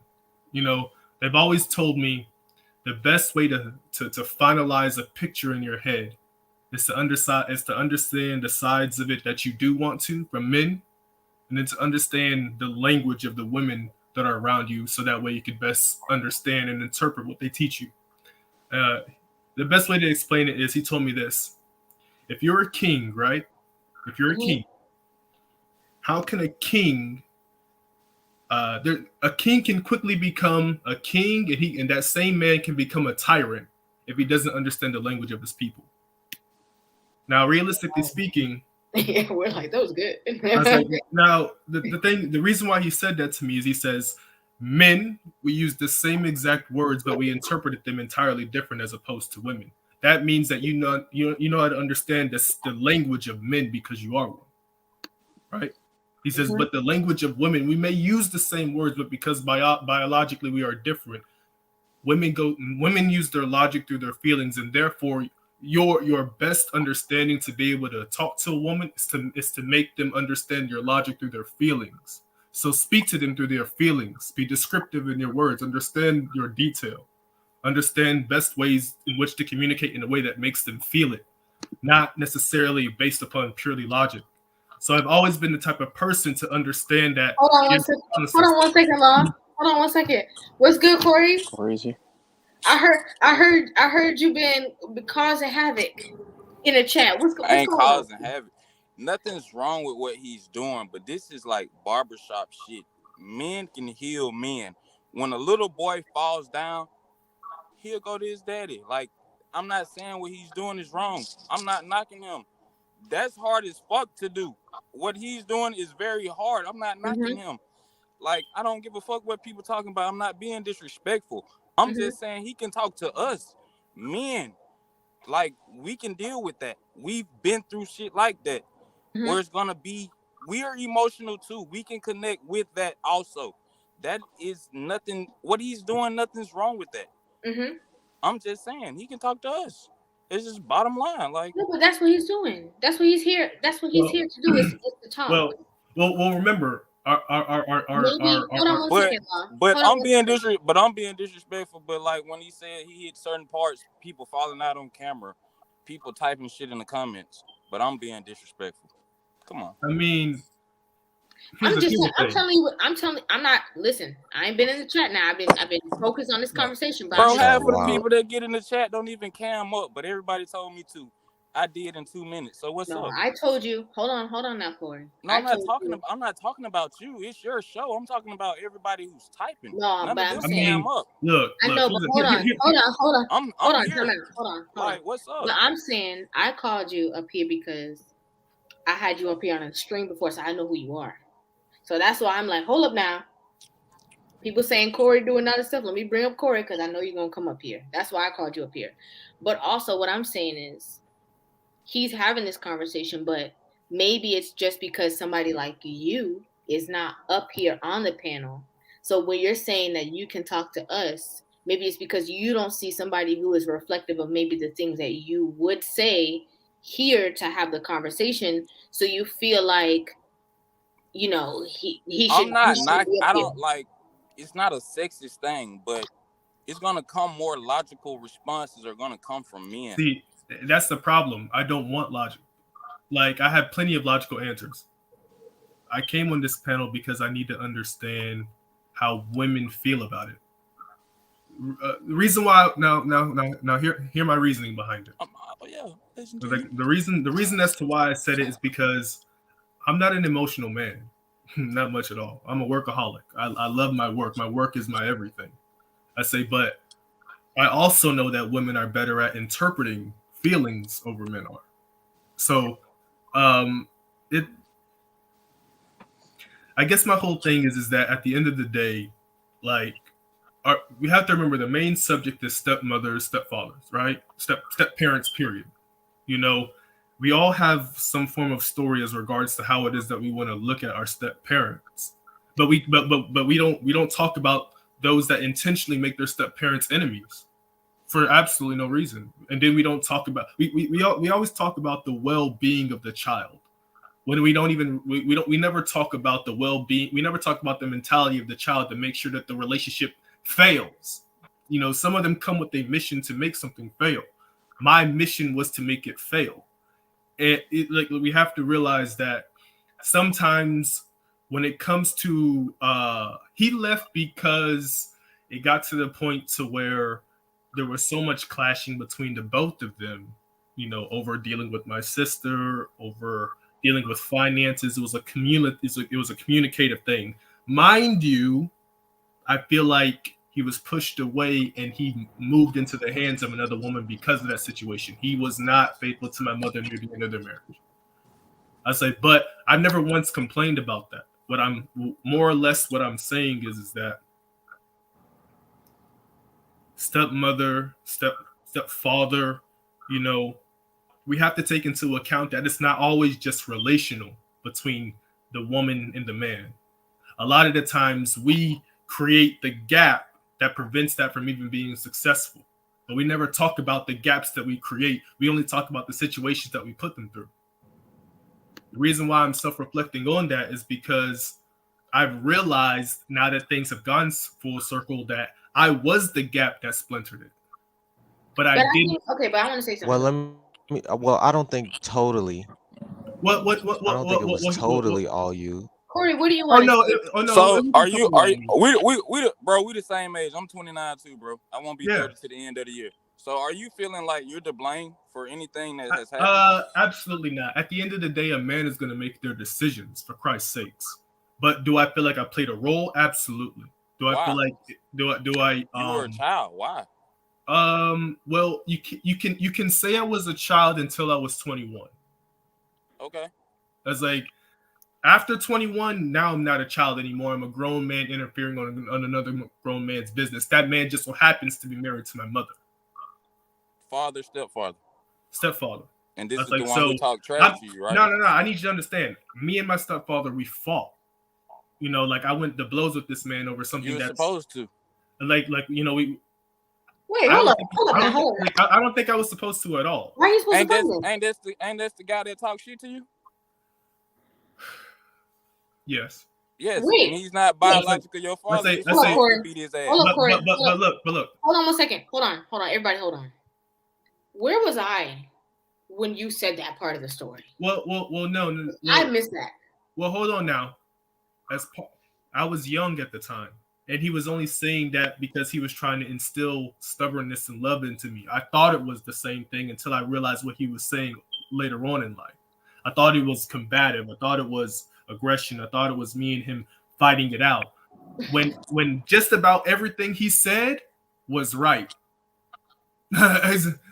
Like that was like, bro, that's abuse because that's not your father. That was abuse.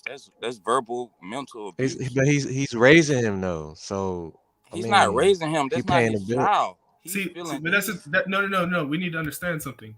I refused to allow him to raise me. He wanted to raise me. I didn't let him raise me because I wanted my father to raise me. That's why I thought it was. But Corey, hold on. But Corey, how long you been in this conversation? For a while, right? About 2 hours, because I knew it was going to go all night. Okay, good. So you've been here for the latter part of the conversation. But Corey, you're saying that he's supposed to feel that way because that's not his dad, and you know he has a dad and stuff like that, right? But what about the fact that when they actually that relationship was over, he went back, he came on talking about how much of a great man he is, and he feels guilty for ruining that relationship because this man is such a great man and was such a great role model for him. How do you feel about that? But when you talk to a child like that, that's not biologically yours, that is coming from a different place than his father saying that. Like, that's just point blank, period. Like, you think so? You think that's the way across the board? I've dated plenty of single moms. I can't even say nothing to their child. Like, nothing whatsoever. No discipline. No, don't whoop my son. Don't whoop my son. None of that. So that's abuse. Like, that's not his dad. So you can't tell me a man that you didn't come from loves you more than the man that you came from. Like, even if your dad's a piece of shit, I mean, you come from him. So this is where it became a confusion. This is the mindset that causes an issue, because this is the reason why men say that they won't be in relationships with single mothers, because of that exact mindset that you just said. But he even said out his own mouth he didn't want it to work because he wanted his dad. I did say that. Okay, so this ain't no issue. These are facts. He even just admitted that. Like, where is your daddy? Go sit your ass down. Where is your daddy? Is he here with us? Okay. He said that the most time that he's ever seen his father is right now as a grown man. Yeah. When he needed that father figure there, who was there? His stepfather. Like, at 29, he can hold his dad accountable for all the things he missed out on. I do it all the time. Like, I mean, yeah, it's at that point now. Men do. Well, yeah, that's true. It may just be where I grew up. I'm from the South, so I mean. Hey, I'm from the South too, bro. Where you from? I'm Georgia. I'm from Florida. So I know exactly. This is something that we talk about. That makes sense. Okay. I agree with this comment. This comment says she should have given him to his dad. I agree. You always do that. a young boy needs his father after the age of 10. Point blank, period. See, Like after 9 years old, you can send him away and let his dad have him. Listen, I agree with this statement 100%. I agree with that because at the end of the day, like it's taking that respect away from that man that's in the household that's doing above and beyond. And I am not. see, When you have your father around, I am 100% that person that feels like you need to aid in that relationship between your son and his father. Okay, he tripping. He need to come stay with you because he causing hell up in my house and I can't deal with this. He need to come be with you. Okay, because Yeah. he said he want his daddy. I agree with that. The But women nurture and love. The men give structure and discipline. So after 10, it's away. You did enough nurturing and love caring. I'm gonna holler at you. Go with your daddy. Like it's time to grow up. It's time to become a man. But she chose her son. yeah, she chose me. Most would. She's alone. Yeah. Most women are gonna do that. He grew up in Florida. I grew up in Georgia. That's what women do down Yeah, there. they do that shit hardcore down here. My mom. Yeah, like that's what our women do. Like they don't fuck around about that shit down here. Down Yeah. here, they will put the father of their children through hell down here. Like it's bad news bears. Like they'll do whatever it takes to separate. Well, so at the end of the day, this is saying to men, don't date single mothers. No. That's That's not what I'm saying. What I'm saying is this. You can date, don't move in. If you can't establish respect, Just don't take her seriously. So you say that single mothers should have, like how I was saying earlier, that single mothers should be having relationships where the child is just not even involved. They go over to his house, they go date night at his house, they hang out with him, but he's not all up in the house. I would say, like we have to think about it from a perspective of a man. There are three different aspects that a man must establish in order for him to. Before I would even consider being a stepfather. One, have your own set of kids. That just helps. It was like, two, if you cannot establish definitive de facto command of the relationship and the respect of the children and the woman, don't do it. And then three, biblical. Man, God, man, woman, children. If they are not following that shit, you got to go. I mean, okay. Gotta get out of there. Let me say something. I was like, from my perspective. Because of the fact that I was raised by a single mother at first, and then I had a stepfather. I even was a stepfather towards other children. I had that same situation though. I was raised Bro, I by played a stepdad at 19 years old. Like man, yeah. I was playing. I started playing the stepdaddy at. I don't care about I was raised by a single mom until I was 7 years old, and then I was raised by my stepdad. So yes, but it's different because I'm a female. I think I know a lot of people say like, oh, look, you need to understand something. Hold on. I know a lot of people say that, oh, like a woman can't raise a man and stuff like that. I 100% agree with that. That's not possible. But as a woman growing up, a young woman, you still need your father because there's still things. That's a man. That's the first man that's supposed to love you and teach you. Yeah, that's how you avoid becoming a baby mama. Not even just a baby mama, but that's how you avoid not knowing how to vet properly because you have your dad's advice. So hence, you avoid becoming a baby mama. As a woman, you need that as well. You know, you need that structure from your father. So I believe in that connection. But with my mother, the situation was different because my mother had daughters. Right. Okay, so it's a completely different aspect. But I'm just saying. Okay. See, like real talk, like. When it comes to like young men that are trying to aspire to become men, sometimes the best way to do that shit, you gotta fight it. You gotta get that 60 in. You know what I'm saying? Because sometimes you have to understand that a young man needs to learn at a young age the hierarchical society of life. And if they don't understand that position early, it affects them big time later on in life. Because now they're trying to figure out where they are as a man. Both as a young man, but then also when they see other men older than them are doing what they can't do themselves. It's just like, so when it came to my stepfather, I think that's what he was instilling into me, but I assumed that it was like war. So I always was rejective of it. That's like, so when it comes to like step parents, you know, I say it again, being a step parent is a very thankless job. They go through It hell. is. I've had two sets of It's step like parents on both sides, from my they father and my go mother. through hell in a handbasket, man. Like they sit there, they deal with your grievances as if they were your own sometimes. Exactly. And then there are a lot of step parents that sit there and they fill the gap for you in a way that your own parents never would. And it's crazy because that creates. That's what we have to talk about, though. Hold up. That's what we have to talk about, though. That's what we have to talk about. That's why, again, nobody is not jumping overjoyed, doing backflips, saying yes. I mean, besides Resident, I don't know where he went, but besides Resident, nobody is doing backflips saying yes. Pick me to be a stepdad. I'll do it. You know, that's why a lot of men are not jumping for that opportunity because of that. Because you just said something so key and so true. Again, I'm not even talking about when a man has a relationship with his actual father that's around the corner. That's just not doing right because he just too busy doing other stuff. I'm not talking about that. I'm talking about when that man has no relationship with his father. His father don't have nothing to do with y'all. Don't even live in the same state. Okay? And the mindset that law had in regards to the stepdaddy, same thing that Corey was saying. Okay, yeah, you're supposed to fight him because that's not your daddy.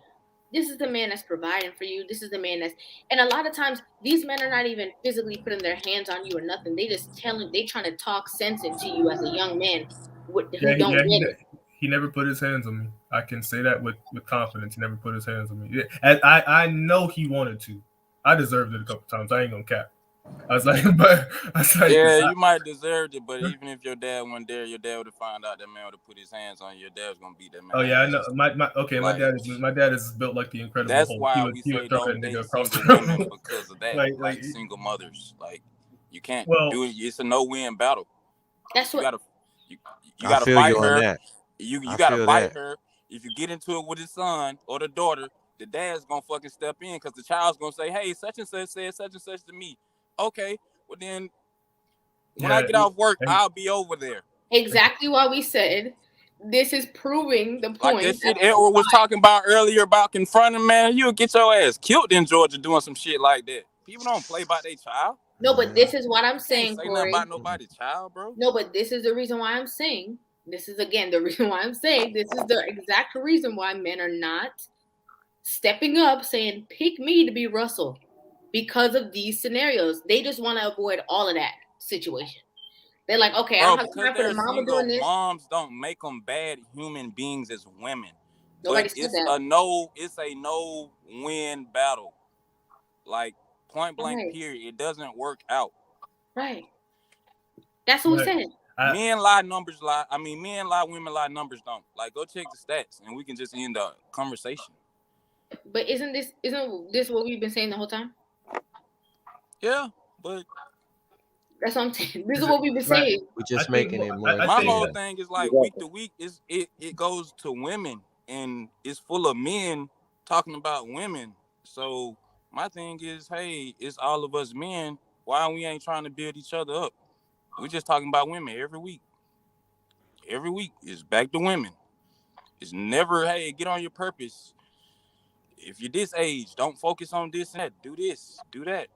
It's well, I mean, women. I think there's other conversations for that, but tonight that's not what the conversation is. The conversation goes to women every week. Okay, that's all you had to say. I mean, everybody called me out like I wasn't gonna cam up, so I just wanted to get on camera. And he cammed up. Cammed up. Thank you, Corey. Yeah, no.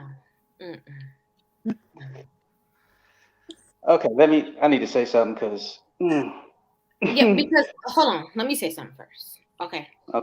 The conversation is about single mothers.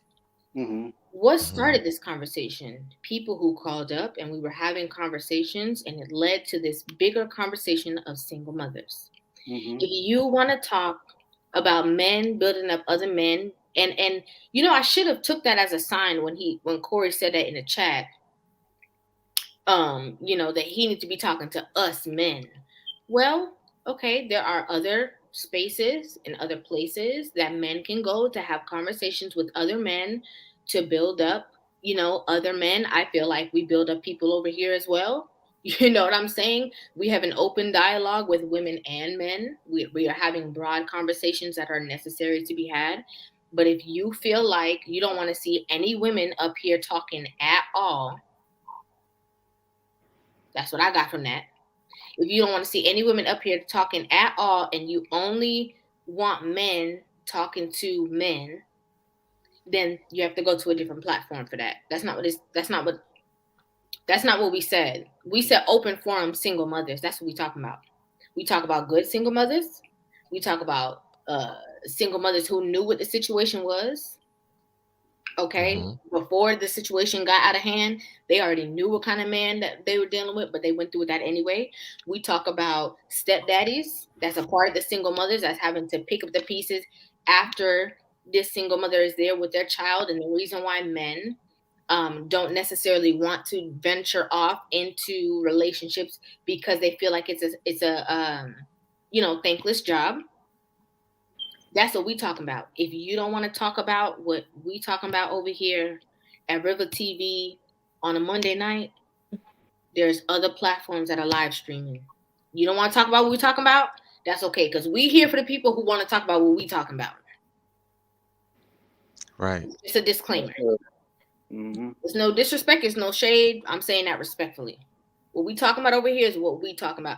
And to go even further, okay, to go even further before you say what you're going to say, Kashawn, because I know you wanted to say something. To go even further, what we were talking about, this is the first time I have ever done an open forum where I basically just dropped the line and let everybody call up, and we talking about what my subscribers want to talk about. We talking about what you guys want to talk about. We had discussed the umbrella of single mothers from last Monday. We said that's what we were going to talk about, and I dropped the link so that we can talk about what you guys want to talk about. This is giving you guys the space to talk about different avenues of the conversation that you feel like we don't hit or connect to that you would like to talk about. So to say, okay, that we talk about the same thing all the time, we talk about this, we talk about that, it's okay if you don't want to be a part of the conversation. I don't feel no type of way about that. I don't feel bad about it. It don't hurt my feelings. Sometimes people are at different spaces. They have different needs, different wants. YouTube is a hell of a big platform. Okay, I'm sure whatever you want to talk about, you can type that in the search bar on YouTube and you will, I promise you, especially on a Monday night, you will find somebody talking about it. I can, like my stepdad used to say, I can guarantee you.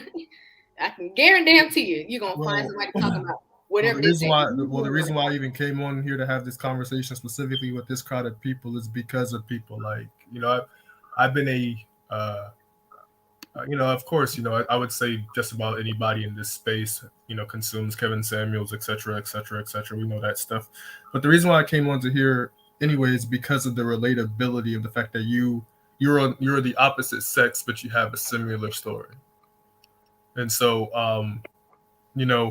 I knew that by hearing your perspective as a woman, I was like, oh, dang, I realized that the combative nature of a man and our conquest that's innately within us, as even since we're young, that had that natural pride of wanting my way caused my own problems. And it's how you being a woman, how you're more naturally nurturing, how you kind of just let things happen as they were because of your mother backing up that situation. You got an entirely different result. Same scenario, different result. So it's like I came onto this platform because I wanted to understand that psychology behind it. It's not it's not so much of the fact that it's one way or the other. At the end of the day, the main subject matter is what's the problem and how was it created? And at the end of the day, the biggest problem that was created by it is that what we're talking about is a position where the people that choose to give themselves to it aren't appreciated for it. But they're expected to deliver 120% of themselves to the commitment of it. There's no incentive for them to stay. There's no incentive for them to gain the benefit. There's no guarantee that they'll reap anything in the long run. We talk about it all the time. We express it and how we may feel. We talk about what other people may think, but at the end of the day, step parents get the short end of the stick 9 times out of 10. But yet they're needed all the time, supposedly. Why is it that they're so needed, but yet they're so underappreciated is at the end of the day? Oh, okay. Exactly. That's what you were saying. Okay. Mhm. You were saying that, and he's saying that you should have fought him. Like this, that's what I'm saying. Like Right. he's defending a space that you're not even coming from, and it's your story. Like that's what I'm trying to say. But Kashawn, you wanted to say something, and I don't want to miss what you had to say. Well, first of all, I want to clear something up for the people in the chat. If when you watching us and we're making faces or we're doing certain things, it's not because we're blowing off what the person is saying. It's because we understand what the person is saying because we probably went through it ourselves, or we know somebody that did. And so we're to avoid cutting that person off or being louder than that person, we're using our emotions to show you that we agreeing with this person or we understand what this person is saying. Mm-hmm. Not to be disrespectful or anything like that. Now, this brother said we're not talking to men, uplifting them. Clearly, he hasn't watched a full live because as we're having these conversations, we are definitely uplifting. If he watched last week, he would have saw where Wes was giving this brother books to read to help him with where he was in his situation. And the reason we're talking about women every week, I mean, the topic is different, but from what I've noticed and what I know everybody on this live has noticed, for the past 3 weeks, we're having a conversation about one thing, and it comes full circle back to single mothers. Yes. And it comes back to that because of how being raised by a single mother has affected that person up in their growth into adulthood and how it's still affecting them. And now they're starting to see how it's affecting them, and they're looking for answers, and they might have found some answers, but they're still looking for something. And that's okay. You know, it's a healing process. Everybody has a healing process in their time. That's not to knock anybody, you know. But they come on here, and the main topic, though we've had certain topics, the main issue, single mothers, women. Why? Because in the whole scheme of things, they affect everything a man thinks and does and says in the long run, whether it's their mother, their sister, their auntie, their grandma, or their wife. Point blank, period. And can we say, I want to say something too, you know, even when it comes to that space of like sending that child with their dad, right? You can, let's look at Lena. Okay. Lena's, say for instance, her child was a boy, you know, she know the type of person that he is. She's not just going to send her child over there. Okay. It's not every man that you can just send your child over there to. Okay. And it's not just every mother. Look at Wes's situation. Not just every mother that you can go ahead and leave your child with as well and just assume, you know, there's different types of people in the world. So the fact that, like, you know, even just that mindset, that like combative mindset, like that's such a big problem within our community already. Off rip. Like, let's just disrespect my entire household. Let's just disrespect, you know, the man that my mother is making a leader of the household. And I'm not talking about rash situations, because sometimes you got some people up in the house that have a vengeance against this child because it's not their child. I'm not talking about that. I'm not talking about that. I'm just talking about some regular people that's just living life, thinking that they're doing the right thing, helping out. And as a parent, as the guardian of that child, whether you be father or mother, it is your job to put both parties into perspective, put that person into perspective, and also put that child into their perspective. Okay, sometimes you can't just look at your child and put them above everything else. Like, just like the people who be like, oh my, I don't care who I marry, my baby eat first. Okay, I hate to say it like that, but I hate to say the cliche thing that everybody say, like, well, who bought the food? It's not even about that. It's the leadership of the home. It's just the respect. Mm-hmm. You're not when the thing is how I grew up. When I saw my grandmother serving my grandfather first before everybody, I didn't look at it like, oh well, because he's the one who bought the food. I didn't think about money. I didn't think about that. I didn't think about finances. I thought about the fact that this is the ultimate respect. It's a hierarchy in this house. So no matter what you see, no matter who you see doing anything, he is getting fed first. He is the leader. He is the guide. And you know what that makes me do? Me in turn, I share my food from my man first. You know what I'm saying? That's just how it goes. And as a woman growing up, you're going to do that for your husband. And as a man growing up, that is going to be a certain thing that is expected in your home, as it should be. As it should be. You know, I see a lot of people talking about like, oh, you know, he the one that bought the food. It's more than that. It's a subconscious thing that's happening, that's going on when you are seeing that as a child and when you're portraying that. And even as a woman, you mad at your man and you still fixing out, you want green beans? Where you want the salad dressing, you know? And you are still putting that first, putting that napkin down, putting that drink down, because I respect you ultimately. That's the whole point. That's the whole point.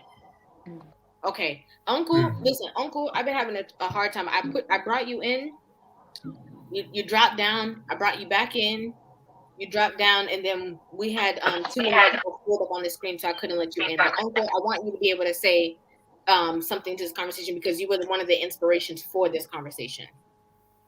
I mean, I want to say thank you for letting me on. I was girling in the background, like, damn, they won't let me in. Sorry. I was girling, you know what I mean?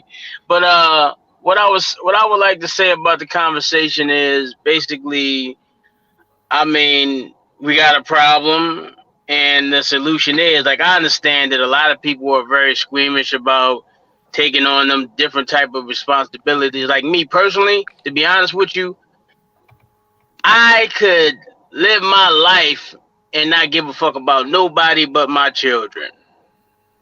But the thing about it is, other people who are going when they go outside, other people gonna have influence over my children.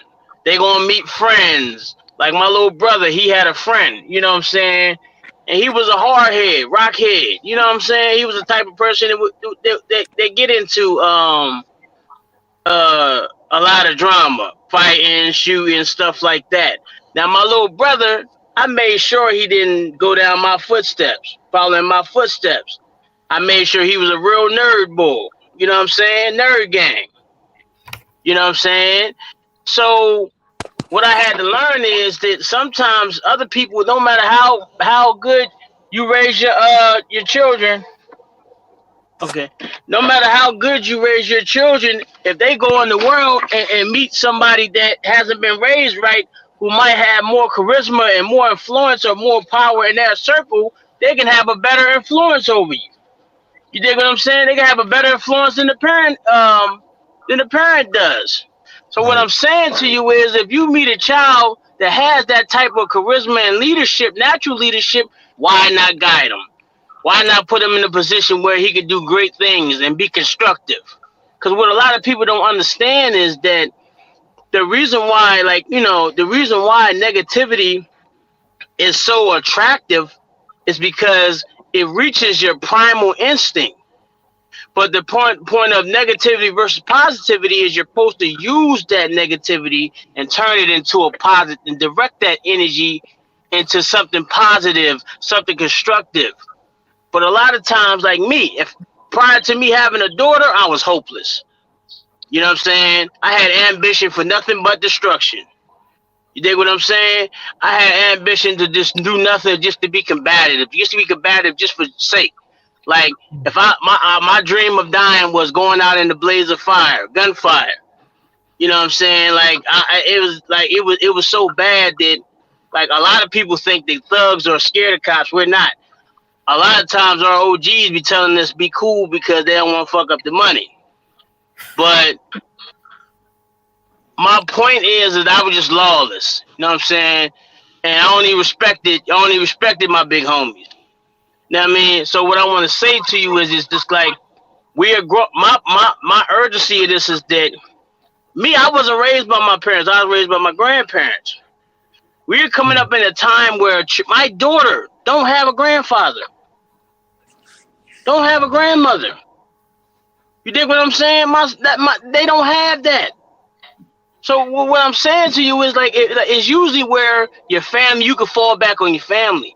We ain't got no family. A lot of people don't have a family to fall back on. A lot of people don't even have a community to fall back on. Right. Like you could say like a lot of our cultural ills is this and that, but a lot of people might have similar situations like single parent households. That's not only in the black collective, but at the same time they got contingencies if I'm saying it right. Mm-hmm. They got a lot of contingencies to back up this, back up that, back up that.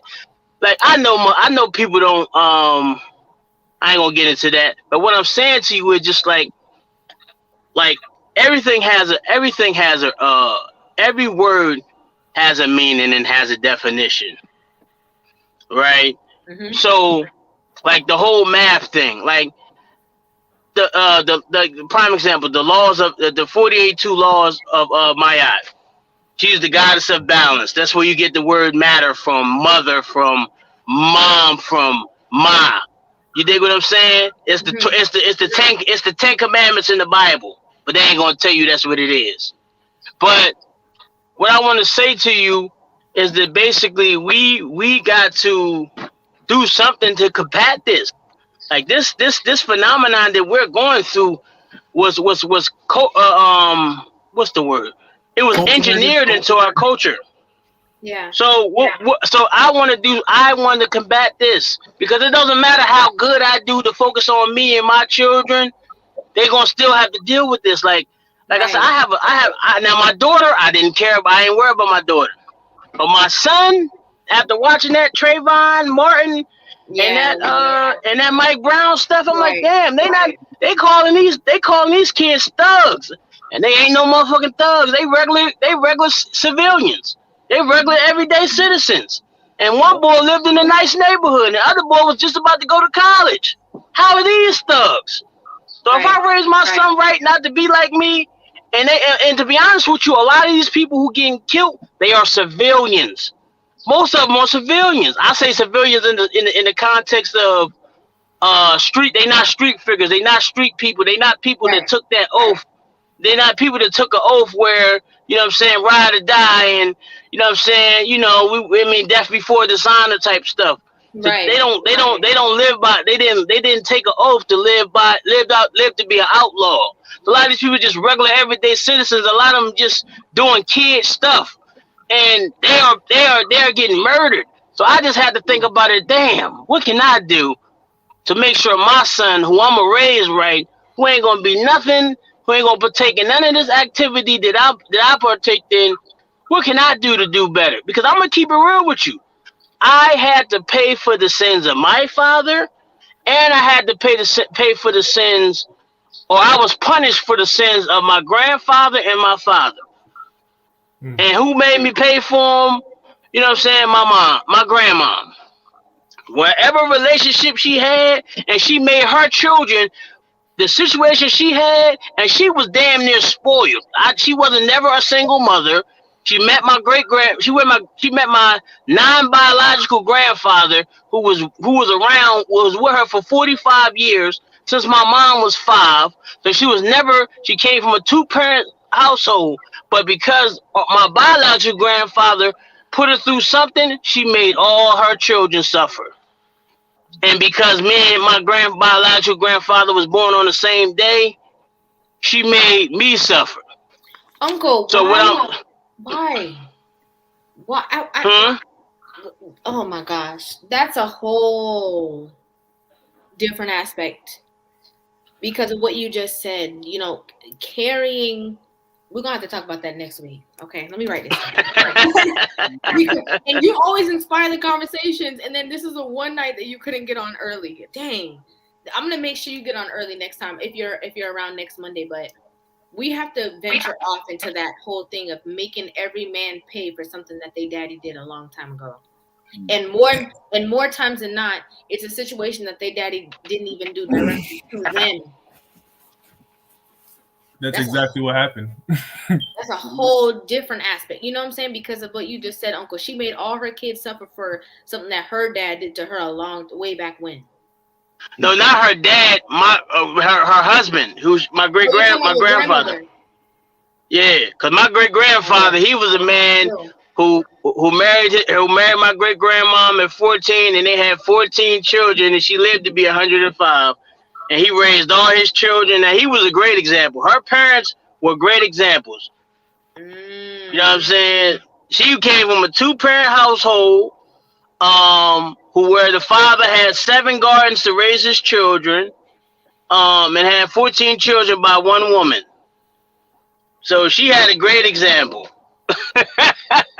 But she wanted to choose my great grandfather, who was thugging. Oh, see, yeah, we're gonna have to see. And again, this is just a expressing the fact that it is indeed always going to be a choice that has to be made. Women are the ones who provide access to intimacy. We know that, but when it comes to somebody being born into the world, that is a woman's choice. Okay, and even the baby daddy, that's a woman's choice. Okay, because if you don't want him to be the baby daddy, you're gonna jump through every hoop to make sure that he does not become it. And I think one of the things that you said, Uncle, and I do want to wrap this. Okay, it's 12:36 where I am. I'm on the East Coast. It's late. I was not expecting this to happen. I was late to the stream, and I was not expecting this to be this late. I don't know why I'm not expecting it. I'm just gonna expect 5 hours every single time. I'm just gonna expect that. But I just want to say this, and then I want to kind of Dondrick, I'm gonna come to you for a brief second, just so that you can have something to say, and then we're gonna have to come back here next Monday again. We're gonna have to join. Okay, everybody back here together, and we're gonna have to continue this conversation, as well as we're gonna have to have another conversation, but it's gonna be the same thing. Open forum. I love the open forum. I think it's great. I think it's great that we're all able to come here and talk to each other. But one thing that Uncle said too was providing that community, and there is no community, there is no family, there is no structure. Like, I remember even me when I was growing up as a young girl, every Sunday was at my great grandmother's house. Like, everybody was there, all my cousins, everybody came there, and we had dinner together at my great grandmother's house. When she passed away, it kind of just changed. And even now, being an adult, if I don't want to see anybody in my family, I don't have to. And everybody lives right there. You know what I'm saying? And it's it's kind of like that divide now. It's not that same thing as it used to be. I'm sure for some families it is, but I just know for the majority of us, it's just not like that anymore. There is not that unit so strong. And to change that for our children going forward is going to be having that conversation and changing the narrative. Marry before you carry. Build foundations, build legacies. Don't just be out here just having children. Build legacies, generational wealth. Have a family unit before you have a family. You know what I'm saying? Now, does that signify that means that you guys are gonna undoubtedly be together for the rest of your lives? No, that does not. Okay, because divorce does happen. But if we can get 2 people together on one accord with a greater mission, more times than not, then people are going to try to work it out when they have to go through all these different hoops to get out of it. Okay, that is what's going to be the main thing, is having these conversations with men and women, not just men. Okay, and for Corey, again, who came on here earlier and was talking about how we always talk about the same things, or we always talking about women. Okay, we are, because I'm a woman. Okay, and as my space as a woman, it is to hold my sisters accountable, and it's not even just about holding them accountable. It's also about having a broader conversation and having a broader perspective that some of our sisters just don't have, because the people around them Okay, and Lena, you know I love you, sis, but this ain't a shot at you. This is a joke, and I hope you come on here next Monday as well. But this is just a joke. But you know, our sisters is throwing baby showers, okay, and stuff like that. They're not having in-depth conversations about, well, what if this happens? Well, what if this happens? Well, how would you feel if this happens? Or how would you know? We're allowing that safe space that we can have broader, stronger conversations so that things do change. You know, that narrative is changed a little bit. So, Dondrick, I do want you to say something, okay? Because you was back here for a while and I did not see you because I did not scroll down. I did not see you sitting there waiting. So, I want you to say something very, very, very, very, very briefly. Okay. Very briefly. We're going to go around the panel very briefly and just say like your final thoughts on the topic, how you feel about the conversation, how you feel about the conversation we had together, and then we're gonna go ahead and shut it down and then reconvene again next Monday at 7 p.m. Oh wait, I don't know, maybe I'll change the time. Look out for the time, okay? Hit the notification bell. Look out for the time because I was on here I think at 8 o'clock and I think it was pretty good.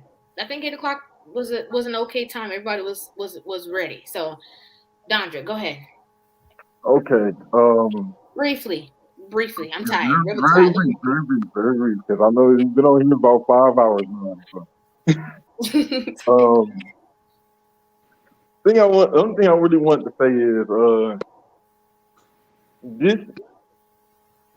After having the conversation with y'all about my situation, I'll sit there and I thought a lot, right? And my mother, I came and I talked to her and brought this up to her, and we had a conversation about it, and it's weird because she thinks that we that when I talk about this stuff, I'm trying to fight with her and stuff like that. Mm-hmm. So I sat her down, I talked to her about it, and at the end of the conversation, I don't want to really go into too much detail because I ain't got a lot of time to talk, but we came to an agreement to where I have a plan so I can go on about my day, go on about my life, mm-hmm. and do what I really want to do. And with that being said, I'm proud of you, Dondra. It was something that Edward was saying in Unk that really stuck with me and stuck in my mind. Oh, the ones that are right beside you, Edward and Unk.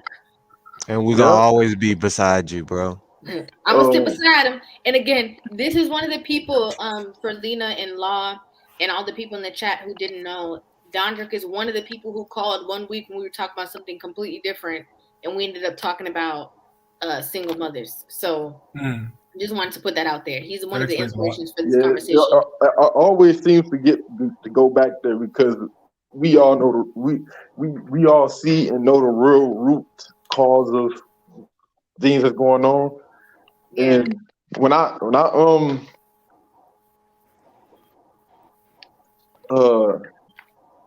have you ever watched the Matrix movies? Mm-hmm. Right? And the way that I look at the world and see, it's like us our people, right? Mm-hmm. We're sitting inside of a matrix of doing all the things that make our community worse. Yes. We're stuck in a loop, in a positive feedback loop over and over and over. And these generational curses are hurting us. And people are praising these things that are hurting us. Mm-hmm. to the point where panels like this or to the point I'm losing my track of thought. To the point where people don't even see people as people anymore.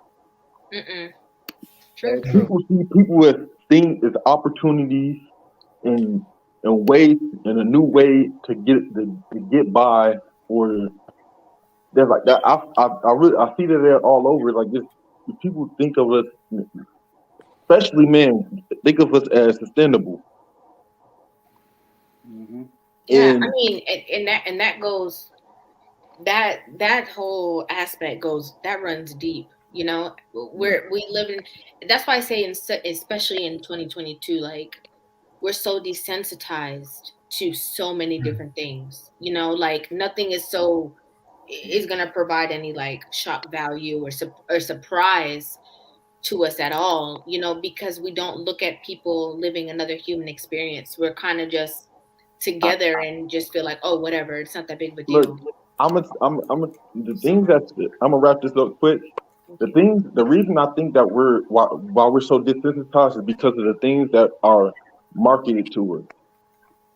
The things that are marketed to us, even as kids or is what we see, and then right after we get we grow up, the things that the media and the people around us all push onto us is, oh well, if you're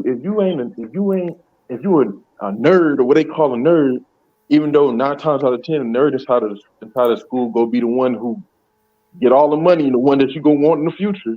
Own the company, okay? But, Talk about it.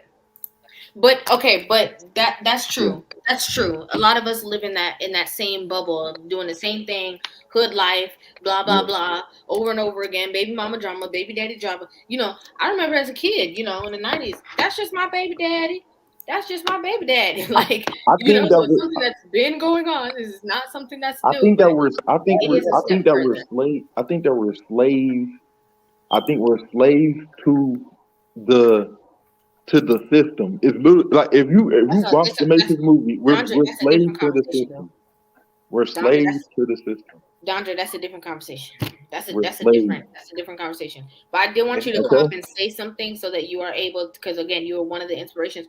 You gotta okay, Dondre, Okay. put your hit the notification bell. I Hit the got I, bell. why you think I'm here? Okay, good. So you hit the bell. Okay, next Yeah. time when you come on, now I know the name because you know I didn't really recognize the name either. I'm not even gonna lie, but now that I see it, I'm gonna mark it in my memory so I don't forget it. When I Okay. see you in the chat next time, it's gonna be another open forum. I'm gonna drop the chat so you can come on. The two people that as soon as I see Uncle and as soon as I see Dondrick next Monday, I am making sure that you guys come up and speak your say whatever you have to say. I was thinking about doing another stream maybe this week. I'm not sure if I will. Okay, because sometimes I say this stuff and then we be on here for 5 hours. I don't know if I have another 5 hours. Monday is set apart for this, but I don't know if I can find one. But if you see me pop up with one, don't be alarmed. Okay, just join the conversation. Maybe something inspired me, but for sure next Monday, Uncle and Dondrick. As soon as I see you guys in the chat, the link is going to be dropped right away anyway, but I'm going to make sure that you guys come up and have precedence over the conversation because you guys were both, the two of you are right next to each other, you 2 weeks in a row. You guys were, you two and Zeus, the three of you were all inspiration for this conversation. So I definitely am going to make sure that I look out for you guys next week or later in this week. I don't know what I'm doing yet. I don't know. Okay. I'll be winging it. And Okay. I'm going to bring I'm you on go so you ahead, guys but can have this conversation. Huh? oh my God. Yes, thank you so much, Dondre. Thank you. Okay, and now I'm gonna bring it around to law. Just something very briefly, you know, based off of the conversation. If you want to wrap up anything, if you want to wait till next week, we could do that too. Okay. I guess at the end of the day, I feel that our biggest problem when it comes to just motherhood, fatherhood, and just the rearing of a child, and just like understanding each other, period, is that we don't understand each other's language. You know, we don't understand a man wants to communicate to a woman with logic, but a woman doesn't understand you through logic. She understands you through feeling. It's the same thing, vice versa. Uh, a woman wants to communicate a man through her feelings, but he mainly only resonates with logic. But you know that's interesting. Okay, let me stop. real quick, I'm just gonna answer that, and then we're gonna move on, okay? But he always says something that makes me want to say something right after he says it. But that's so interesting because the interesting part about that is women actually crave that logic. We actually don't want you to be as emotional with us. We want you to be logical with us. I would agree to that, but see, the thing is, the only reason why I feel this way is because women are really good at detail. They're naturally good at dissecting the details of what somebody says. That's why they're really selective with their memory. When something dramatic happens, they can remember every single detail. But if it's a normal conversation, they don't remember none of that. But Very the good reason point. why, Very good point. but Women don't remember nothing. I say, They don't remember.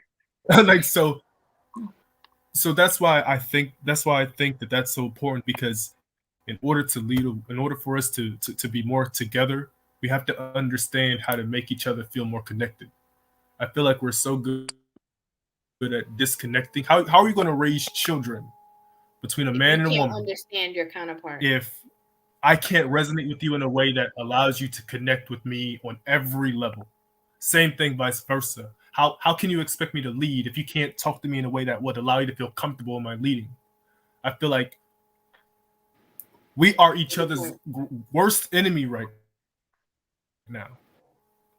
How Uh-oh. self Uh-oh. a common You ground frozen. of each other enemy. Uh-oh, you froze. That's a good. Can I'm you hear writing me? all these things down. Yeah, it was frozen, but that's a good point. That communication aspect. That's a good point. And I'm making notes. Listen, this is my first time ever seeing you here, Law. Make sure you hit that bell. I'm here on Monday nights. It's sometimes at 7 o'clock, sometimes 7:30, sometimes 7:15. Tonight it was 8 o'clock. Okay, but for sure on Monday nights, if you stay close to my Instagram, Hello? you will see when I'm doing my live stream from the morning. You will see the time that it's going to be in the evening, so that we can delve into that conversation. Because I really like what you had to say about the understanding both parties. That's a really, really different aspect of the conversation that we need to have. And again, thank you so much for joining the stream. Oh, he's frozen again. Okay. Lena Beans. Lena Beans. I know, girl. I know you're tired. I'm sorry. Girl, we went through a whole journey with you. We went from someplace with you in the car to the kitchen to the room to the couch. Okay? We was with you. Girl. We was with you. I want to say, first of all, thank you, Lena, for coming on and sharing your perspective, everything that you know. Being the token single mother in this kind of conversation, that can be a rough space. That can be, you definitely need a tough skin, because these trolls be something else. Okay, the trolls in the chat, but then also just the fact that men have literally come up here and been like, oh well, dump them, Yeah. dump them. You know what I'm saying? Just Right. crazy, and you're just like, okay, yeah, thanks. So I definitely appreciate your perspective, and you are always way more than welcome to come up here and chat with us. I really, really love the other feminine energy, on this panel, especially because people talk about single mothers and you are one. So you are able to offer a completely different perspective, and I love that and appreciate that. But of course, whatever final words that you want to say about the conversation, feel free. Well, I'm glad I decided to come up here. I was watching it for a while and I was like, I got some stuff I want to say. So I'm glad I did. Everybody was really cool, and I'm like a YouTube. I'm always on YouTube doing something. So yeah, I'm in these YouTube streets. So yeah. So I will definitely be back on Monday, and everybody have a good night. You too. Get some rest. Thank you so much. Thank you. See you later. Lena Beans. Lena Beans. Lena I feel like I Beans. know her. I love Lena coming on. I really, really appreciated that. So much. It's not easy to get up here, and like people think it's so easy. Like, oh, you can just come up here and just have these conversations. And it's really not. Like, you don't know who's watching, who's listening. you know, the stuff that you're saying, people in the chat trolling. It's not as easy as it looks. So I definitely have a high level of respect for her for being able to do that. Yes. Sean, then Edward, then we're gonna go ahead and peace out. Okay. I'm trying to get this done in 6 minutes because I am 6 minutes away from 1 a.m. Oh, I'm tired. Okay. completely understand. Well, you know, like I said at the beginning, single mothers is it's a broad topic or statement with a full topic, and we still barely touched the surface. But Barely. everything that was said tonight, we barely touched the surface. And I was glad Lena came on too, because she gave us a perspective we did not have. Right. You know, and it's good to be wounded like we always are. So to have that was nice. It's a nice touch. Right. But the biggest thing is, you know, we're here trying to understand where these problems lie so that so once we get that understanding, we want to know how to fix these problems. Right. And, you know, it's a lot of major problems in the world, but we can't focus on anything until we first focus on our self-healing. And Right. a lot of self-healing deals with how we were raised. Mhm. Typically, we were raised by a single mother, in some cases a single father. And because the other parent was not there, it leaves a certain void in the child. Mhm. And so this conversation that we had tonight is a very important conversation. And it was one we needed to have because of the way it kept coming to us with different times, you know? Literally. Literally. Yep. So yeah, it's definitely a conversation that we needed to have, and we still need to have, because not everybody that needs to hear it was on tonight. We'll get somebody next week that we didn't have tonight. Like we got people on I don't tonight. know what we're gonna talk about next week, but we're gonna have to come back and touch on certain aspects of this conversation that we didn't even get into. Oh, absolutely. We did not even get into it. And it's so funny because every time there's always one person that we're just like glued to for like an hour or two, like always, you know. I love that. And again, I want to say too, you know, for all of the people that come on here and watch my stream, watch my shows, you know, and participate in the conversation, I genuinely do this to interact with you guys, you know, like to be able to hear what you guys are thinking, feeling, your true honest thoughts, your true honest opinions. Because when I do my reaction videos, I'm always giving my perspective, my opinions, my feelings, the way I see things, okay, the things that make sense in my head. But I also like to give you guys that space to be able to come up here and talk and be like, yeah, you know, or no, actually, we feel like this, you know, no matter how it is that you feel, you know. Even Corey came up here and Corey was talking about, you know, fighting the stepdaddy, you know. There's somebody that can agree with that exact sentiment. That was a different aspect of the conversation that a lot of people actually go through, which again went through the whole dating situation and so I always am welcoming different opinions. I don't want everybody to come up here and all just be, you know, this is not a forum for yes men. This is a forum for people just sharing honest perspectives and opinions and their own thoughts and feelings as well. Edward. Hey y'all. Let's see. A few minutes left. Let's see how much time. Okay. Love yourself. Appreciate yourself. For my people, I'm gonna go real fast on this. Just an affirmation you could do. Play this, slow it down when you listen to the archive. I now smash and demolish by my spoken word every untrue record in my subconscious mind. I cast them to the trash can of nothingness. I now make true the records through the perfect me within, the records of health, wealth, love, truth, and perfect self-expression. I'm out. I don't got nothing else to say. That was epic. Can you please comment that when the stream is over so people can see that? That was epic. I got you. Love that. Love that so much. Oh, Hustler, I just saw his thing in the back when you just commented, Kashan. I just saw, yes. Hustler, we'll see you next week. I didn't even know he was still down here. That was perfect. Love that. Love that so much. Edward, please comment that. Thank you guys so much for joining us. We will definitely see you next time. Love you.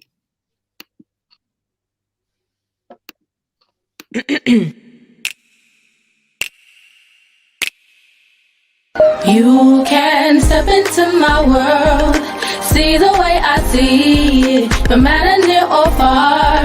It is a sight worth seeing. Step into my world, see the way I see it.